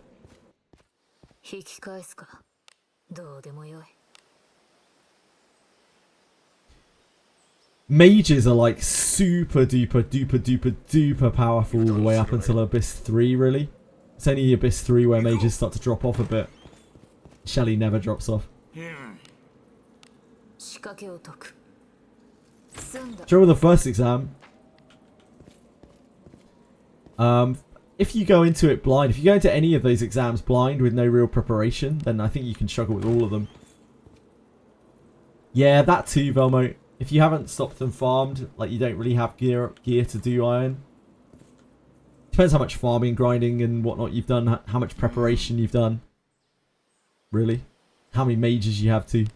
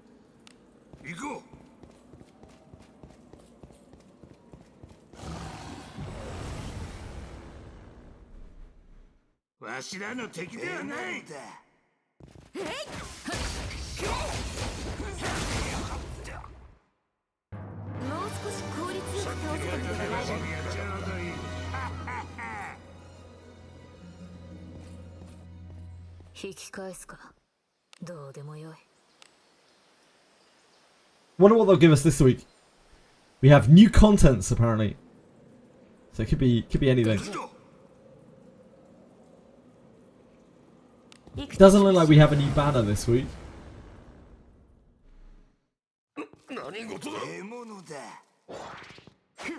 I was thinking they were going to give us another merge character this week, but I guess not. I'm pretty sure it's not Abyss 4.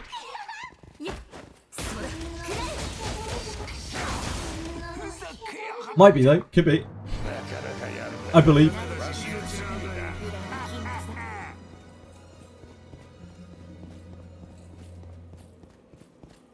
TV exam, maybe.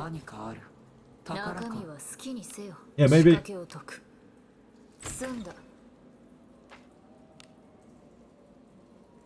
They could always slot in another proving ground.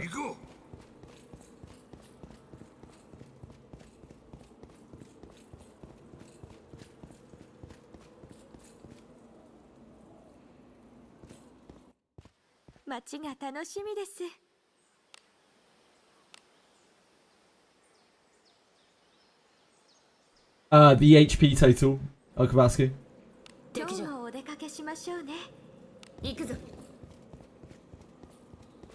HP and MP totals.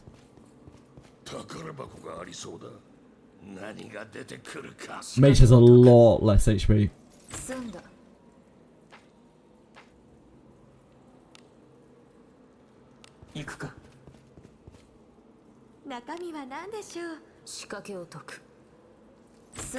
Yeah. Stats are different based on the class that you're in. Vastly different. In fact, your stats are defined by your class, not by the character. Everything in this game is defined by your class, not the character, in terms of stats. Other than discipline. Never noticed. Yeah. Alice, or any priest at max level, has about 150 more HP than a mage does. Which is why a lot of people run their mages as priests. Even though it's a big cut to their magic power, it doesn't really matter that much. That probably isn't the case with Shelly, because she'll lose so much damage and she deals a lot more damage than regular mages do. It's a lot more damage focus. She also has the built-in protection for herself in Eyes That See the Future. Is that what it's called? Something close to that.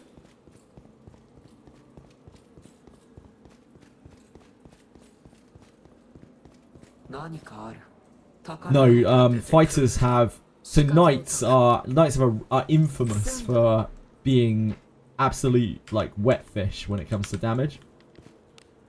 It's because they have really low attack power scaling off of their strength compared to fighters, basically. And they can't use full power strike.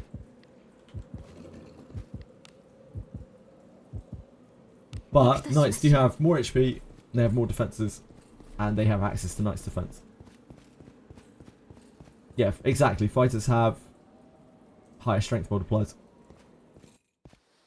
Yes, she does, Radius. Especially on bosses. She hits about a similar kind of amount as kunais do when autoing. But her moment of finality hits a lot harder, and her boss damage is so big comparatively. You have the option between like heavy attack 3 or astral break if you're lucky enough to have it. And for the really like tough, evasive, whatever bosses, you can sneak attack them. It's a very high amount of quite fixed damage.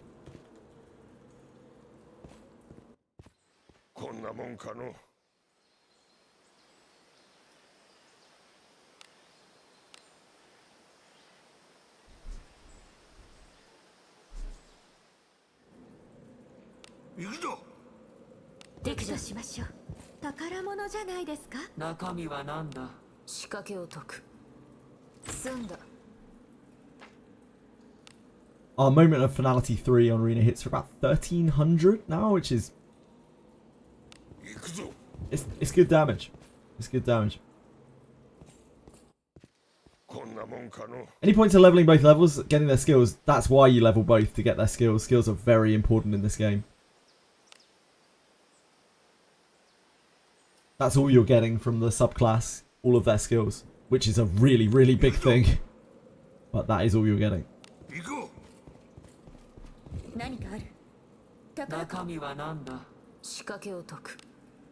That's why Mage Priest is such a powerful combination, because you get all of the mage spells and all of the priest spells and you can cast them out of the same pool. 行くとしましょう。敵じゃ。 It's super important to level both. 街が楽しみです。 Probably one of the most important things, in fact. Oh, God, yes, El Kowalski. Knight is, like, probably the best subclass. It's absolutely insane. Recovery, Wear the Knight, and Unyielding Will to Fight. Insane passives, especially Recovery, because you can't even get that as a potential inherit. 行くとしましょう。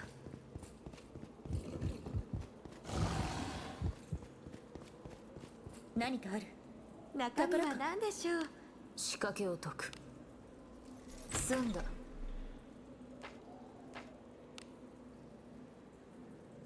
Unyielding Will to Fight gives you a death save. Wear the Knight gives you a proc which reduces damage. And Recovery lets you recover from status effects at the start of your turn.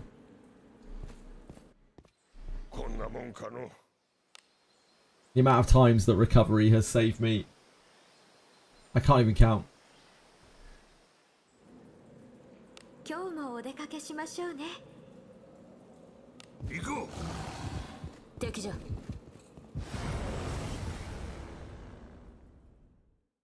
ここは私にお任せください。あなたのお手を煩わせることが相手だ。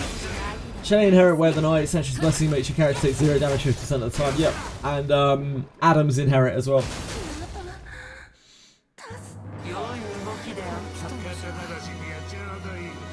Nope, Recovery is at 30, I think, El Kowalski. You get all of those passes by the time that you're 30 as a knight.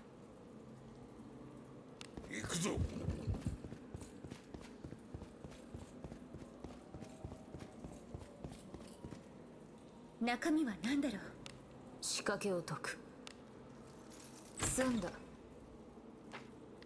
you don't even have to take Knight that high. The last thing that Knight gets is Fortified Strike, which, as of right now at least, is a pretty bad attack.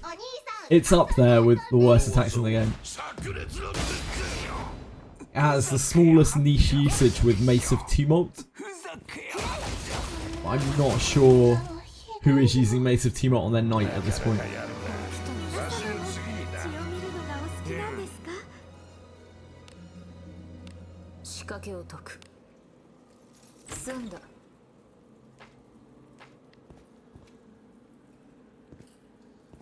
Heavy Attack 3 is just kind of the go-to for efficient, hard-hitting attacks. So if you don't have a signature move yourself, like a signature attack or anything like that, Heavy Attack 3 is kind of your go-to. 5 fighter and 1 priest, you could. Some people do.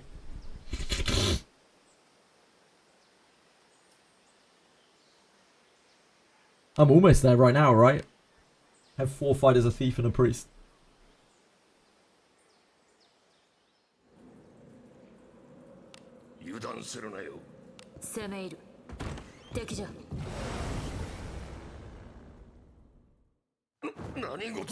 Yep, our Boris should deal good damage now. Our Boris should deal really good damage because his signature is really strong. We were just saying not that long ago, Azeron, Thieves got just massively indirectly buffed by the two-handed changes.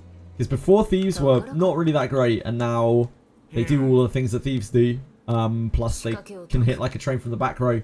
Like front row Thieves aren't really any better than they were, but back row Thieves are so much better. So old Boris and Aldrich, so much more viable now than they used to be.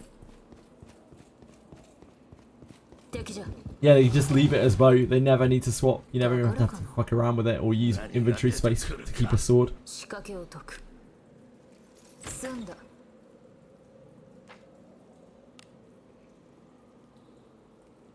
Oh, definitely not, El Kowalski. Thieves are very important for trap opening. If nothing else. Deborah as well. Deborah is a character you can easily discipline to very high levels.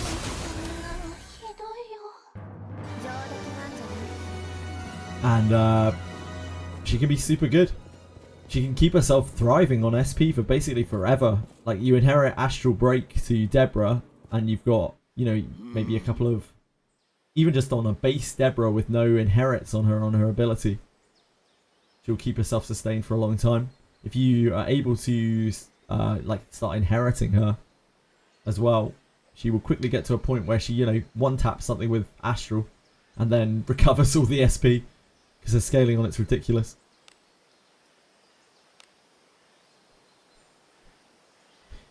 Thieves were not very good a week ago, but they are now.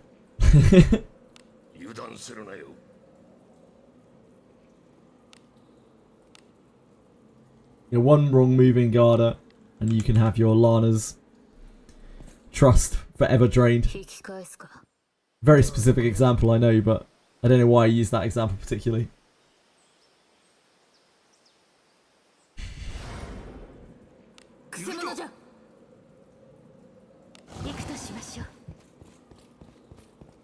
Pretty much, yeah, Rocky.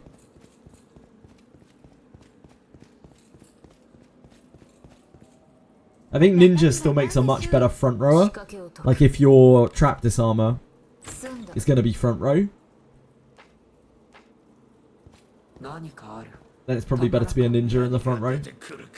But for back row, yeah, I don't think there's really much comparison anymore. Kunais are both a pain in the ass to get and are just not really any better than a bow. For auto attacking and significantly worse for bossing. I thought you could grind it back. I probably can, but I haven't like done a... I haven't done a devoted grind to trying to get it back, and the many tavern dialogues that I've done with her since have not helped.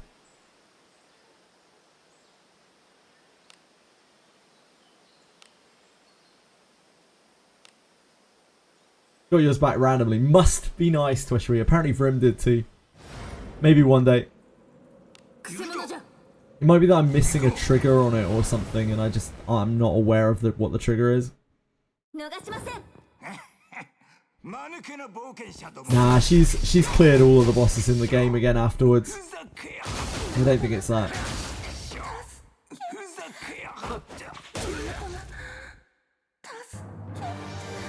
If I just sat down and like fountain ground with her, she'd probably be fine again.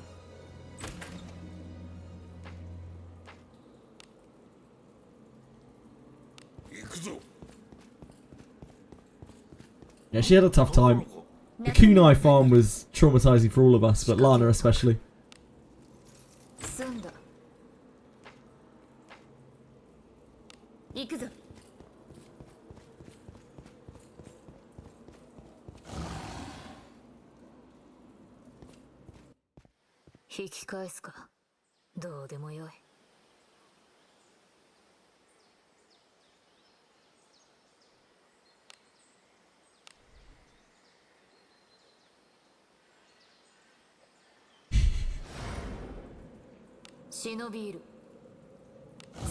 It's weird to think about the kunai grind, man. We spent so long. It's cool though. Those kunais served us well as well for a really long time.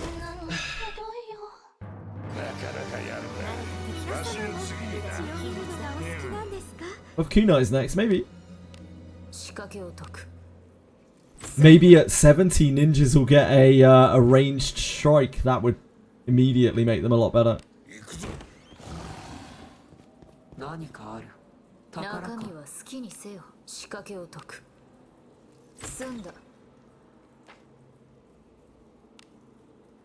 They might.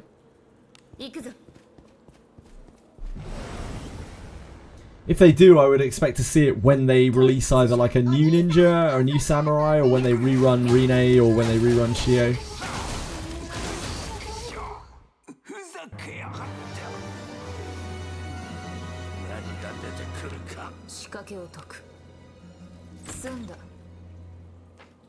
They buffed two-handers just in time for Lavana. 行くとしましょう。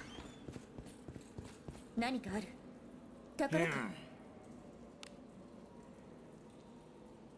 Tweshri is employed at Dracom, I can confirm. 済んだ。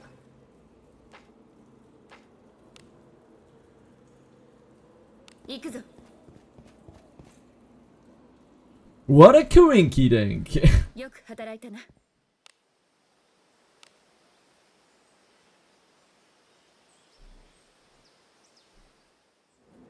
Lavana is a real deal now. And she is genuinely really quite good. From what I have seen. Her attack hits really hard. くせ者じゃ。退屈じゃ。私と遊んでくれない？えい！あなたは助けれ！あなたは助けれ！そんなのひどいよ。 Lavana looks cool as well, so it's fair. 済んだ。 Her inherit is her skill, yep. It's obviously massively diminished in terms of the amount of damage it does. I still have a copy of that to inherit to Geralf at some point. I've just never gotten around to it. She's still sitting in my box. 行くとしましょう。 It's the only magic attack debuff in the game as well.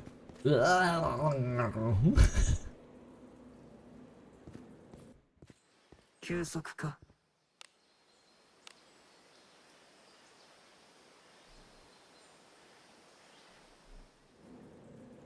出るぞ。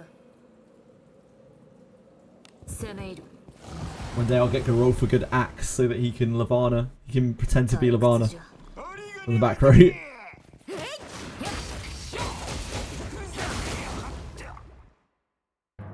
う少し効率よく倒したかもしれないだろう。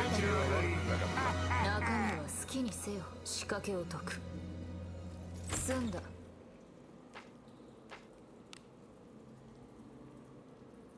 攻め入る。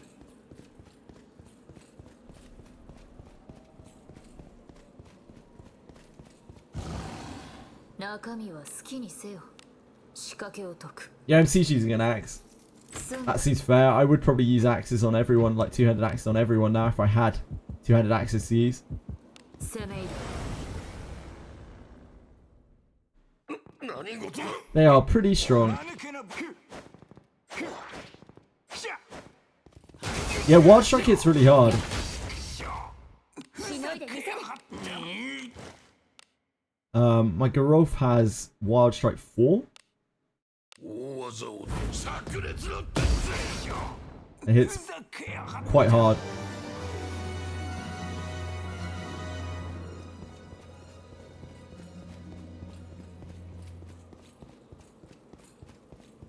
It's quite efficient as well. 引き返すか。どうで But もよい。 of course it does give you action speed down, which is not great.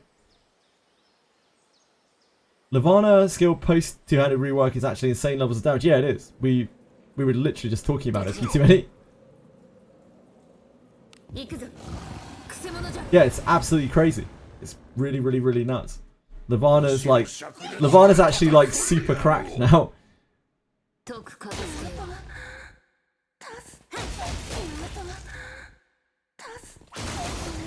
It's partly the skill and partly just because axes are incredibly good now.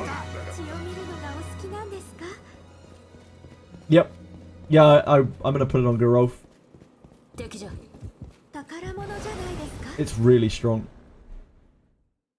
私が不意をつかれるなんて。 I'm sure Geralf will really pop off with it. Yeah, it hits harder than Astral Break does. It's because it's one hit, right? It's like hard coded at only being one hit. It's like a physical nuke almost. 血を見るのがお好きなんです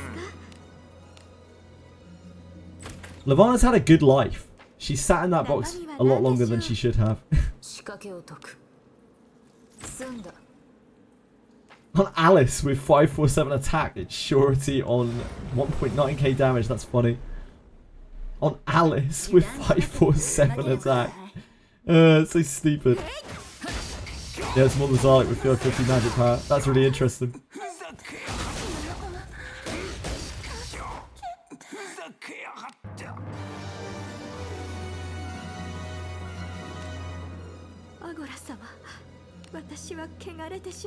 Just checking what my Alice's attack is. Not anywhere near that.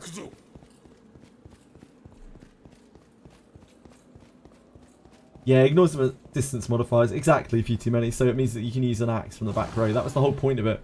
That was the original way to play Levana. That was the only thing that made Levana competitive at all before, was the fact that she can attack with an axe from the back row. So she's competing against back row DPS instead of front row DPS. But now, like, Levana actually does so much damage. You could probably run her in either row. Wouldn't really matter.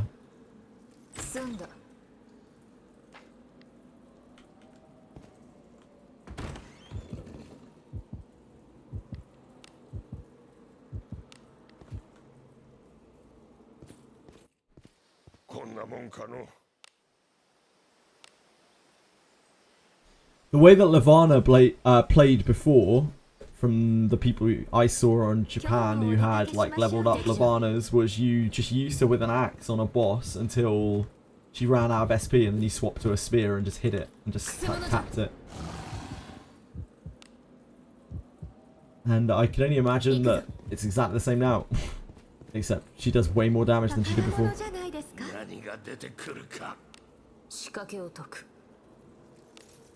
Oh yeah, sorry, the sound alerts probably won't play right now. Hold on.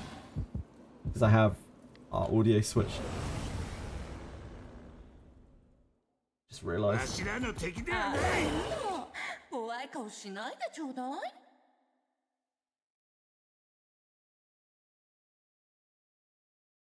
So obviously, someone just flops it out, like, before I changed it.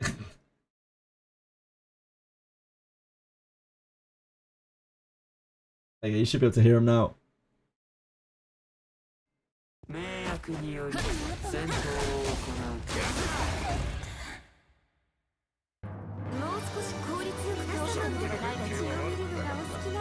Scamming alerts, that's me.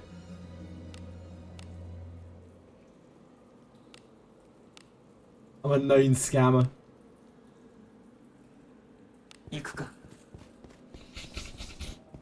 Oh. Adventuring is so fun. You guys heard that, right?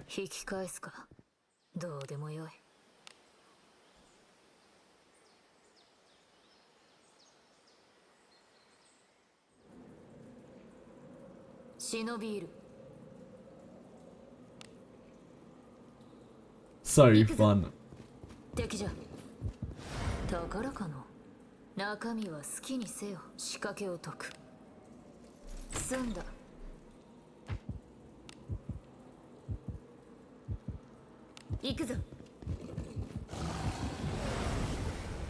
Also, Levana's thing is elemental, right? It's water based, so you ever fight against fire enemies, it will deal even more damage.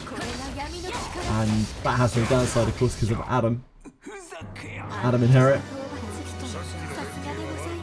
Same with Astral Break. Like, when you do run into that water type, by God, does it ever get messed up?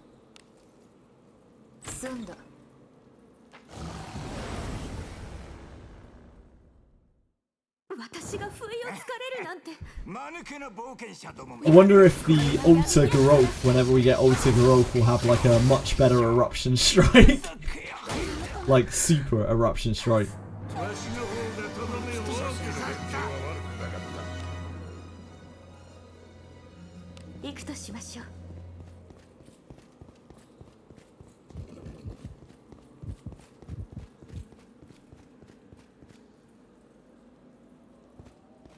Might be bugged. I feel like that's one of those things that might just not get fixed.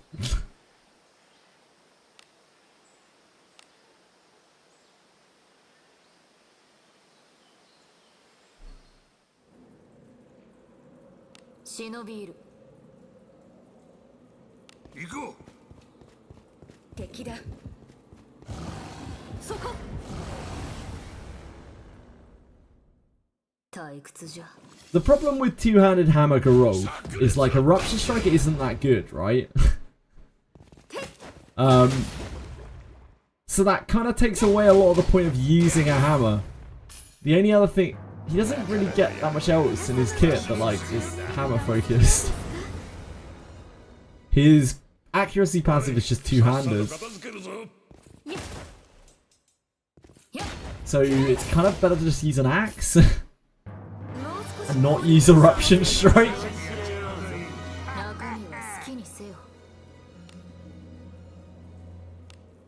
Yeah, they said moving forwards things won't stack. It's not generally good to like nerf things in a game. It's much better to build other things back up rather than nerfing problems. Like you just readjust to that level and you bring other things up to kind of meet it.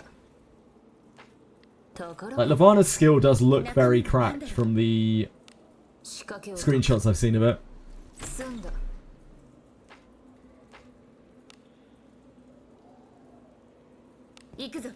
But it's a little bit specific to basically like back row fighters and Levana herself. Although technically I guess you could probably use it front row too. Considering like a lot of people are using two-handed front row. No.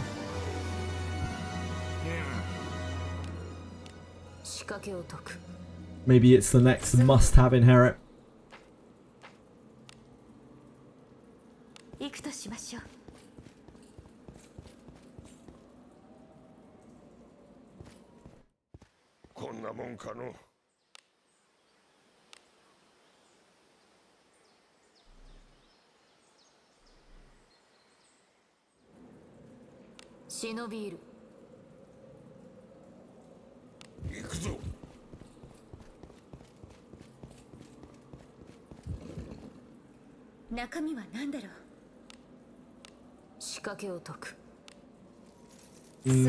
Possibly Rocky. I mean, Cuisinart isn't really top of damage anymore.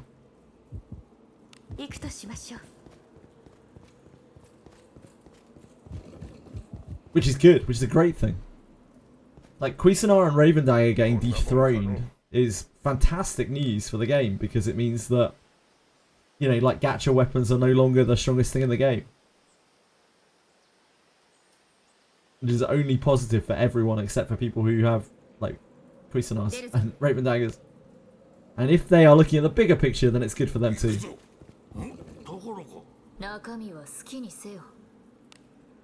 Astral Break is very strong. It doesn't put out the kind of numbers that Levana's hit does, though.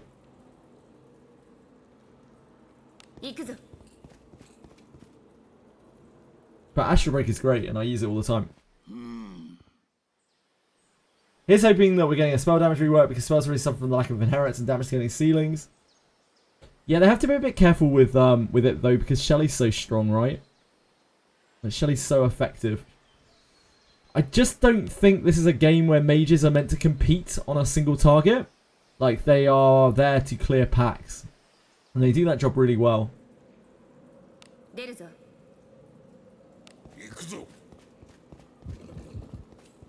Especially Shelly.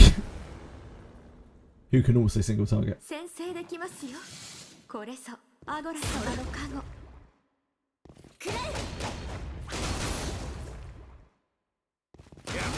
The Zealous should be doing 2k damage, fucking hell.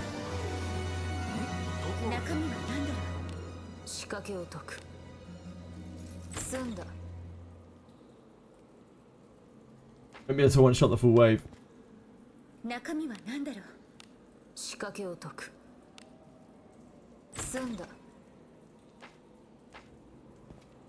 There are people out there running all mage teams who blow up screen after screen after screen after screen after screen.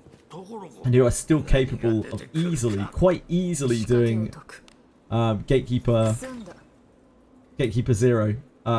0 corrosion.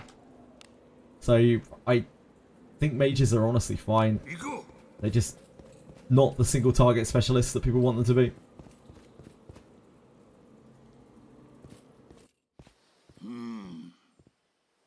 Yeah, the biggest buff that mages I think could get is letting them use their last spell on auto.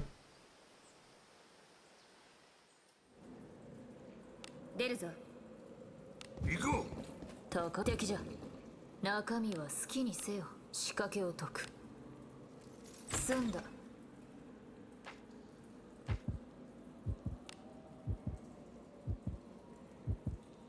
行くぞ。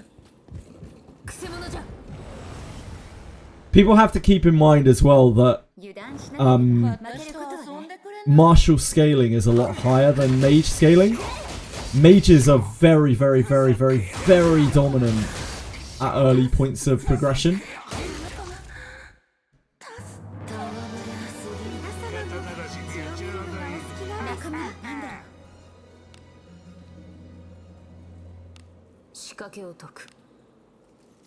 And not everyone is at the same place in the game. Not everyone is like max farmed out. Buffing mages too much makes stuff that's already very easy with mages even easier. I would like to see more variation in spells and that kind of thing. There's lots of fun potential for spells out there. All we have are kind of just generic nukes for the most part. Like really, really generic nukes.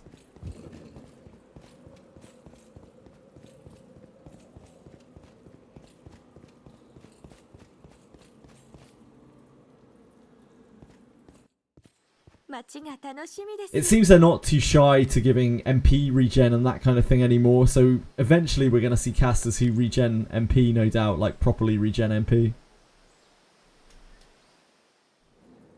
Which will also be crazy, given the amount of utility that they provide. Because let's not forget that any mage, along with doing the damage that they do, can at any point just cast a big Dios or a Marios or whatever to heal an entire row back to their maximum HP. Mages bring a lot more than just nukes.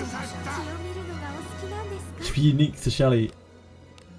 I'm sure eventually, somewhere down the line, there'll be more MP regen stuff. Raphelos had it, right? It's like Deborah's on kill. MP regen on kill.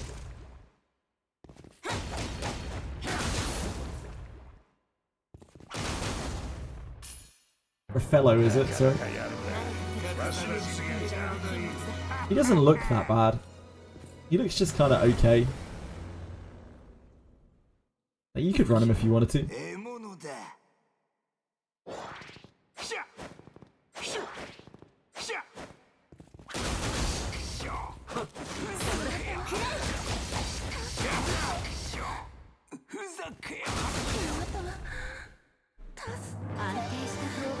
Me and the boys yapping a potential concentrate skill that would be like hiding stance when we get cancelled when you're hit. Make the next spell you do. Well, that would be a very cool mechanic, yeah. Like spell striking. Yeah, that'd be very cool. I really like the idea of concentrating on a spell where you cast it over 2 turns and then it either massively reduces or completely forfeits the MP cost. Because that would give mages something to do when they're like struggling for mana, they're struggling for MP, or they need to conserve, which is the main problem with them for like single target stuff. It wouldn't give them actual like real damage output, but it would mean that they could contribute, and you could always feel like you could do something with a mage, which I think is one of the main problems of why they don't feel fun to play.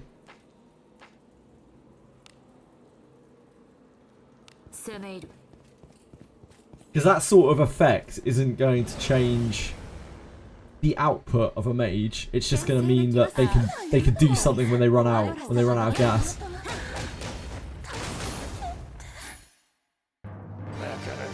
And that also is a sort of change that would not benefit Shelly, but would benefit other mages that aren't Shelly, which I think would be an excellent thing. Because Shelly wants to run out of mana, but other mages don't have an option like that. Yeah, I really like that idea.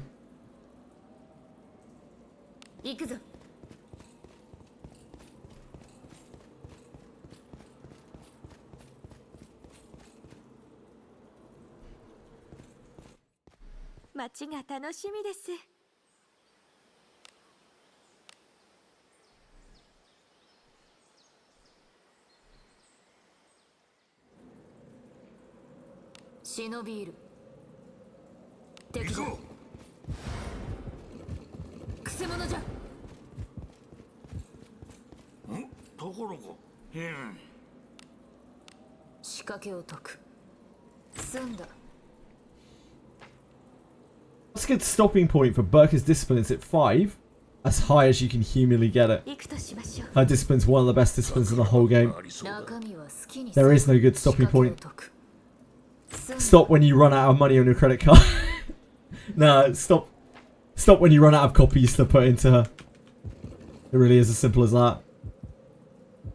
There are no breakpoints. There are no breakpoints because くせ者じゃ。 any disciplines that cost multiple copies, they give double the effect. ちょうど退屈していたの。 So the cadence of it is 1 1 2 1 1 2 2 2 3 in terms of how many copies you need for each level. But it goes up with an equal amount, equal to the number of deeps that you use to increase the discipline level. Thus, there is no real breakpoint on it. As high as you can get up.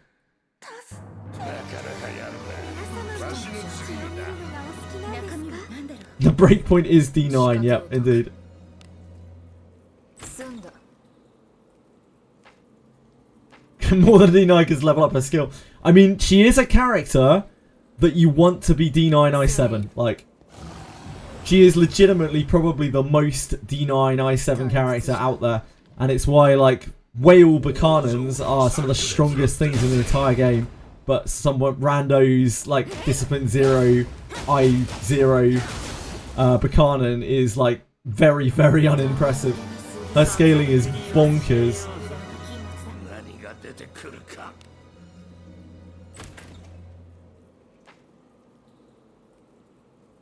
行くぞ。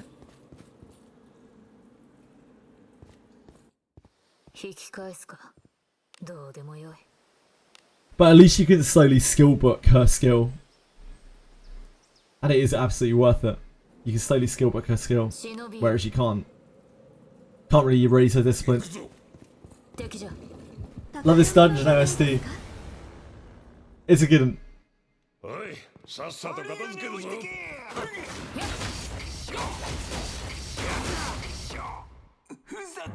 If you're talking about the playlist, you can see the playlist yourself. It's on there. 何ですか？ It's just one of the playlists. 行くぞ。 I have a bunch of stuff that I need to add to it, 仕掛けを解 but く。 I'm very strapped for time these days. 攻め入る。 油断しなければ。 Wait, do I have a link to the playlist? I might do. Oh yeah, I do.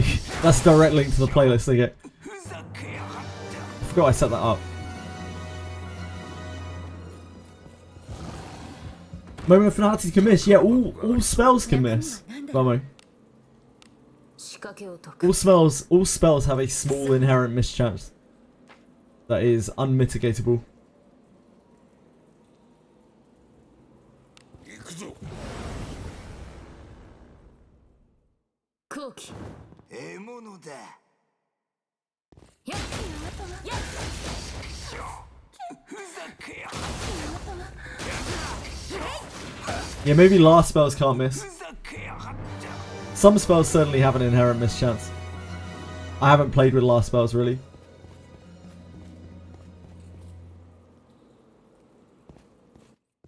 よく働いたな。 And yeah, accuracy doesn't affect it, it's just there. 忍びいる。 行こう。 What is critical poison? Critical poison is the bane of your existence if you don't have Ladymophis inherited to level 3. 獲物だ。 It will tick up over time and deal more and more damage to you. ふざけやがった。 Your only choice to cure that is to go back to the church and heal it if you don't have Ladymophis 3. 行くぞ。 You can get critical poison cure potions, but you need to have killed the final boss of Abyss 2 to get them in stores. Yeah, or you can die and revive. 仕掛けを解く True and agree. 済んだ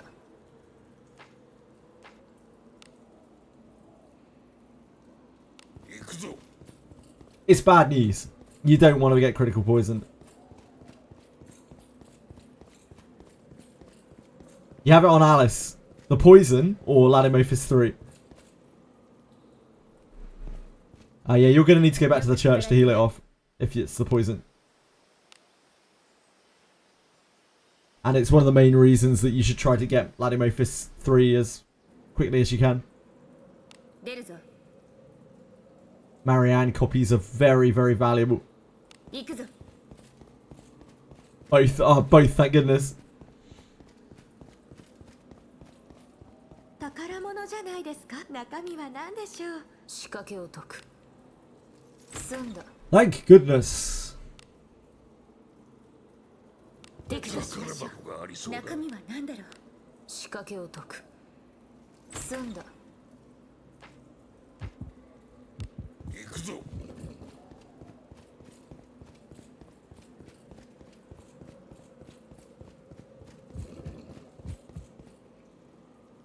You use Yeka as your main healer, that's fair. 引き返すかどうでもよい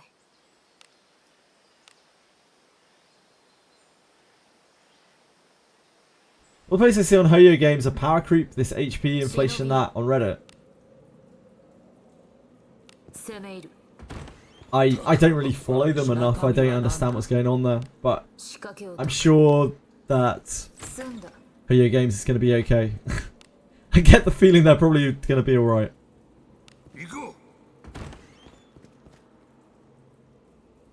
Spellbinding, crit poison, rough. What were you fighting, El Kabowski?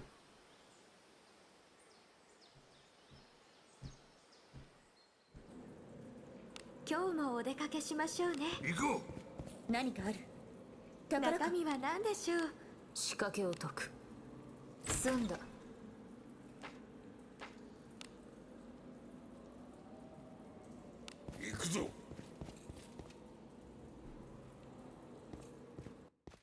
引き返すかどうでもよい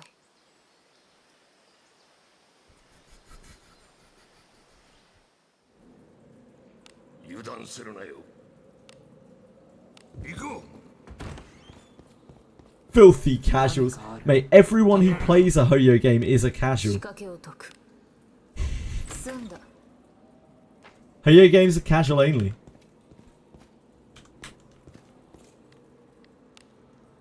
No.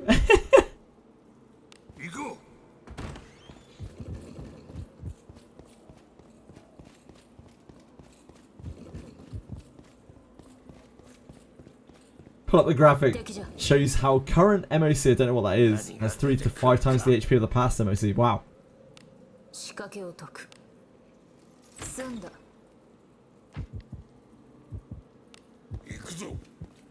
I stalk those 0 to 1 viewers Andy for Hoyo games. Okay. And? Why do you do that? So bad at the game. How can you even be bad at Honkai Star Rail? I don't understand. How can you be bad at Honkai Star Rail? I don't understand. I don't get it. You don't even really have to press buttons in that game. Like, is it just badly building characters?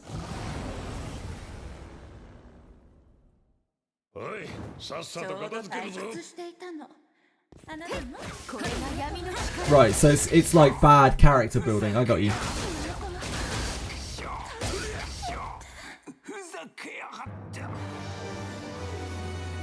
I've seen enough of Honkai Star Rail played by other people. 仕掛けを解く They don't even match, yeah, sure. In their like gearing, I guess. Gearing? 中身は何だろう。仕掛けを解く済んだ攻め入る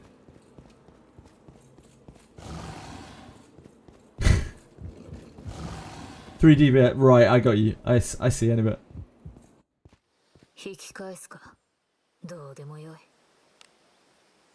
But that's all there is to do in that game, right? Like that min-maxing is it. That's all the input that you have.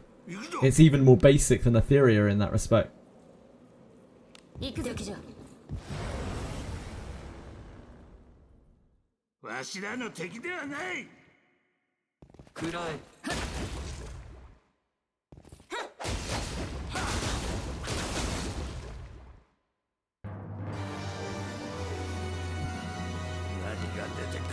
仕掛けを解く済んだ Put in the right stand, there's the right slot. That's how I took it. I see anyway. 宝箱がありそうだ。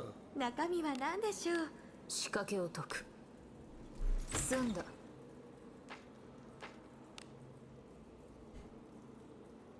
行こう。敵じゃくせ者じゃおい、さっさと片付けるぞ。怖い顔しないでよ。 What do you think about D12 Shelly versus getting her weapon? I would... what, her weapon for her? I don't rate her weapon for her at all. I only really rate her weapon for Iarimas. I think her weapon on Iarimas is really good. But I wouldn't use her weapon on her. So discipline for me all the way. 攻め入るここは私にお任せください You could also potentially use her weapon on like a supporty priest mage that isn't her. But I don't rate her weapon at all. I think it's just very, very bad. It's like, it's weird. It almost has I mean it does. It has anti-synergy with her kit because usually you're trying to run her out of mana and you want her to just deal as much damage as humanly possible, which is not the case for either of the effects on it, like, because it's going to be hard to plus 20 that weapon unless you're very rich, and it's reducing the amount of MP that you use, which in certain situations is useful, but in a lot of situations with Shelly, again, yeah, you just want to her, so it doesn't make any fucking difference. Why does Dracom hate male characters? They just made Gabanus, right? He both looks cool and is actually quite good.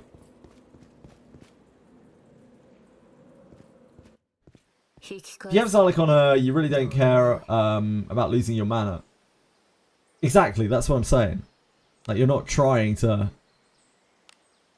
Oh, I see what you mean, sorry. You're saying if you have Zarlik on her, then you want her to stay higher mana. Yep, that's fair. But again, you need to have a plus 20 weapon for that to be reasonable on her. Because otherwise you're losing so much damage from not having the leveled up staff. Galbardus feels pretty good to me. He looks pretty good. It seems like his inherit doesn't drop off, which means that his inherit is just like seems to be about as good on anyone else. But he just has an overall really quite good kit. Like he's a proper knight. He kind of does the job. He'll obviously be a lot better when he gets a class change, so that he gets something that's like some kind of bonus, be it thief or fighter or whatever. But he's a solid unit.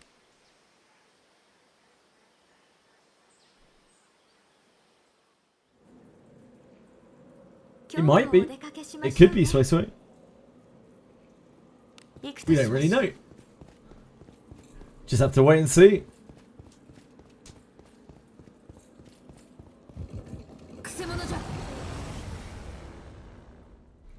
If they reran Buchanan before they bring out Lord or something, I'd be very tempted to go in on Buchanan. I think Buchanan is a nuts unit.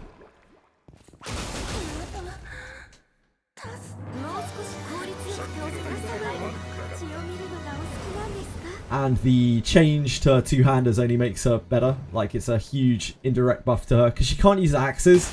But being able to use two-handed swords now is really, really huge. Like, I only kept my Dragon Slayers in terms of two-handed swords. I sold all my two-handed weapons as well. Just needed the inventory space more than anything. Had to cut something.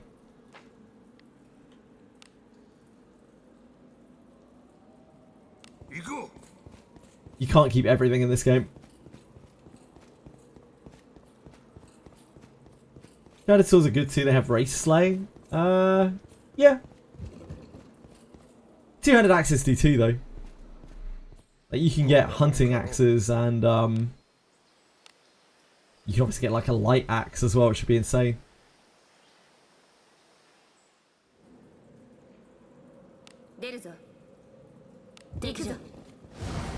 But Buchanan is still just massive resource pool, like, a huge amount of, well, whatever you want to do. You could use, like, Levana's attack, or Astral Break, or just Heavy Attack 3. And then she also has a huge amount of True Words of Fire, probably like 4 or 5 True Words of Fire 7s, which is a massive amount of damage,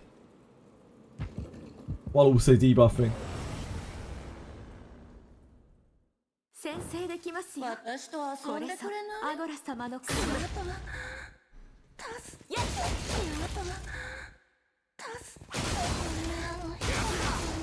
ひどいよ。 But she's also a huge investment. A huge book investment, or a huge money investment, or both.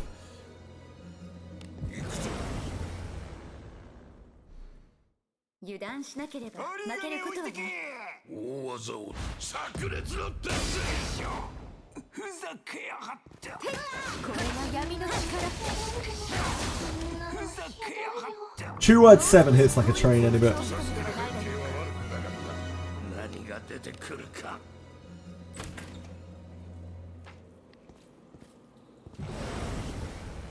She also has damage coverage, 後期。 so she can do things against things that are heavily physical immune.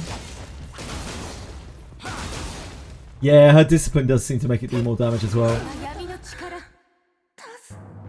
Yeah, Buchanan is the ultimate, like, whale toy. She's the ultimate investment machine. She's really, really powerful, but you have to invest her, like, super heavily. 中身は何でしょう。仕掛けを解く。済んだ。 What level? Any bit? 4? 4. 退屈じゃ。私と遊んでくれ Yeah, ない？ I mean, it's a decent chunk. But compared to the new two-handed buff fighters, yeah, it makes sense. Level 7 will deal just over double that. Its scaling is kind of crazy. It will get much closer to 2k. Girl just casually doing a little cheeky. 行こう。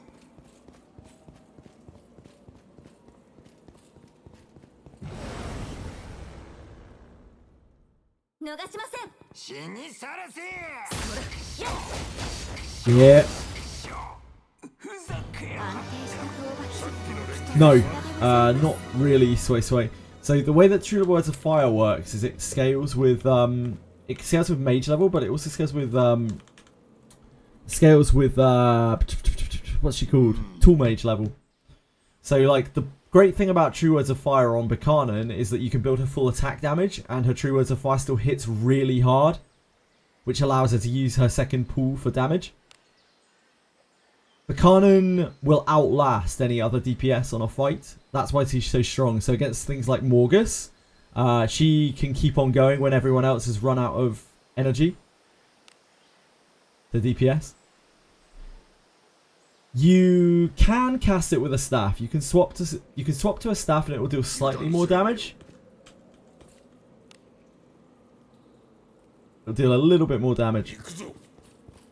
So like, you can invest it on Shelly if you want to, but it's not really going to compete with Zarlik in terms of damage. 済んだ。 Like, Zarlik is much better on Shelly. 行くとしましょう。 True Words of Fire is specifically very good for Buchanan. 油断しなければ負けることはない。 Even before they changed the quick swap weapons. I feel like that's been in the game for so long they would be hard pressed to do that, but I wouldn't exactly be upset if they changed quick swapping weapons, because it's just an annoying little thing that confuses people. ここは私にお任せください。あなたのお手を煩わせ And was probably never intended in the first place. 戦闘を But I think it's been in the game for so long they probably won't mess around with it. But refund, it really would. It would really shaft Buchanan, yep. Buchanan and the RMS would suffer a lot for that. I can't imagine they would do it.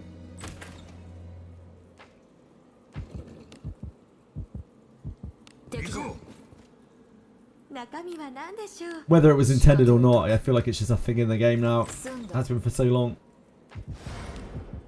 Not that they haven't changed things that have been like that before, mind you.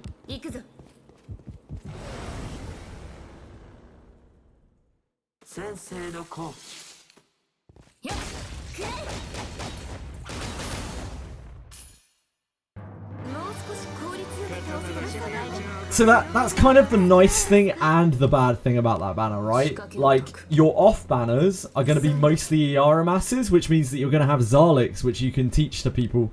And Zarlik is obviously an absolutely incredible inherit. But, yeah, you could just keep missing. It isn't any worse than any other banner though, Sway, because you've still got a 2% chance to get Burke on that banner just like you would on any other banner. You just have a 2% chance to get Burke, 2% chance to get Yaramas, and 1% chance to get any other character. Whereas on most banners it's a 2% chance to get the banner character and then a 3% chance to off banner.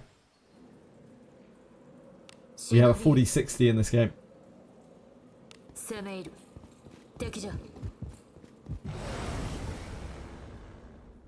Heavy Attack 3 uses a different pool, so we can't really directly compare the two.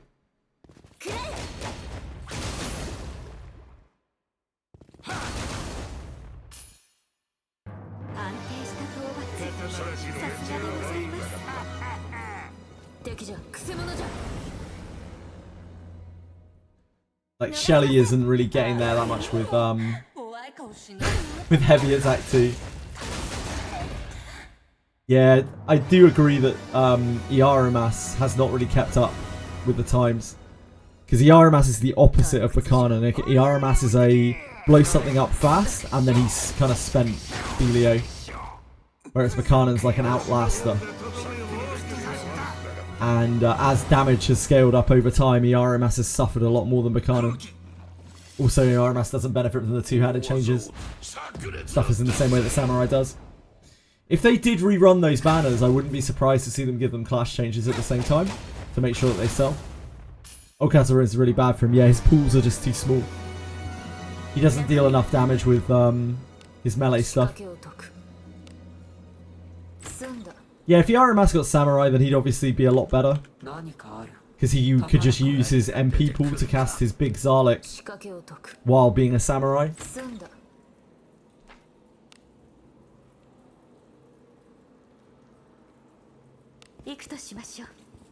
I don't know what they give Buchanan, I have no idea. If they were to give like a second class. Maybe just Mage? Maybe just Fighter? I don't know. Probably Mage, right? Because she has Mage on her True Words of Fire thing. They list Mage as one of the things for True Words of Fire. In any other class, True Words of Fire would do literally nothing other than Mage and Tool Mage. Zarlik ignores defense. Yeah. Is it a portion of magic defense? I think it's a portion of magic defense. I'll have a look at this again.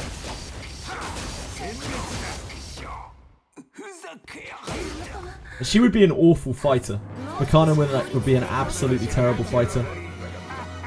Because she would lose what makes Buchanan special, which is her second ability pool. Without being in True Mage or Mage, her True Words of Fire won't hit for any damage.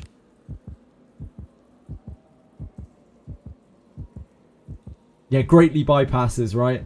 I think it's a big percentage. Greatly bypasses magic defense with a chance to affect paralyze on the target, inflict paralyze on the target.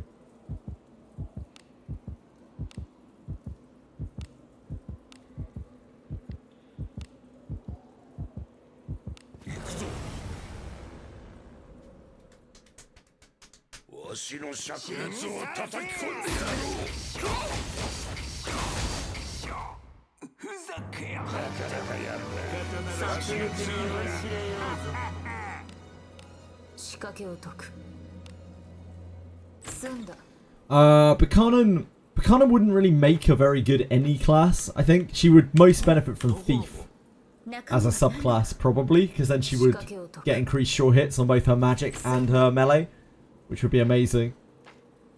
Aside from that, like Knight would be good, but she's never gonna get Knight, is she?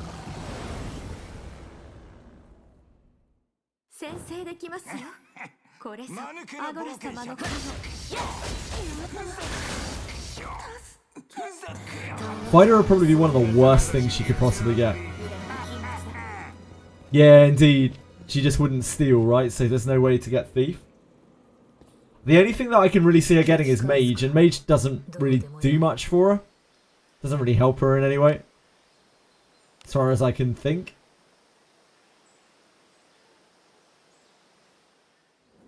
It would give her double ups on her spells. So it would give her the highest effective like battle breath and stuff in the game. Because she could go to 8 in her spells. That would be the only thing that Mage would really do.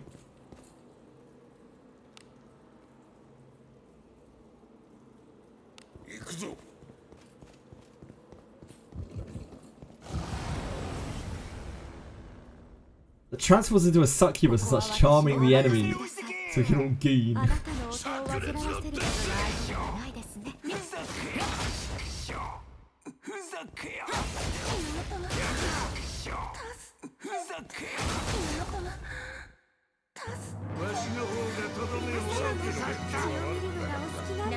Four-star up MP relic, nice, congrats.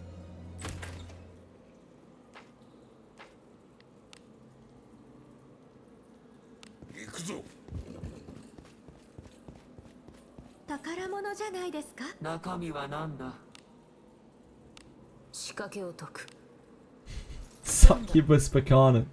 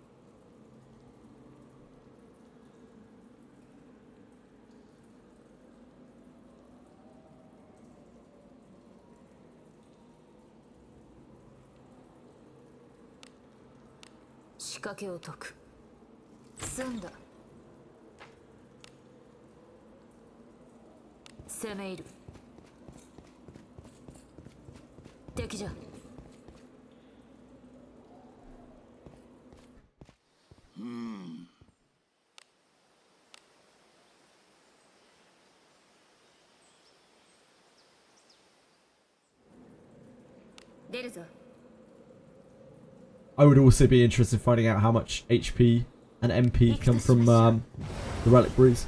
Like Minotaur HP. You're an animal yourself, anyway.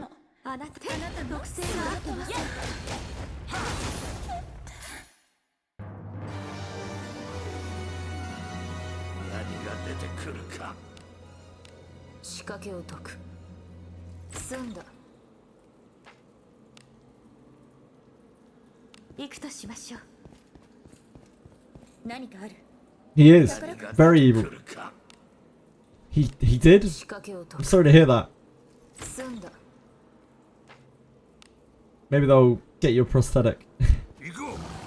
Really? That seems very unlikely, anyway. You're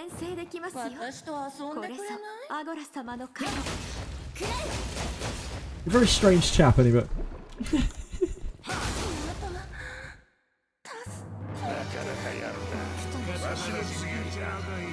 中身は好きにせよ。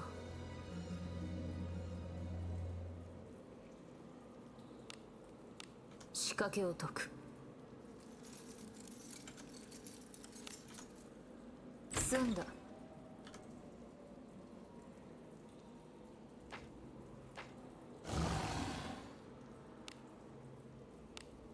敵じゃ。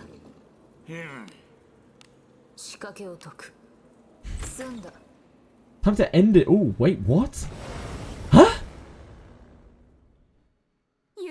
Everything alright, Azeron? 遊んでくれない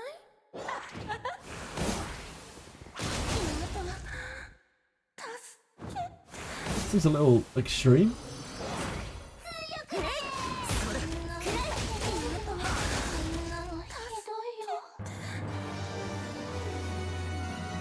中身は好きにせよ。仕掛けを解く。済んだ。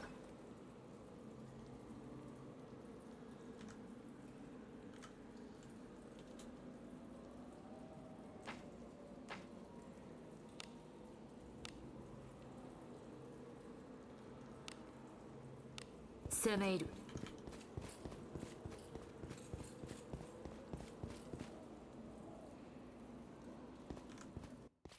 よく働いたな。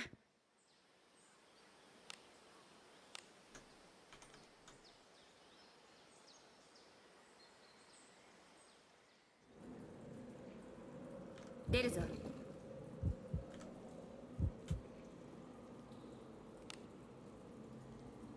敵じゃ。くせ者じゃ。ここは私にお任せください。てっはっくれ。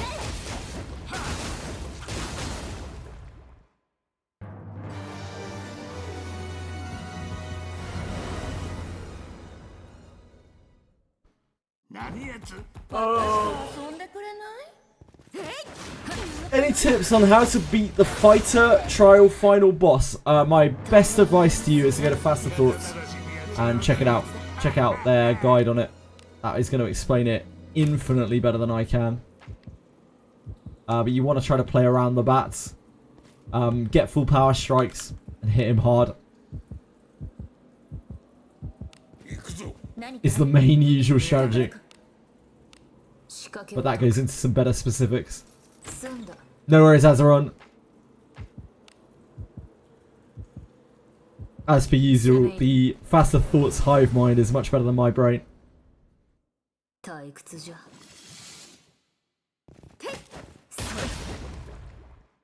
Any bit. Chill out, man. Come on.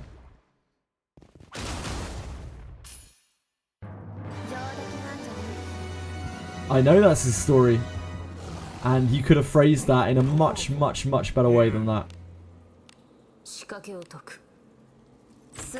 It's very obvious you are only talking about it for the shock factor of it. So please just stop being a prick.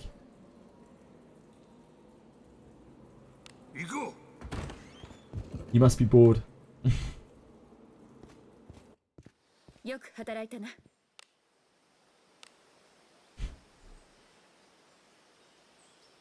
Defend the vampire physical attack, you can do a lot of damage in openings. Yeah, you can.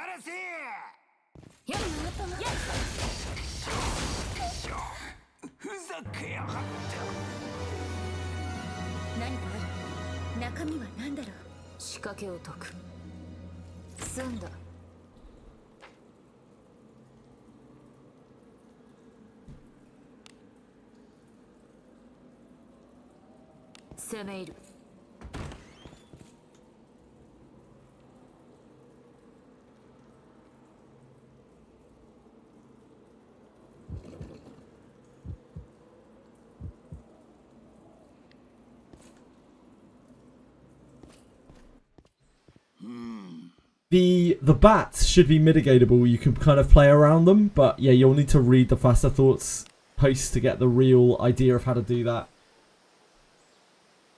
So it has the specifics there. The bats are usually what kills people on it. 敵じゃ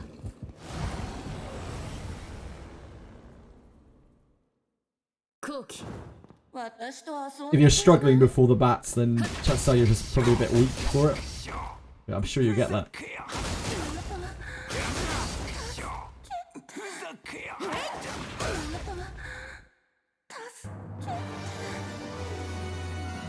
中身は何だろ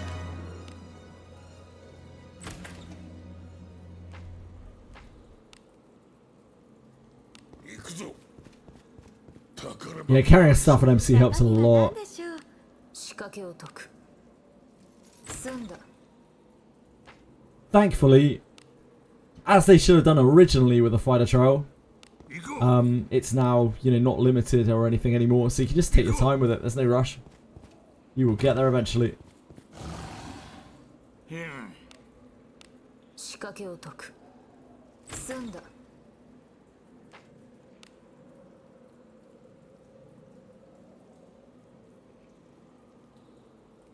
敵だ わしらの敵ではない。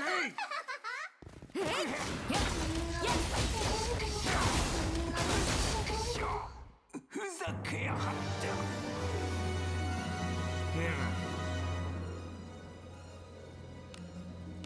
仕掛けを解く済んだ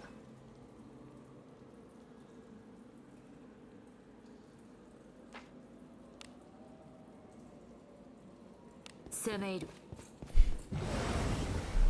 Jerk it out. What the fuck? ここは私にお任せください 間抜けな冒険者とくれ。 Jerk it out.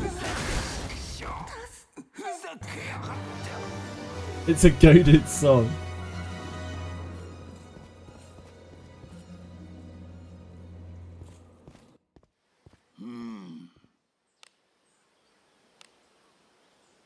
Unfortunately not.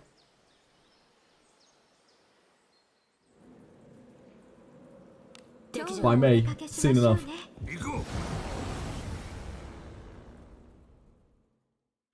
先制できますよこれぞアゴラ様の神安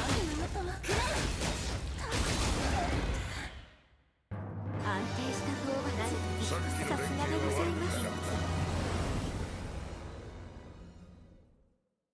私が不意をつかれるなんててっやっくらえ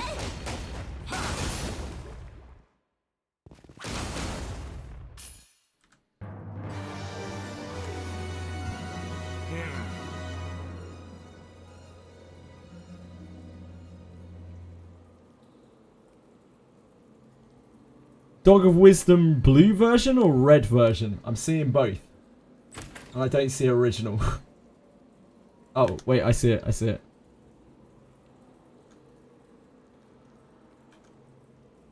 No, wait, is that it? Which version of Dog of Wisdom? Can't find the original version on YouTube Music.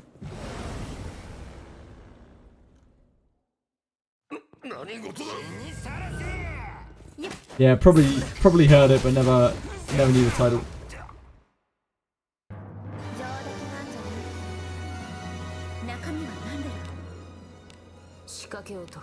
Ah!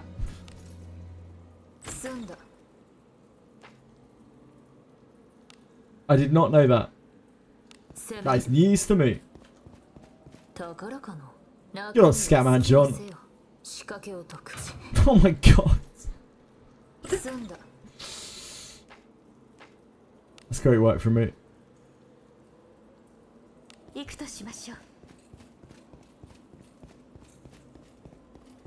Right, we're getting the first result on Dog of Wisdom then, which was the blue version. 街が楽しみです。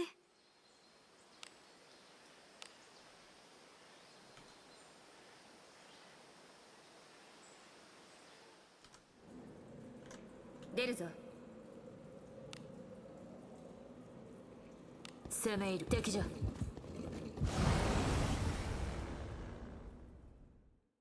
油断しなければ負けることはない。 Like I've said many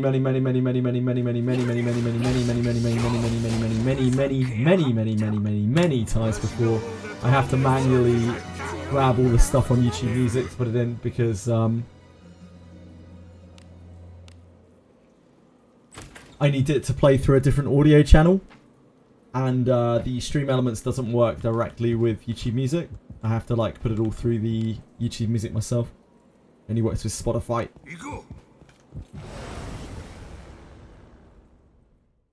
Cookie.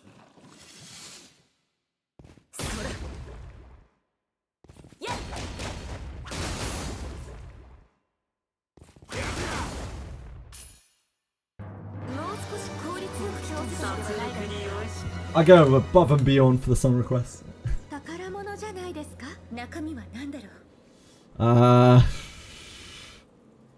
That's a rough one. I think that's the right copy. 仕掛けを解く。済んだ。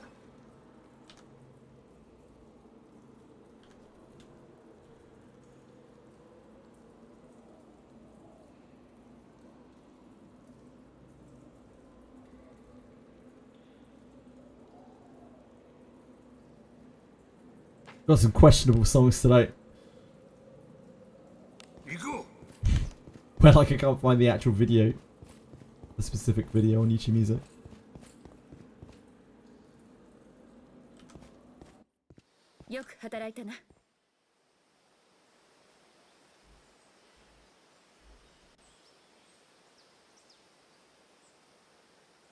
Our Nuts is struggling to play.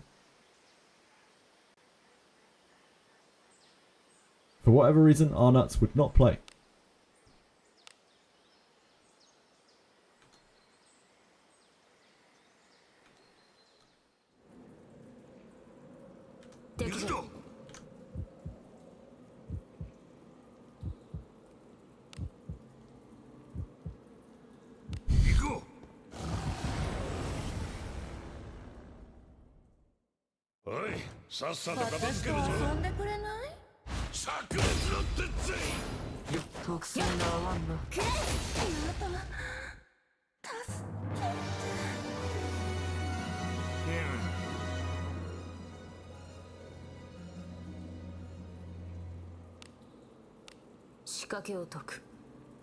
I love a good coconut. Any kind of nut, really. I'm all about it.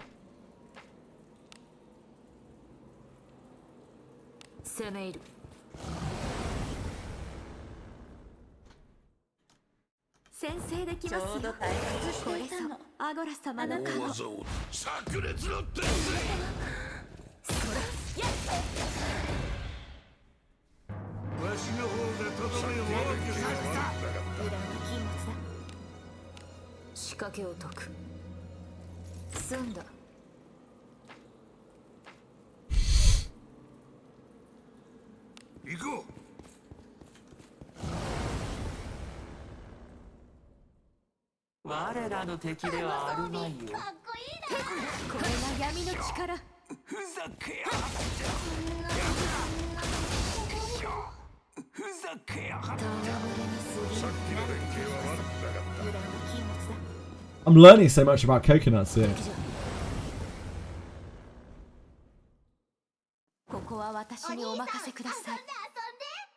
Is there anything coconuts can't do?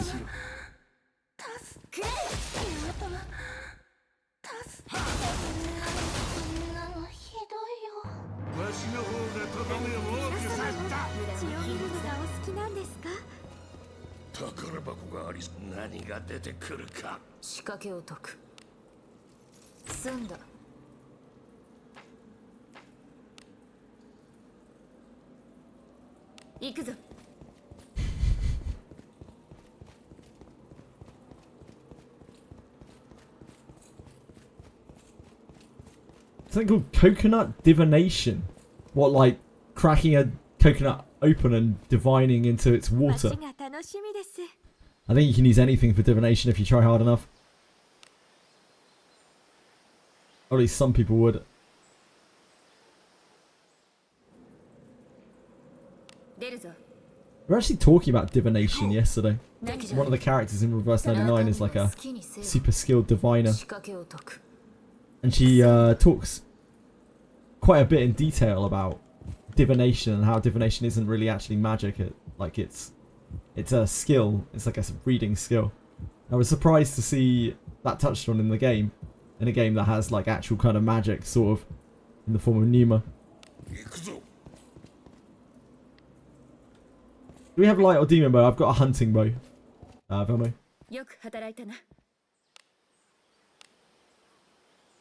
Oh, you mean in general? Is it in the game? You can get a light bow, I think. I don't think there's a demon bow.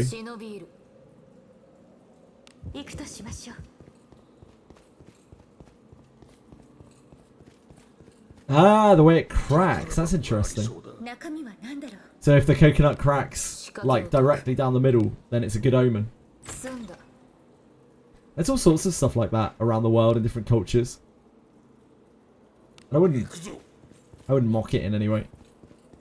Just is what it is. I don't know what might be true in the world. I don't fucking know anything.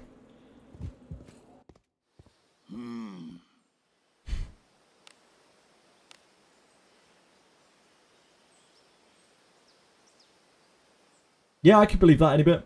I think, again, like, different cultures have all sorts of, you know, strange to us rituals and that kind of thing. Prophecies.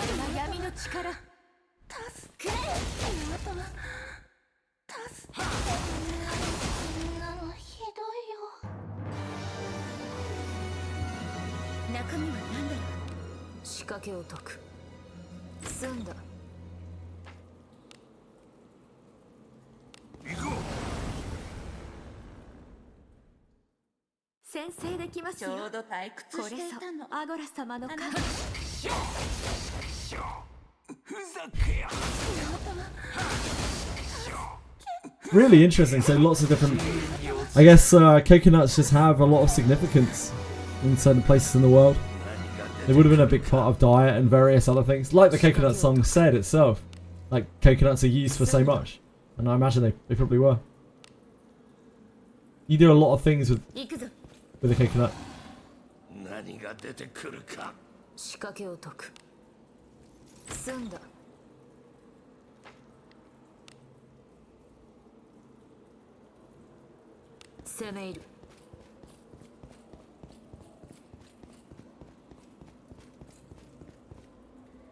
So as with anything that's integral to a civilization or a tribe or whatever, what have you, imagine it's going to develop all sorts of different significance that I can't possibly understand because I'm ignorant. You got some coconut milk for me. Thank you. I really enjoy coconut milk. It's delicious. I could really go for some coconut milk right now. It's just super kind of convenient that you've offered, Judge. Does Vrim deliver coconut milk, or is it just fresh milk? Pasteurized dairy milk?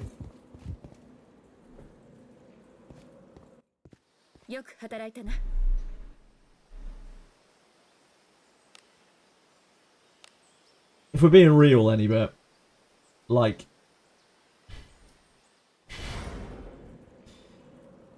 can you imagine that happening? Like, can you imagine how buggy that would be?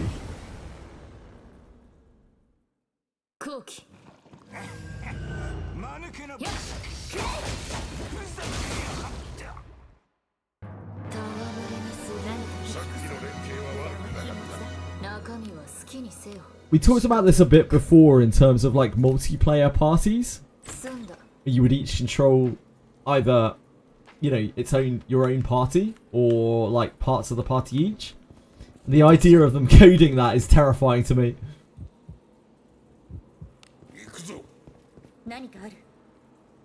The closest we're getting to Wizardry PvP is what they have in Old Castle Ruins right now.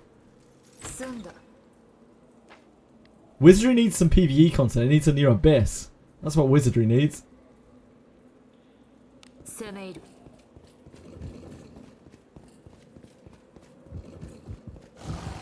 I don't think it necessarily needs more than that. I think it's fine to have an episodic game, to make an episodic game out of Wizardry.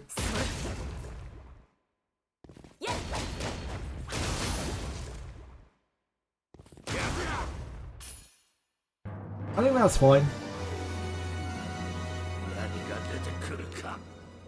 I like the game being that way, to be honest. Or I'm kind of indifferent to it. I'd love to have more content. But if that's how long it takes them, then that's how long it takes them. It's just the way it is. It's never going to be a similar sort of game to a Hoyo game or whatever.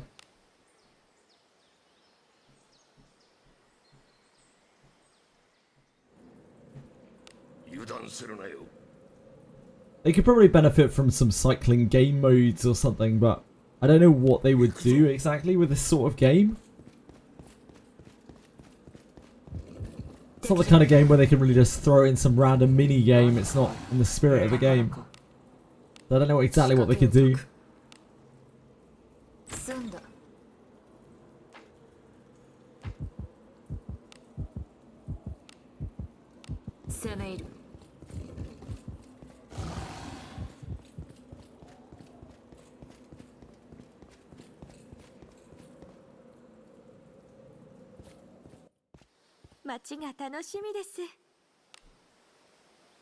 I think it's a fine for a game where you come back every like 6 months and play it.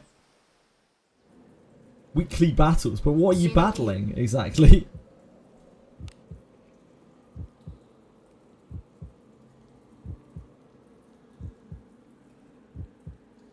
I would very much like for them to never touch PvP. Or at least not with any kind of like serious rewards or anything behind it. Piss so many people off. As soon as you acknowledge and you make PvP a big part of your game, it vastly changes the game space and the type of player that it attracts. And the way people look at the game. Because then the game is no longer just something that you're playing for fun at your own pace. It's like something that you're potentially playing to compete with other people in.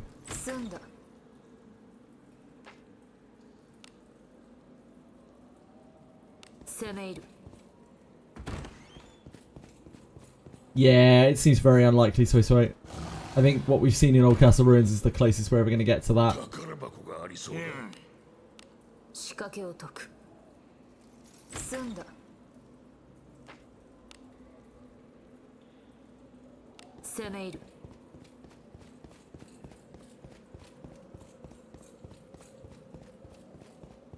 Horse, Morgus, more horses. Ah, more horses, of course.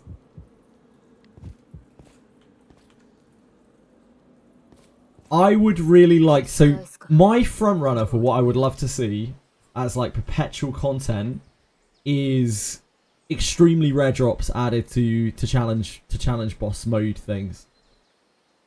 Kind of like the way, kind of like what they've done with Cyclops Sash and the ring from the demon, but a bit more like further afield and more of them. Just more and more things that add to your farm, like that let you farm things. I think that is what is really the strength of the game. Like I think the relic brews are a really good idea. They're one of their best because it's just something else that you can focus on to farm, or you can farm while you're doing other stuff. It just adds to everything that the game gives.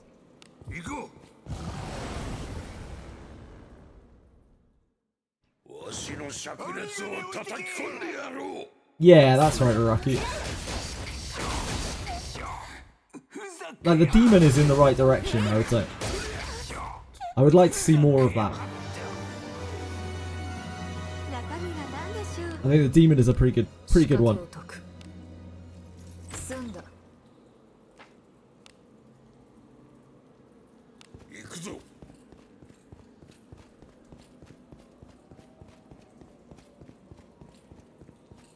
Yeah, I've killed the demon just once. He's quite hard for me. 仕掛けを解く。済んだ。行くぞ。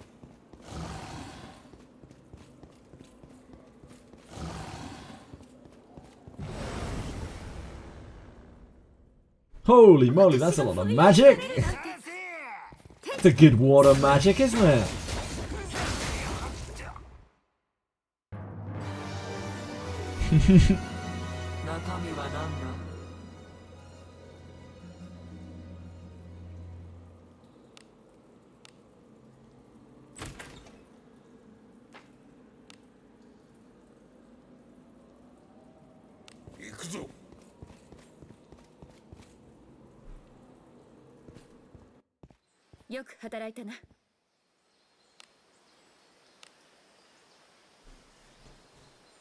Harder than the Necrocal quest? Oh yeah, it's much harder than the Necrocal quest.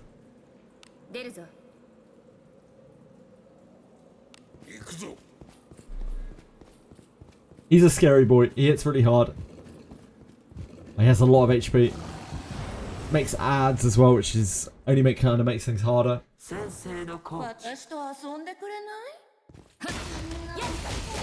And has a group confusion. Wow, that's so good. Look at that bad boy.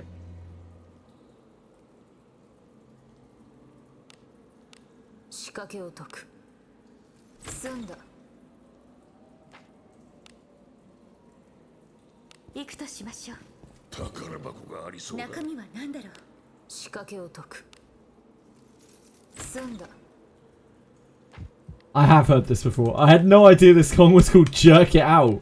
I had absolutely no idea.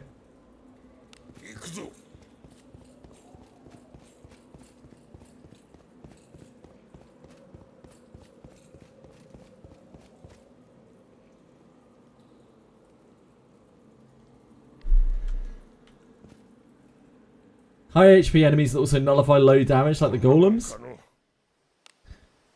I think there's only so many ways that they can design bosses in a Wizardry game. Keeping it varied is going to be very difficult just because of the style of game that it is, but hopefully they figure out a way to do that. Most likely we're just going to see different status conditions, you know, different like arrays of attacks, maybe adds used on some, multiple actions used on others. But there's only so much you can really do within the Wizardry kind of engine in terms of exciting boss design.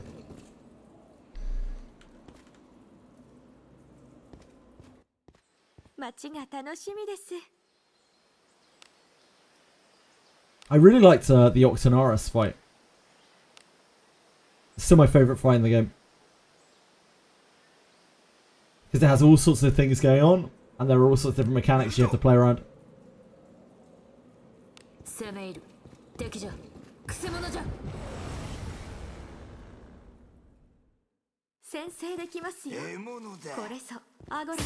Another Eden is not the same sort of game as Wizardry.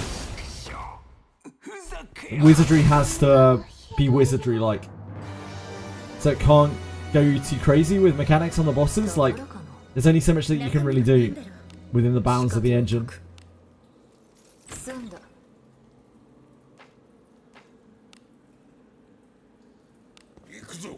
But they have done a pretty good job with like some creativity within the engine. Like they had the golem, for instance, that you could hand a reversal. They have the rising water.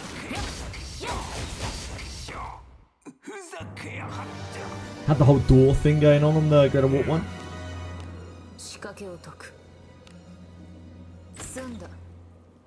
There's just only so much that you can do.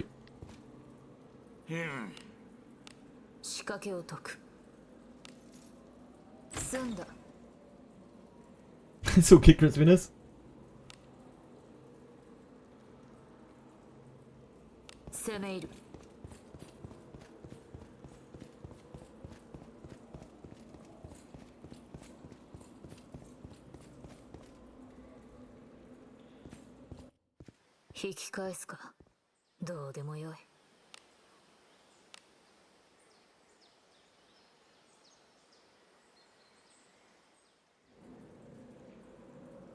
油断するなよ。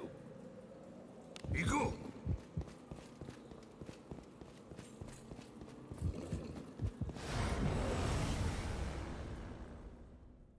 逃しません。 I hope you enjoy it very much, Crispiness. Leveling heavy attack up to 6. 5 is the break point for heavy attack. 3, 5, 7. So up to you.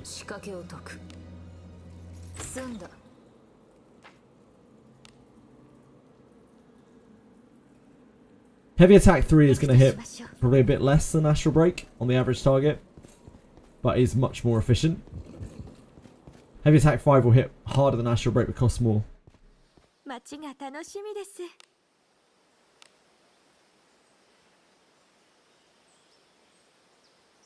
About discipline, you just combine characters and that's it, or is there more? Something else? No, that's pretty much it. You merge together, you discipline characters with other copies of themselves, and it's just like dupes. It gives you stats, and it'll give you more stats based on what their discipline skill says.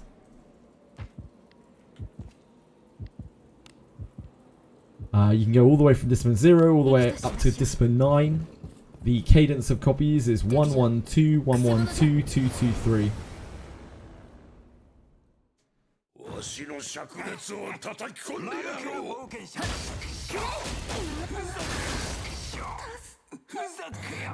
Oh, Alice dupe is a special one. Do not discipline with your Alice. You want to use your Alice to inherit. Her inherit is fucking crazy. Anyone who uses buffs wants an Alice on them. Buffs or debuffs wants an Alice on them. And Alice would rather have Alice's probably inherited to herself than disciplined, because she gets more and more and more turns of buffs the more Alice copies she has on her. Alice is like the best thing to get in the entire game still. Pretty crazy anyway. Still the best dupe in the game, I would say. Still the best thing that you can pull off a banner. When I see people complaining that they got an Alice off of a banner instead of a counter, I'm like, man, I wish I could pull on a banner and get an Alice. Or 7. Or 17. Or 17.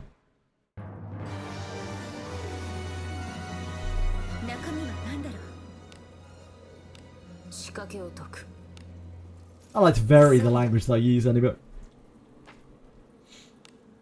Wherever possible, you know.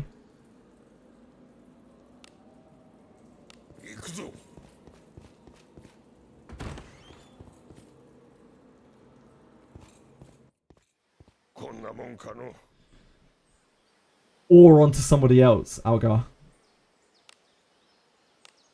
You should probably read what Blessing of Agora does if you don't already know. And then you can decide from that.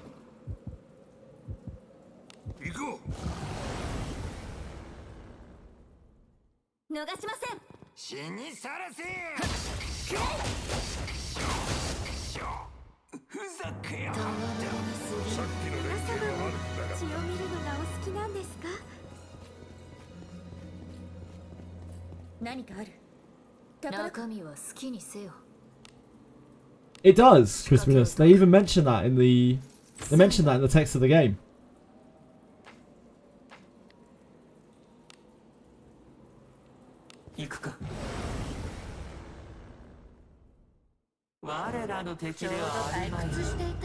Correct, Raraki, yes.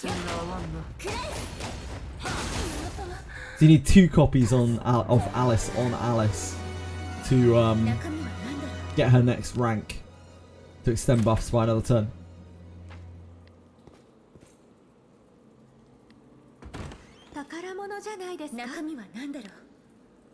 Yeah, in chapter 5, Crispiness, they talk about it. Regulus talks about it in the cell.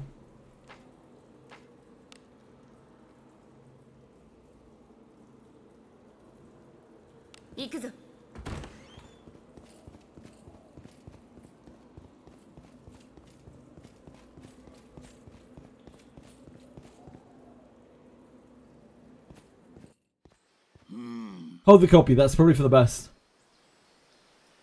Yeah, you may well do. It's the most premium character in the entire game.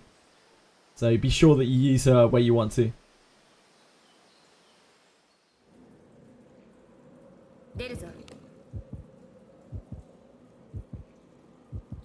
Balik's coming into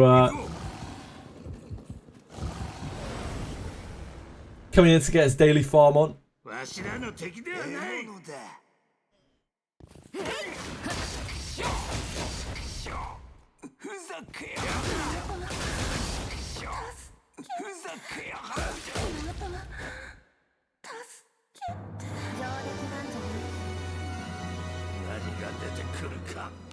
Oh, Balik's got the nerves.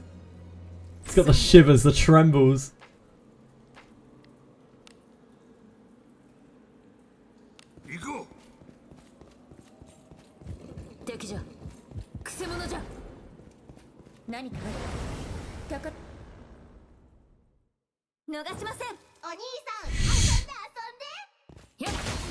Ooh.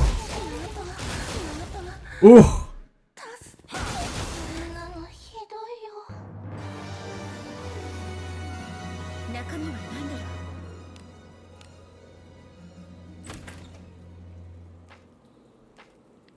I'm sure loads of people want to cross swords with you. Any bit. It does happen. We've seen it multiple times. That's how King Boo got all those points for arrow terms.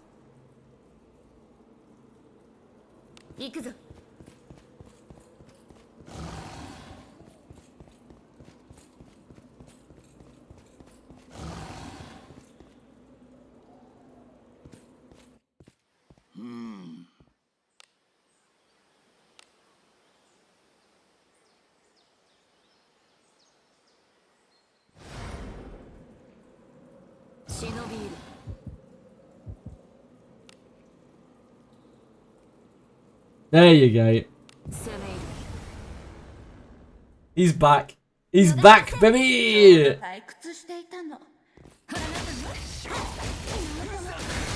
Announcer trailer. It's still in the vaporware stage for me. Like, until I see more of it and we're somewhere near launch, I struggle to get excited about it. But you guys know how I feel about that kind of thing. Like, in my opinion, it will be at the earliest 2027.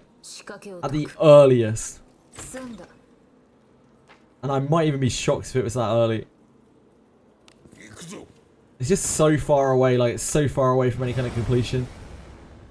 It's a really ambitious game.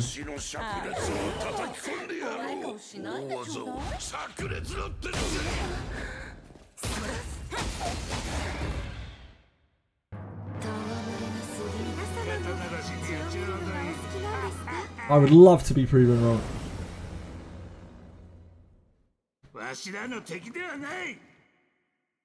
I struggle to get excited for a game that's going to come out in 3 months, let alone like 3 fucking years.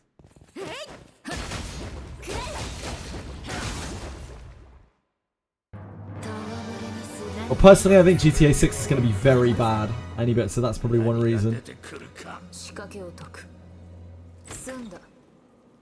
Like, Rockstar is not the same Rockstar that it was when it made GTA 5.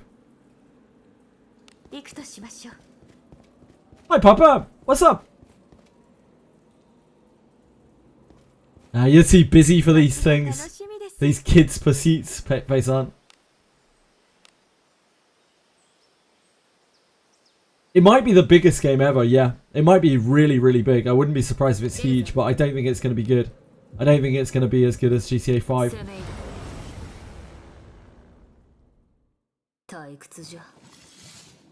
Because, yeah, the company just isn't what it used to be. But it, as with most franchises, like, it's carried by its name, so people will go wild for it anyway.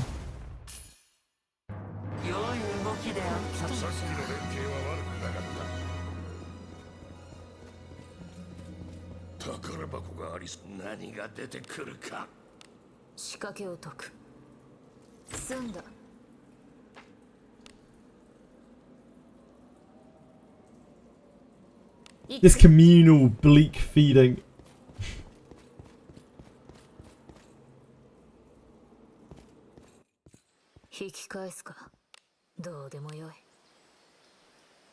This cave is great for the separation gear, which is charm and confusion tolerance, peacefully. Which is, you know, among one of the most useful things in the game. There's also thieves in here, which apparently drop relics, but we've had 11 attempts on the relic from thieves and have missed every single one.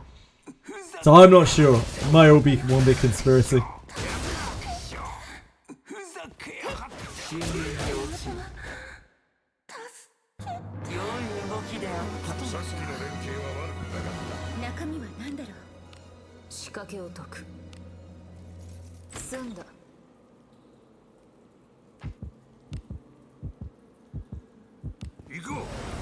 Bleak doing his pre-battle meditations.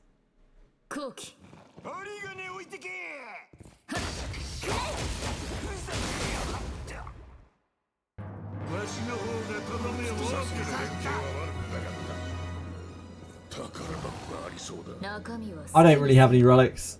Sorry. I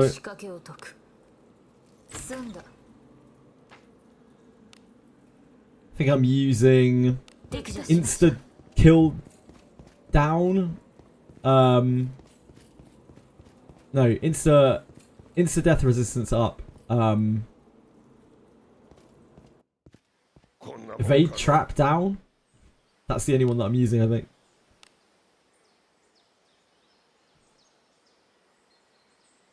Oh, I think I have resistance. I have succubus on Alice.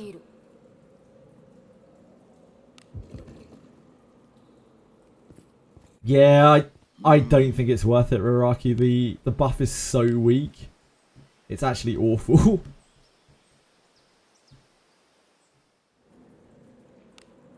Mimic was my go-to. I was like, man, Mimic's going to be cracked. But yeah, the numbers on it are absolutely awful.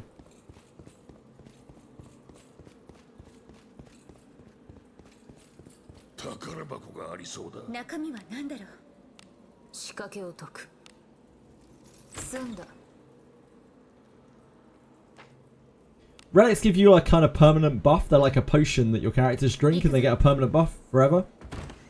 It also generally has a malice on it. Or always has a malice on it. So it's a 1 stat up, 1 stat down.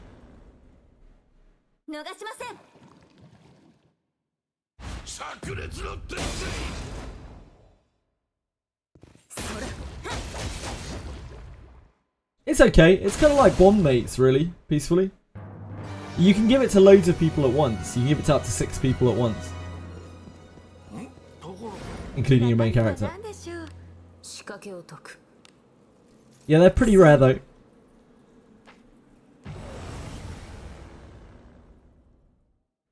Eventually there's going to be a shop for them. Because when you fail to get the relic, you get like a tokens. You get slag tokens. Slag tokens. And they're going to be a currency for something later on, but we're not exactly sure what. Whether it's going to be like more copies of the ones you've already got, or a selection of things to pick from. Ripeness in the name. Yeah, that's going to be a relic, peacefully. You need to take that to the alchemist. You have to do a quest from the capital for that. I think it's after you finish Abyss 3, you can do a quest from the capital. And it lets you go to this place, the Black Barrel Tavern. See the various relics I got. I don't have a huge amount.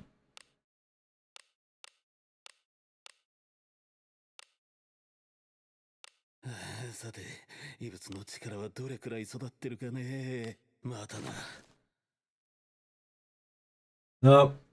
Bleak's farming again.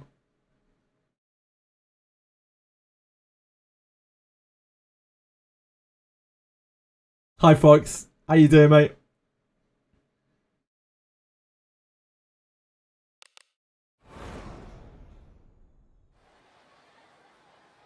Maybe next month, then peacefully.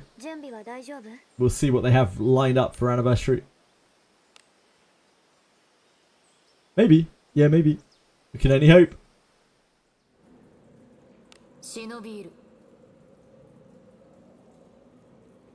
行くぞ。敵じゃ。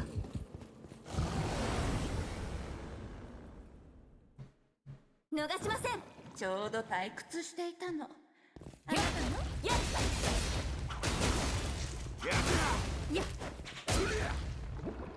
Let's keep in mind that the strat only lasts until you run out of luck. Like with our attempts. おい、さっさと片付けるぞ。炸裂の鉄。 I am also doing good, thank you. I'll have Pathfinder in a little bit, so I'm not here for too much longer today.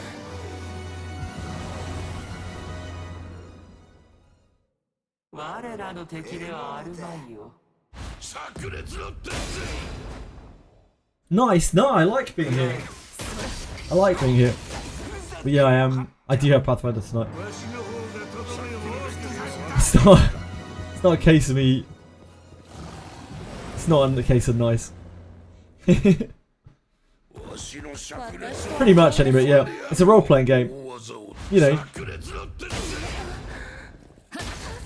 Kind of like D&D.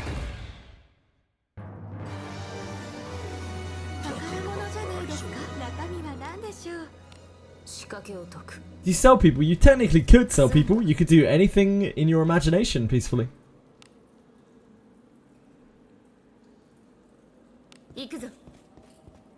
Got a good imagination peacefully? All that gooning, surely you must do by now.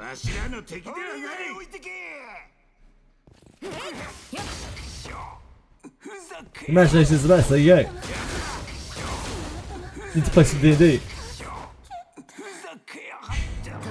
My unrivaled imagination. Unparalleled across many universes.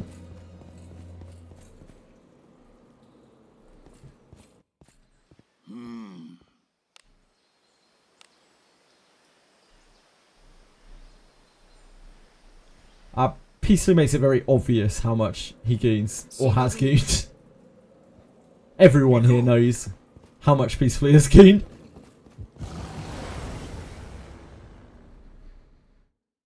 It's very public knowledge.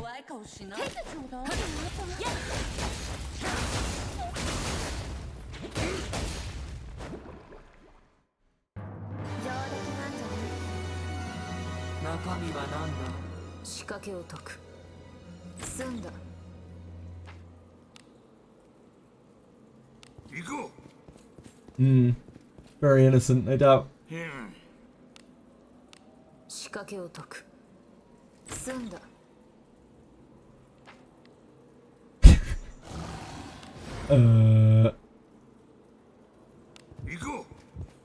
Everyone here is very innocent. Everyone whose name in chat right now is very innocent. No doubt.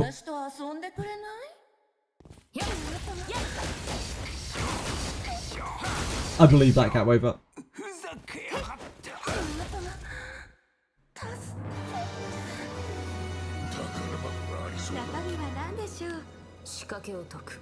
For Wizardry, we don't know. Like, we know that the anniversary, as in the date that it came out, is in 3 weeks, but we don't know if they're going to run a celebration in tandem with it. Whether it'll be around there, or whether it... Maybe we won't get one at all, who knows? Only hope.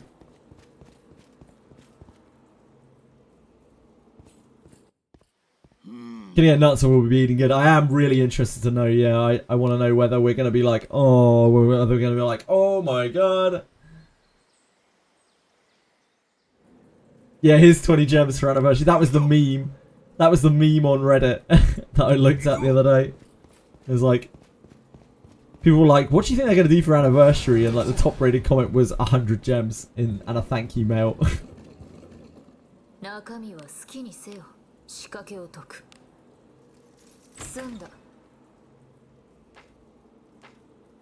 Who knows? Yeah, who knows really? They could do all sorts of things.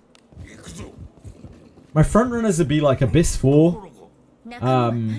Abyss 4.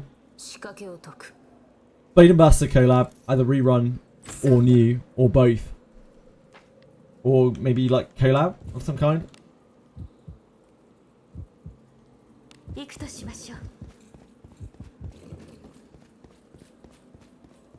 Garbage? Garbage mentioned! こんなもんかの。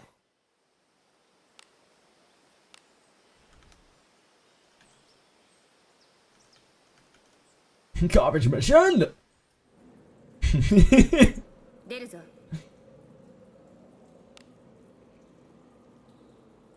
攻め入る。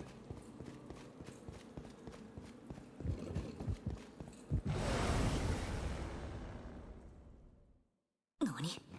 獲物だ。 That'd be nice. Any bit, yeah, that'd be nice. I don't know if we'll ever see anything like that, but it would be nice. わしの方がとどめを大きくさせた。油は禁物だ。ところが。中身は何でしょう。仕掛けを解く。済んだ。 Garbage is chat GPT. 行くぞ。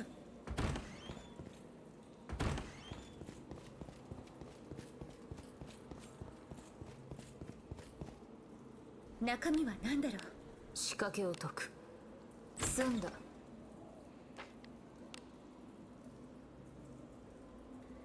行くぞ。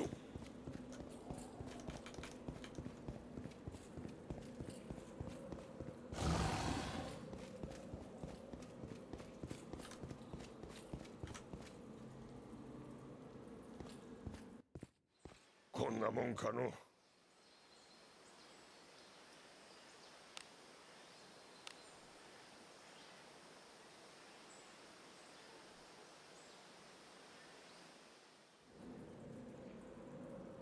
油断するなよ。攻め入る。 Garolf was good before.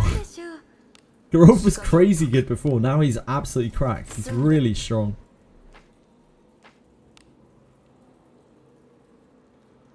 行くぞ。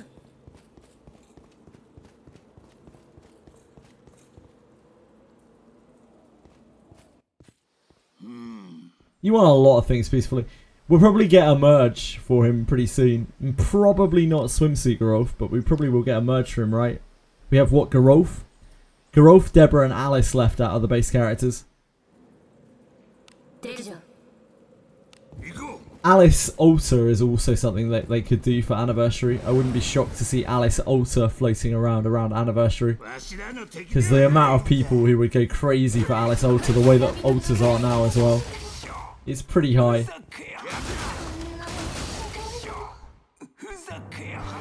Really? Does Aldrich not do well with two-handers? Why is that? Any bit? バカな。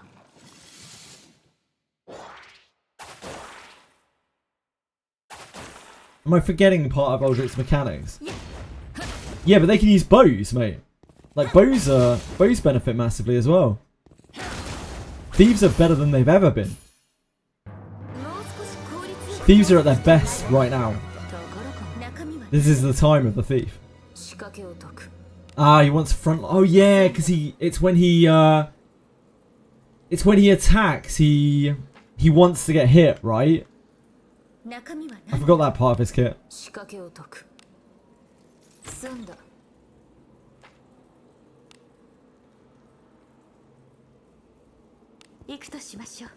Yeah, I forgot about that bit. I think he still hits really hard though. Yeah, crow counter attack when he gets hit. I guess you could also say that because things hit harder now, the crow's like fixed damage doesn't really scale properly with it. So he does relatively less damage.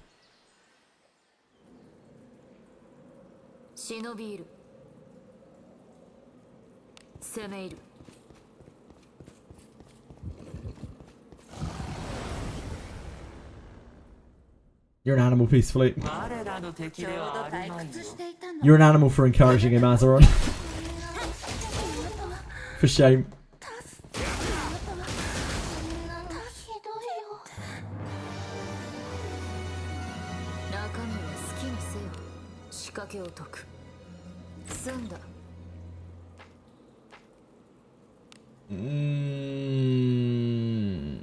Alteration. Yeah, it's 4 to 6, I think. 行くぞ。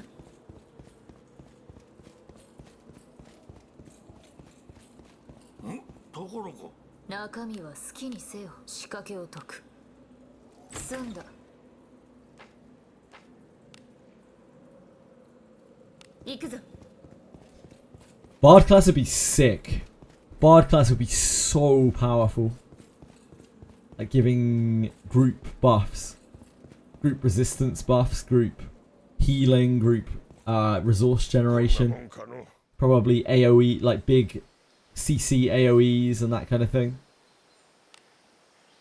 I don't know how they would implement them in this game. Like in most Wizardry games, they have them working off of instruments. So that the instruments do different things. 出るぞ。 But I guess that would be very hard to implement, so they would probably have like a kit here, right? 仕掛けを解く。済んだ。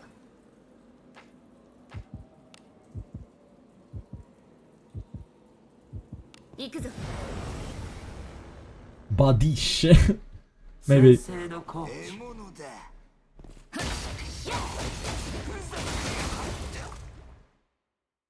もう少し効率よく倒してみてはないだろう。中身は何でしょう。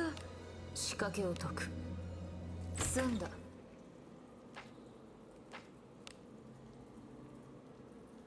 行くとしましょう。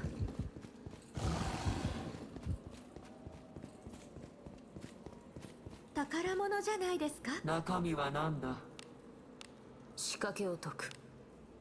済んだ。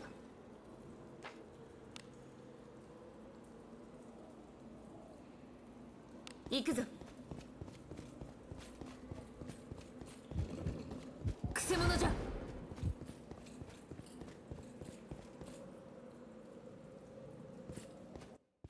よく働いたな。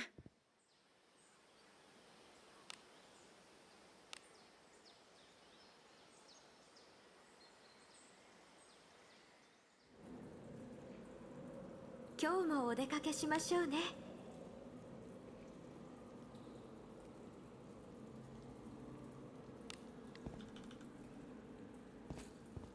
No chests. 働いたな。 The no chest cave of separation. It's depressing every time.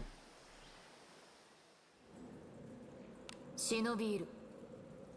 Which ship is cave of separation again? Is it 5? I've lost track of ships. 仕掛けを解く。 Nah, this is ship 6, right? 済んだ。 The Bicken Ninja Cave. Yeah, it's ship 6.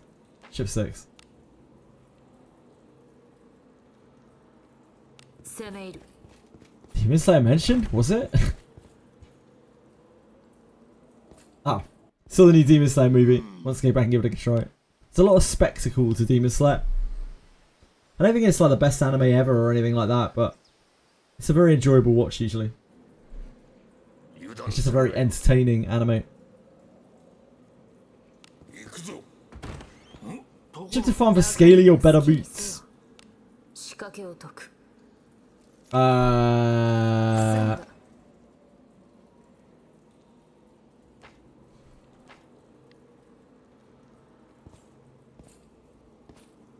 there good boots in this game? What are the best boots in this game? 行くぞ。敵じゃ。くせ者じゃ。 Yeah, there's no great farm for boots really, is there? 油断しなければ。 Oh, heat haze boots, yeah. If you want real high quality boots, you want heat haze boots, but yeah, good luck. ふざけや 安定した討伐。 Good fucking luck, yeah. ございます。 Other than that, you might as well just go anywhere really. It doesn't really make that much of a difference. Like the stats, the base stats on boots barely matter because there just isn't a lot of stats on them. So any tier of gear is really fine. You're just looking for multitude of drops. Boots seem to be much easier to get good stats on than like gloves and helm as well because they roll from a much better pool.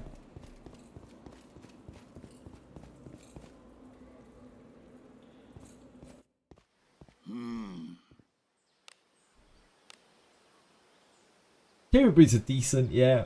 They're nothing very super special though. 今日もお出かけしましょうね。攻め入る。敵じゃ。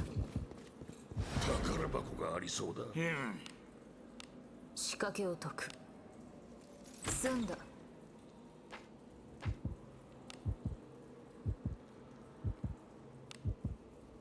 行こう。我らの敵ではあるまいよ。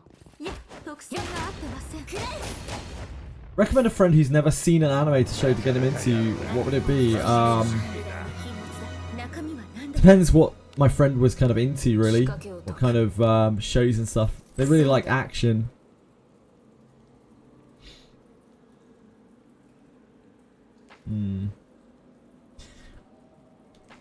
It's a tough one. Like, I guess modern it would be like Jujutsu Kaisen or Demon Slayer.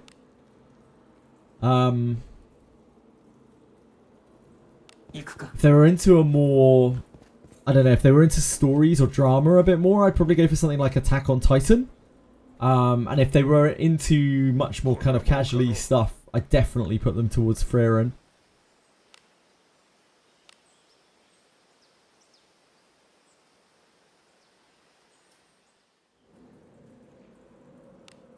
If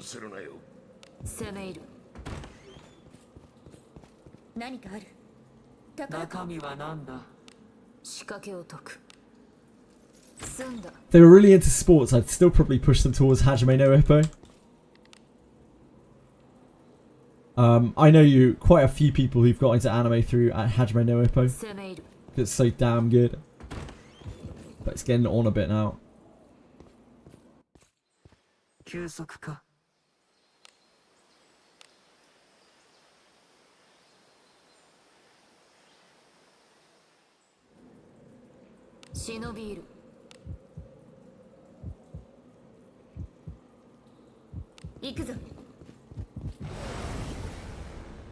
Solo leveling is also a pretty good one for new people who are just like action heads. Just very, very flashy and modern. It activates neurons, you know.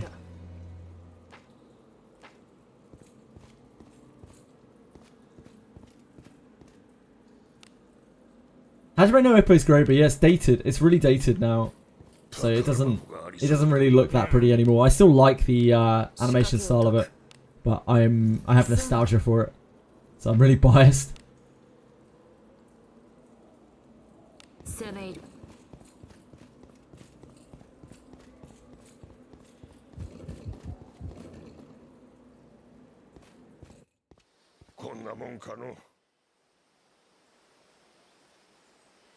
I don't think I could, with a good conscience, recommend anyone watches Steins Gate as their first anime. If they've never ever seen an anime before, I just couldn't do that to someone.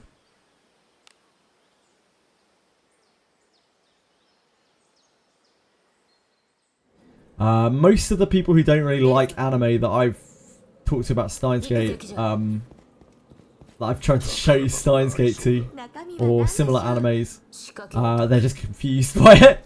They're really confused by it.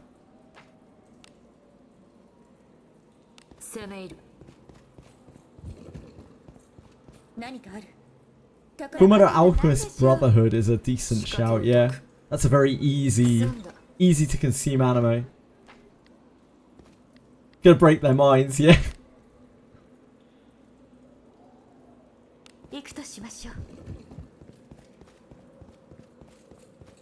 Thanks for your opinion, loser. Yeah, thanks, loser. Fullmetal Alchemist Brotherhood just has a bit of everything for everyone. It's not really my favourite anime, but I could definitely see that being a really good entry-level anime for people.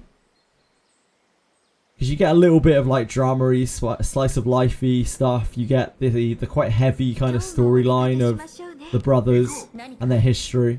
And there's also a decent amount of action in there.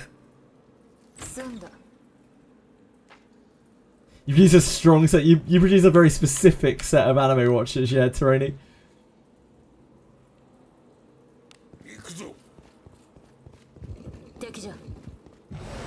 I feel like Steins Gate is a good anime to try once you've already got your foot in the door. And it's not for everyone, but like, some people adore it. But it's a bit overwhelming as the first thing you ever watch as an anime, I think. My first anime, other than the random shit that I watched as a kid, like Dragon Ball Z, Sailor Moon, Pokemon, that kind of stuff, my first ever anime was Inuyasha, which is a pretty good entry to it. Because, again, it just had a bit of everything in it. And isn't a particularly good anime. But it still hit that, like, kind of, wow, this is, like, fantasy, and it's really long, and we're going to learn all about these characters, and I got attached to the characters and whatnot. I'm sure, like, Naruto or something like that is probably a pretty good introduction for people as well. For the same reason. Another? What's another?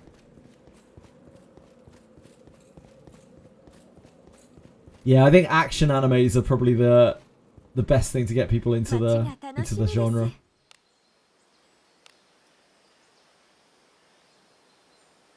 Supernatural horror series, don't even know its name. The show is fire. Damn, I wish you knew the name.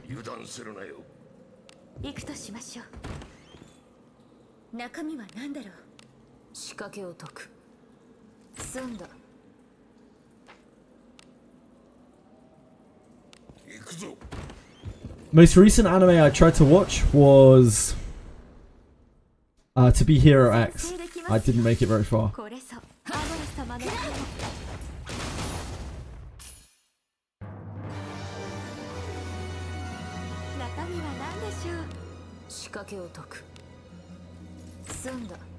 To Be Hero X is not an anime. I could actually see that. Yep, sure. It has anime elements to it.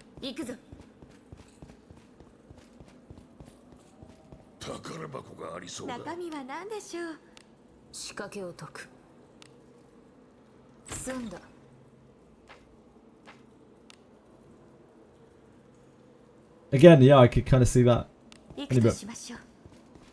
It wasn't for me. It was the like spectacle and show of it was kind of cool for a couple of episodes, but it just really wore off. I was like, well, okay, I get it.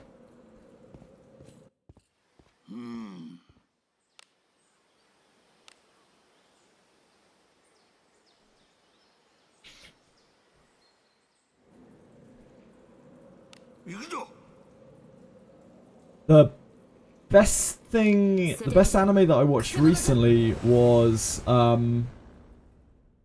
Takopi. That any bit recommended.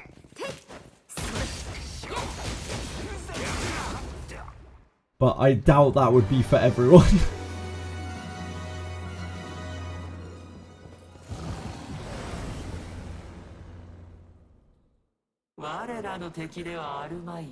Yeah, it was a bit of a cat to spare.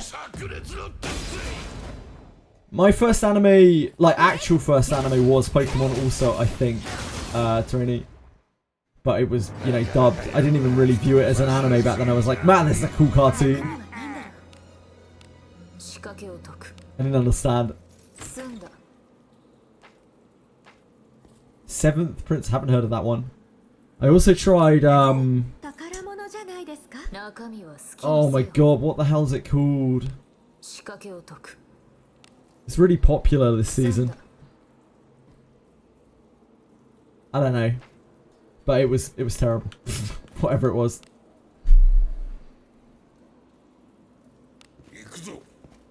It'll come to me. Lord of Mysteries, that's it. Oh my dear god. Holy shit. I couldn't believe how bad it was.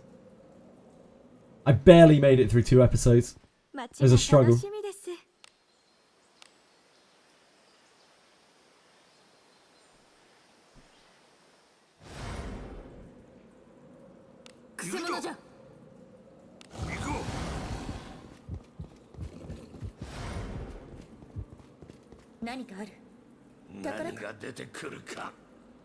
Yeah, I don't think Isekai as a first anime is probably a good idea. Although I do know people who watched Overlord as the first anime they ever watched and really loved it.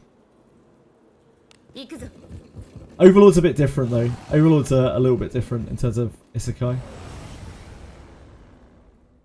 It's a weird one. 空気獲物だ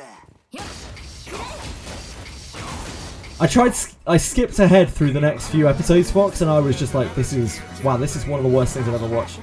It was like, wow, it's really pretty, and yeah, that's it. よく働いたな。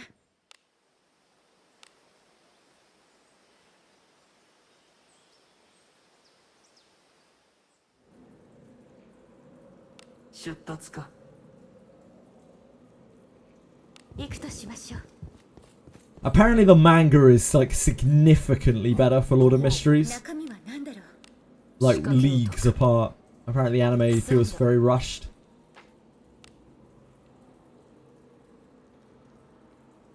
It's not. Okay, maybe I'm just talking to the wrong people.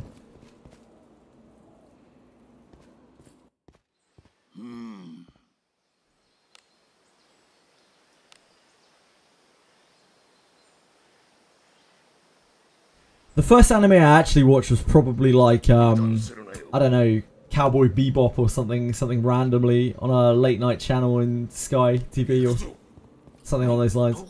The first one I ever like properly watched was Pokemon. Digimon. I really like Digimon. I like the English dub of Digimon as well. 敵じゃ。わしの灼熱を叩き込んでやろうふざけやがった何が出てくる Yeah, Digimon's done pretty much. 仕掛けを解く。済んだ。 I haven't tried the new Digimon game, nah. 宝物じゃないですか。中身は好きにせよ。仕掛けを解く。済んだ。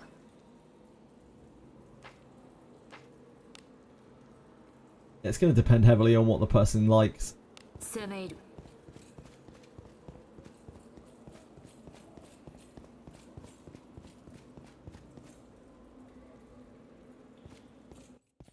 引き返すか。どう A lot of people apparently picked up anime off of Frieren.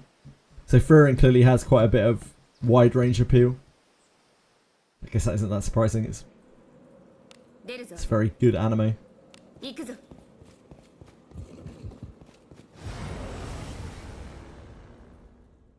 But I still wouldn't recommend it to someone who was like an action head. Because I think they will. They'll be like, what the fuck is this shit? ふざけやがった 何かある。宝か。仕掛けを解く。 Dragon Ball and Doremi, yeah. Yeah, Cyberpunk Edge Runners is really good. So Cyberpunk Edge Runners, I was blown away by the first half of that show, and then the second half I was really disappointed by. 攻め入る。敵じゃ。 I felt like it really dropped off. I couldn't really explain to you why. I just felt very... The first part was just like, wow, this is incredible. And then the rest, I don't know.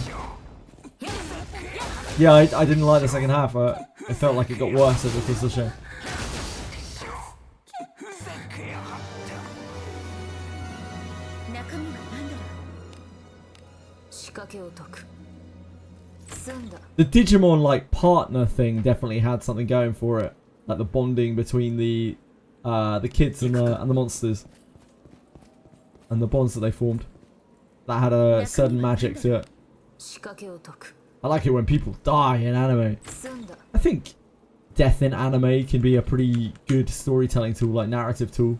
But when it happens just lots and lots and lots, 行こう it doesn't really have that much impact.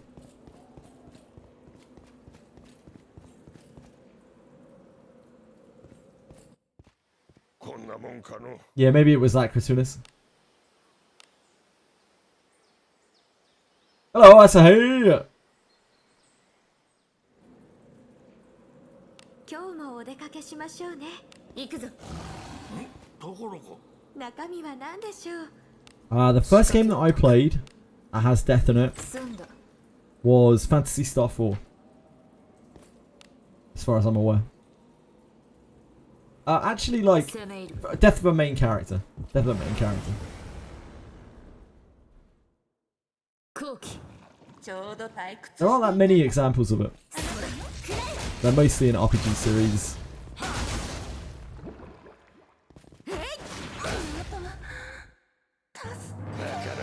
Thank you, Asano. Very kind of you to gift the rose to the community.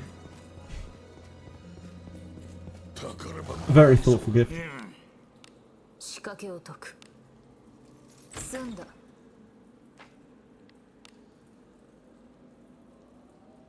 敵実何やつ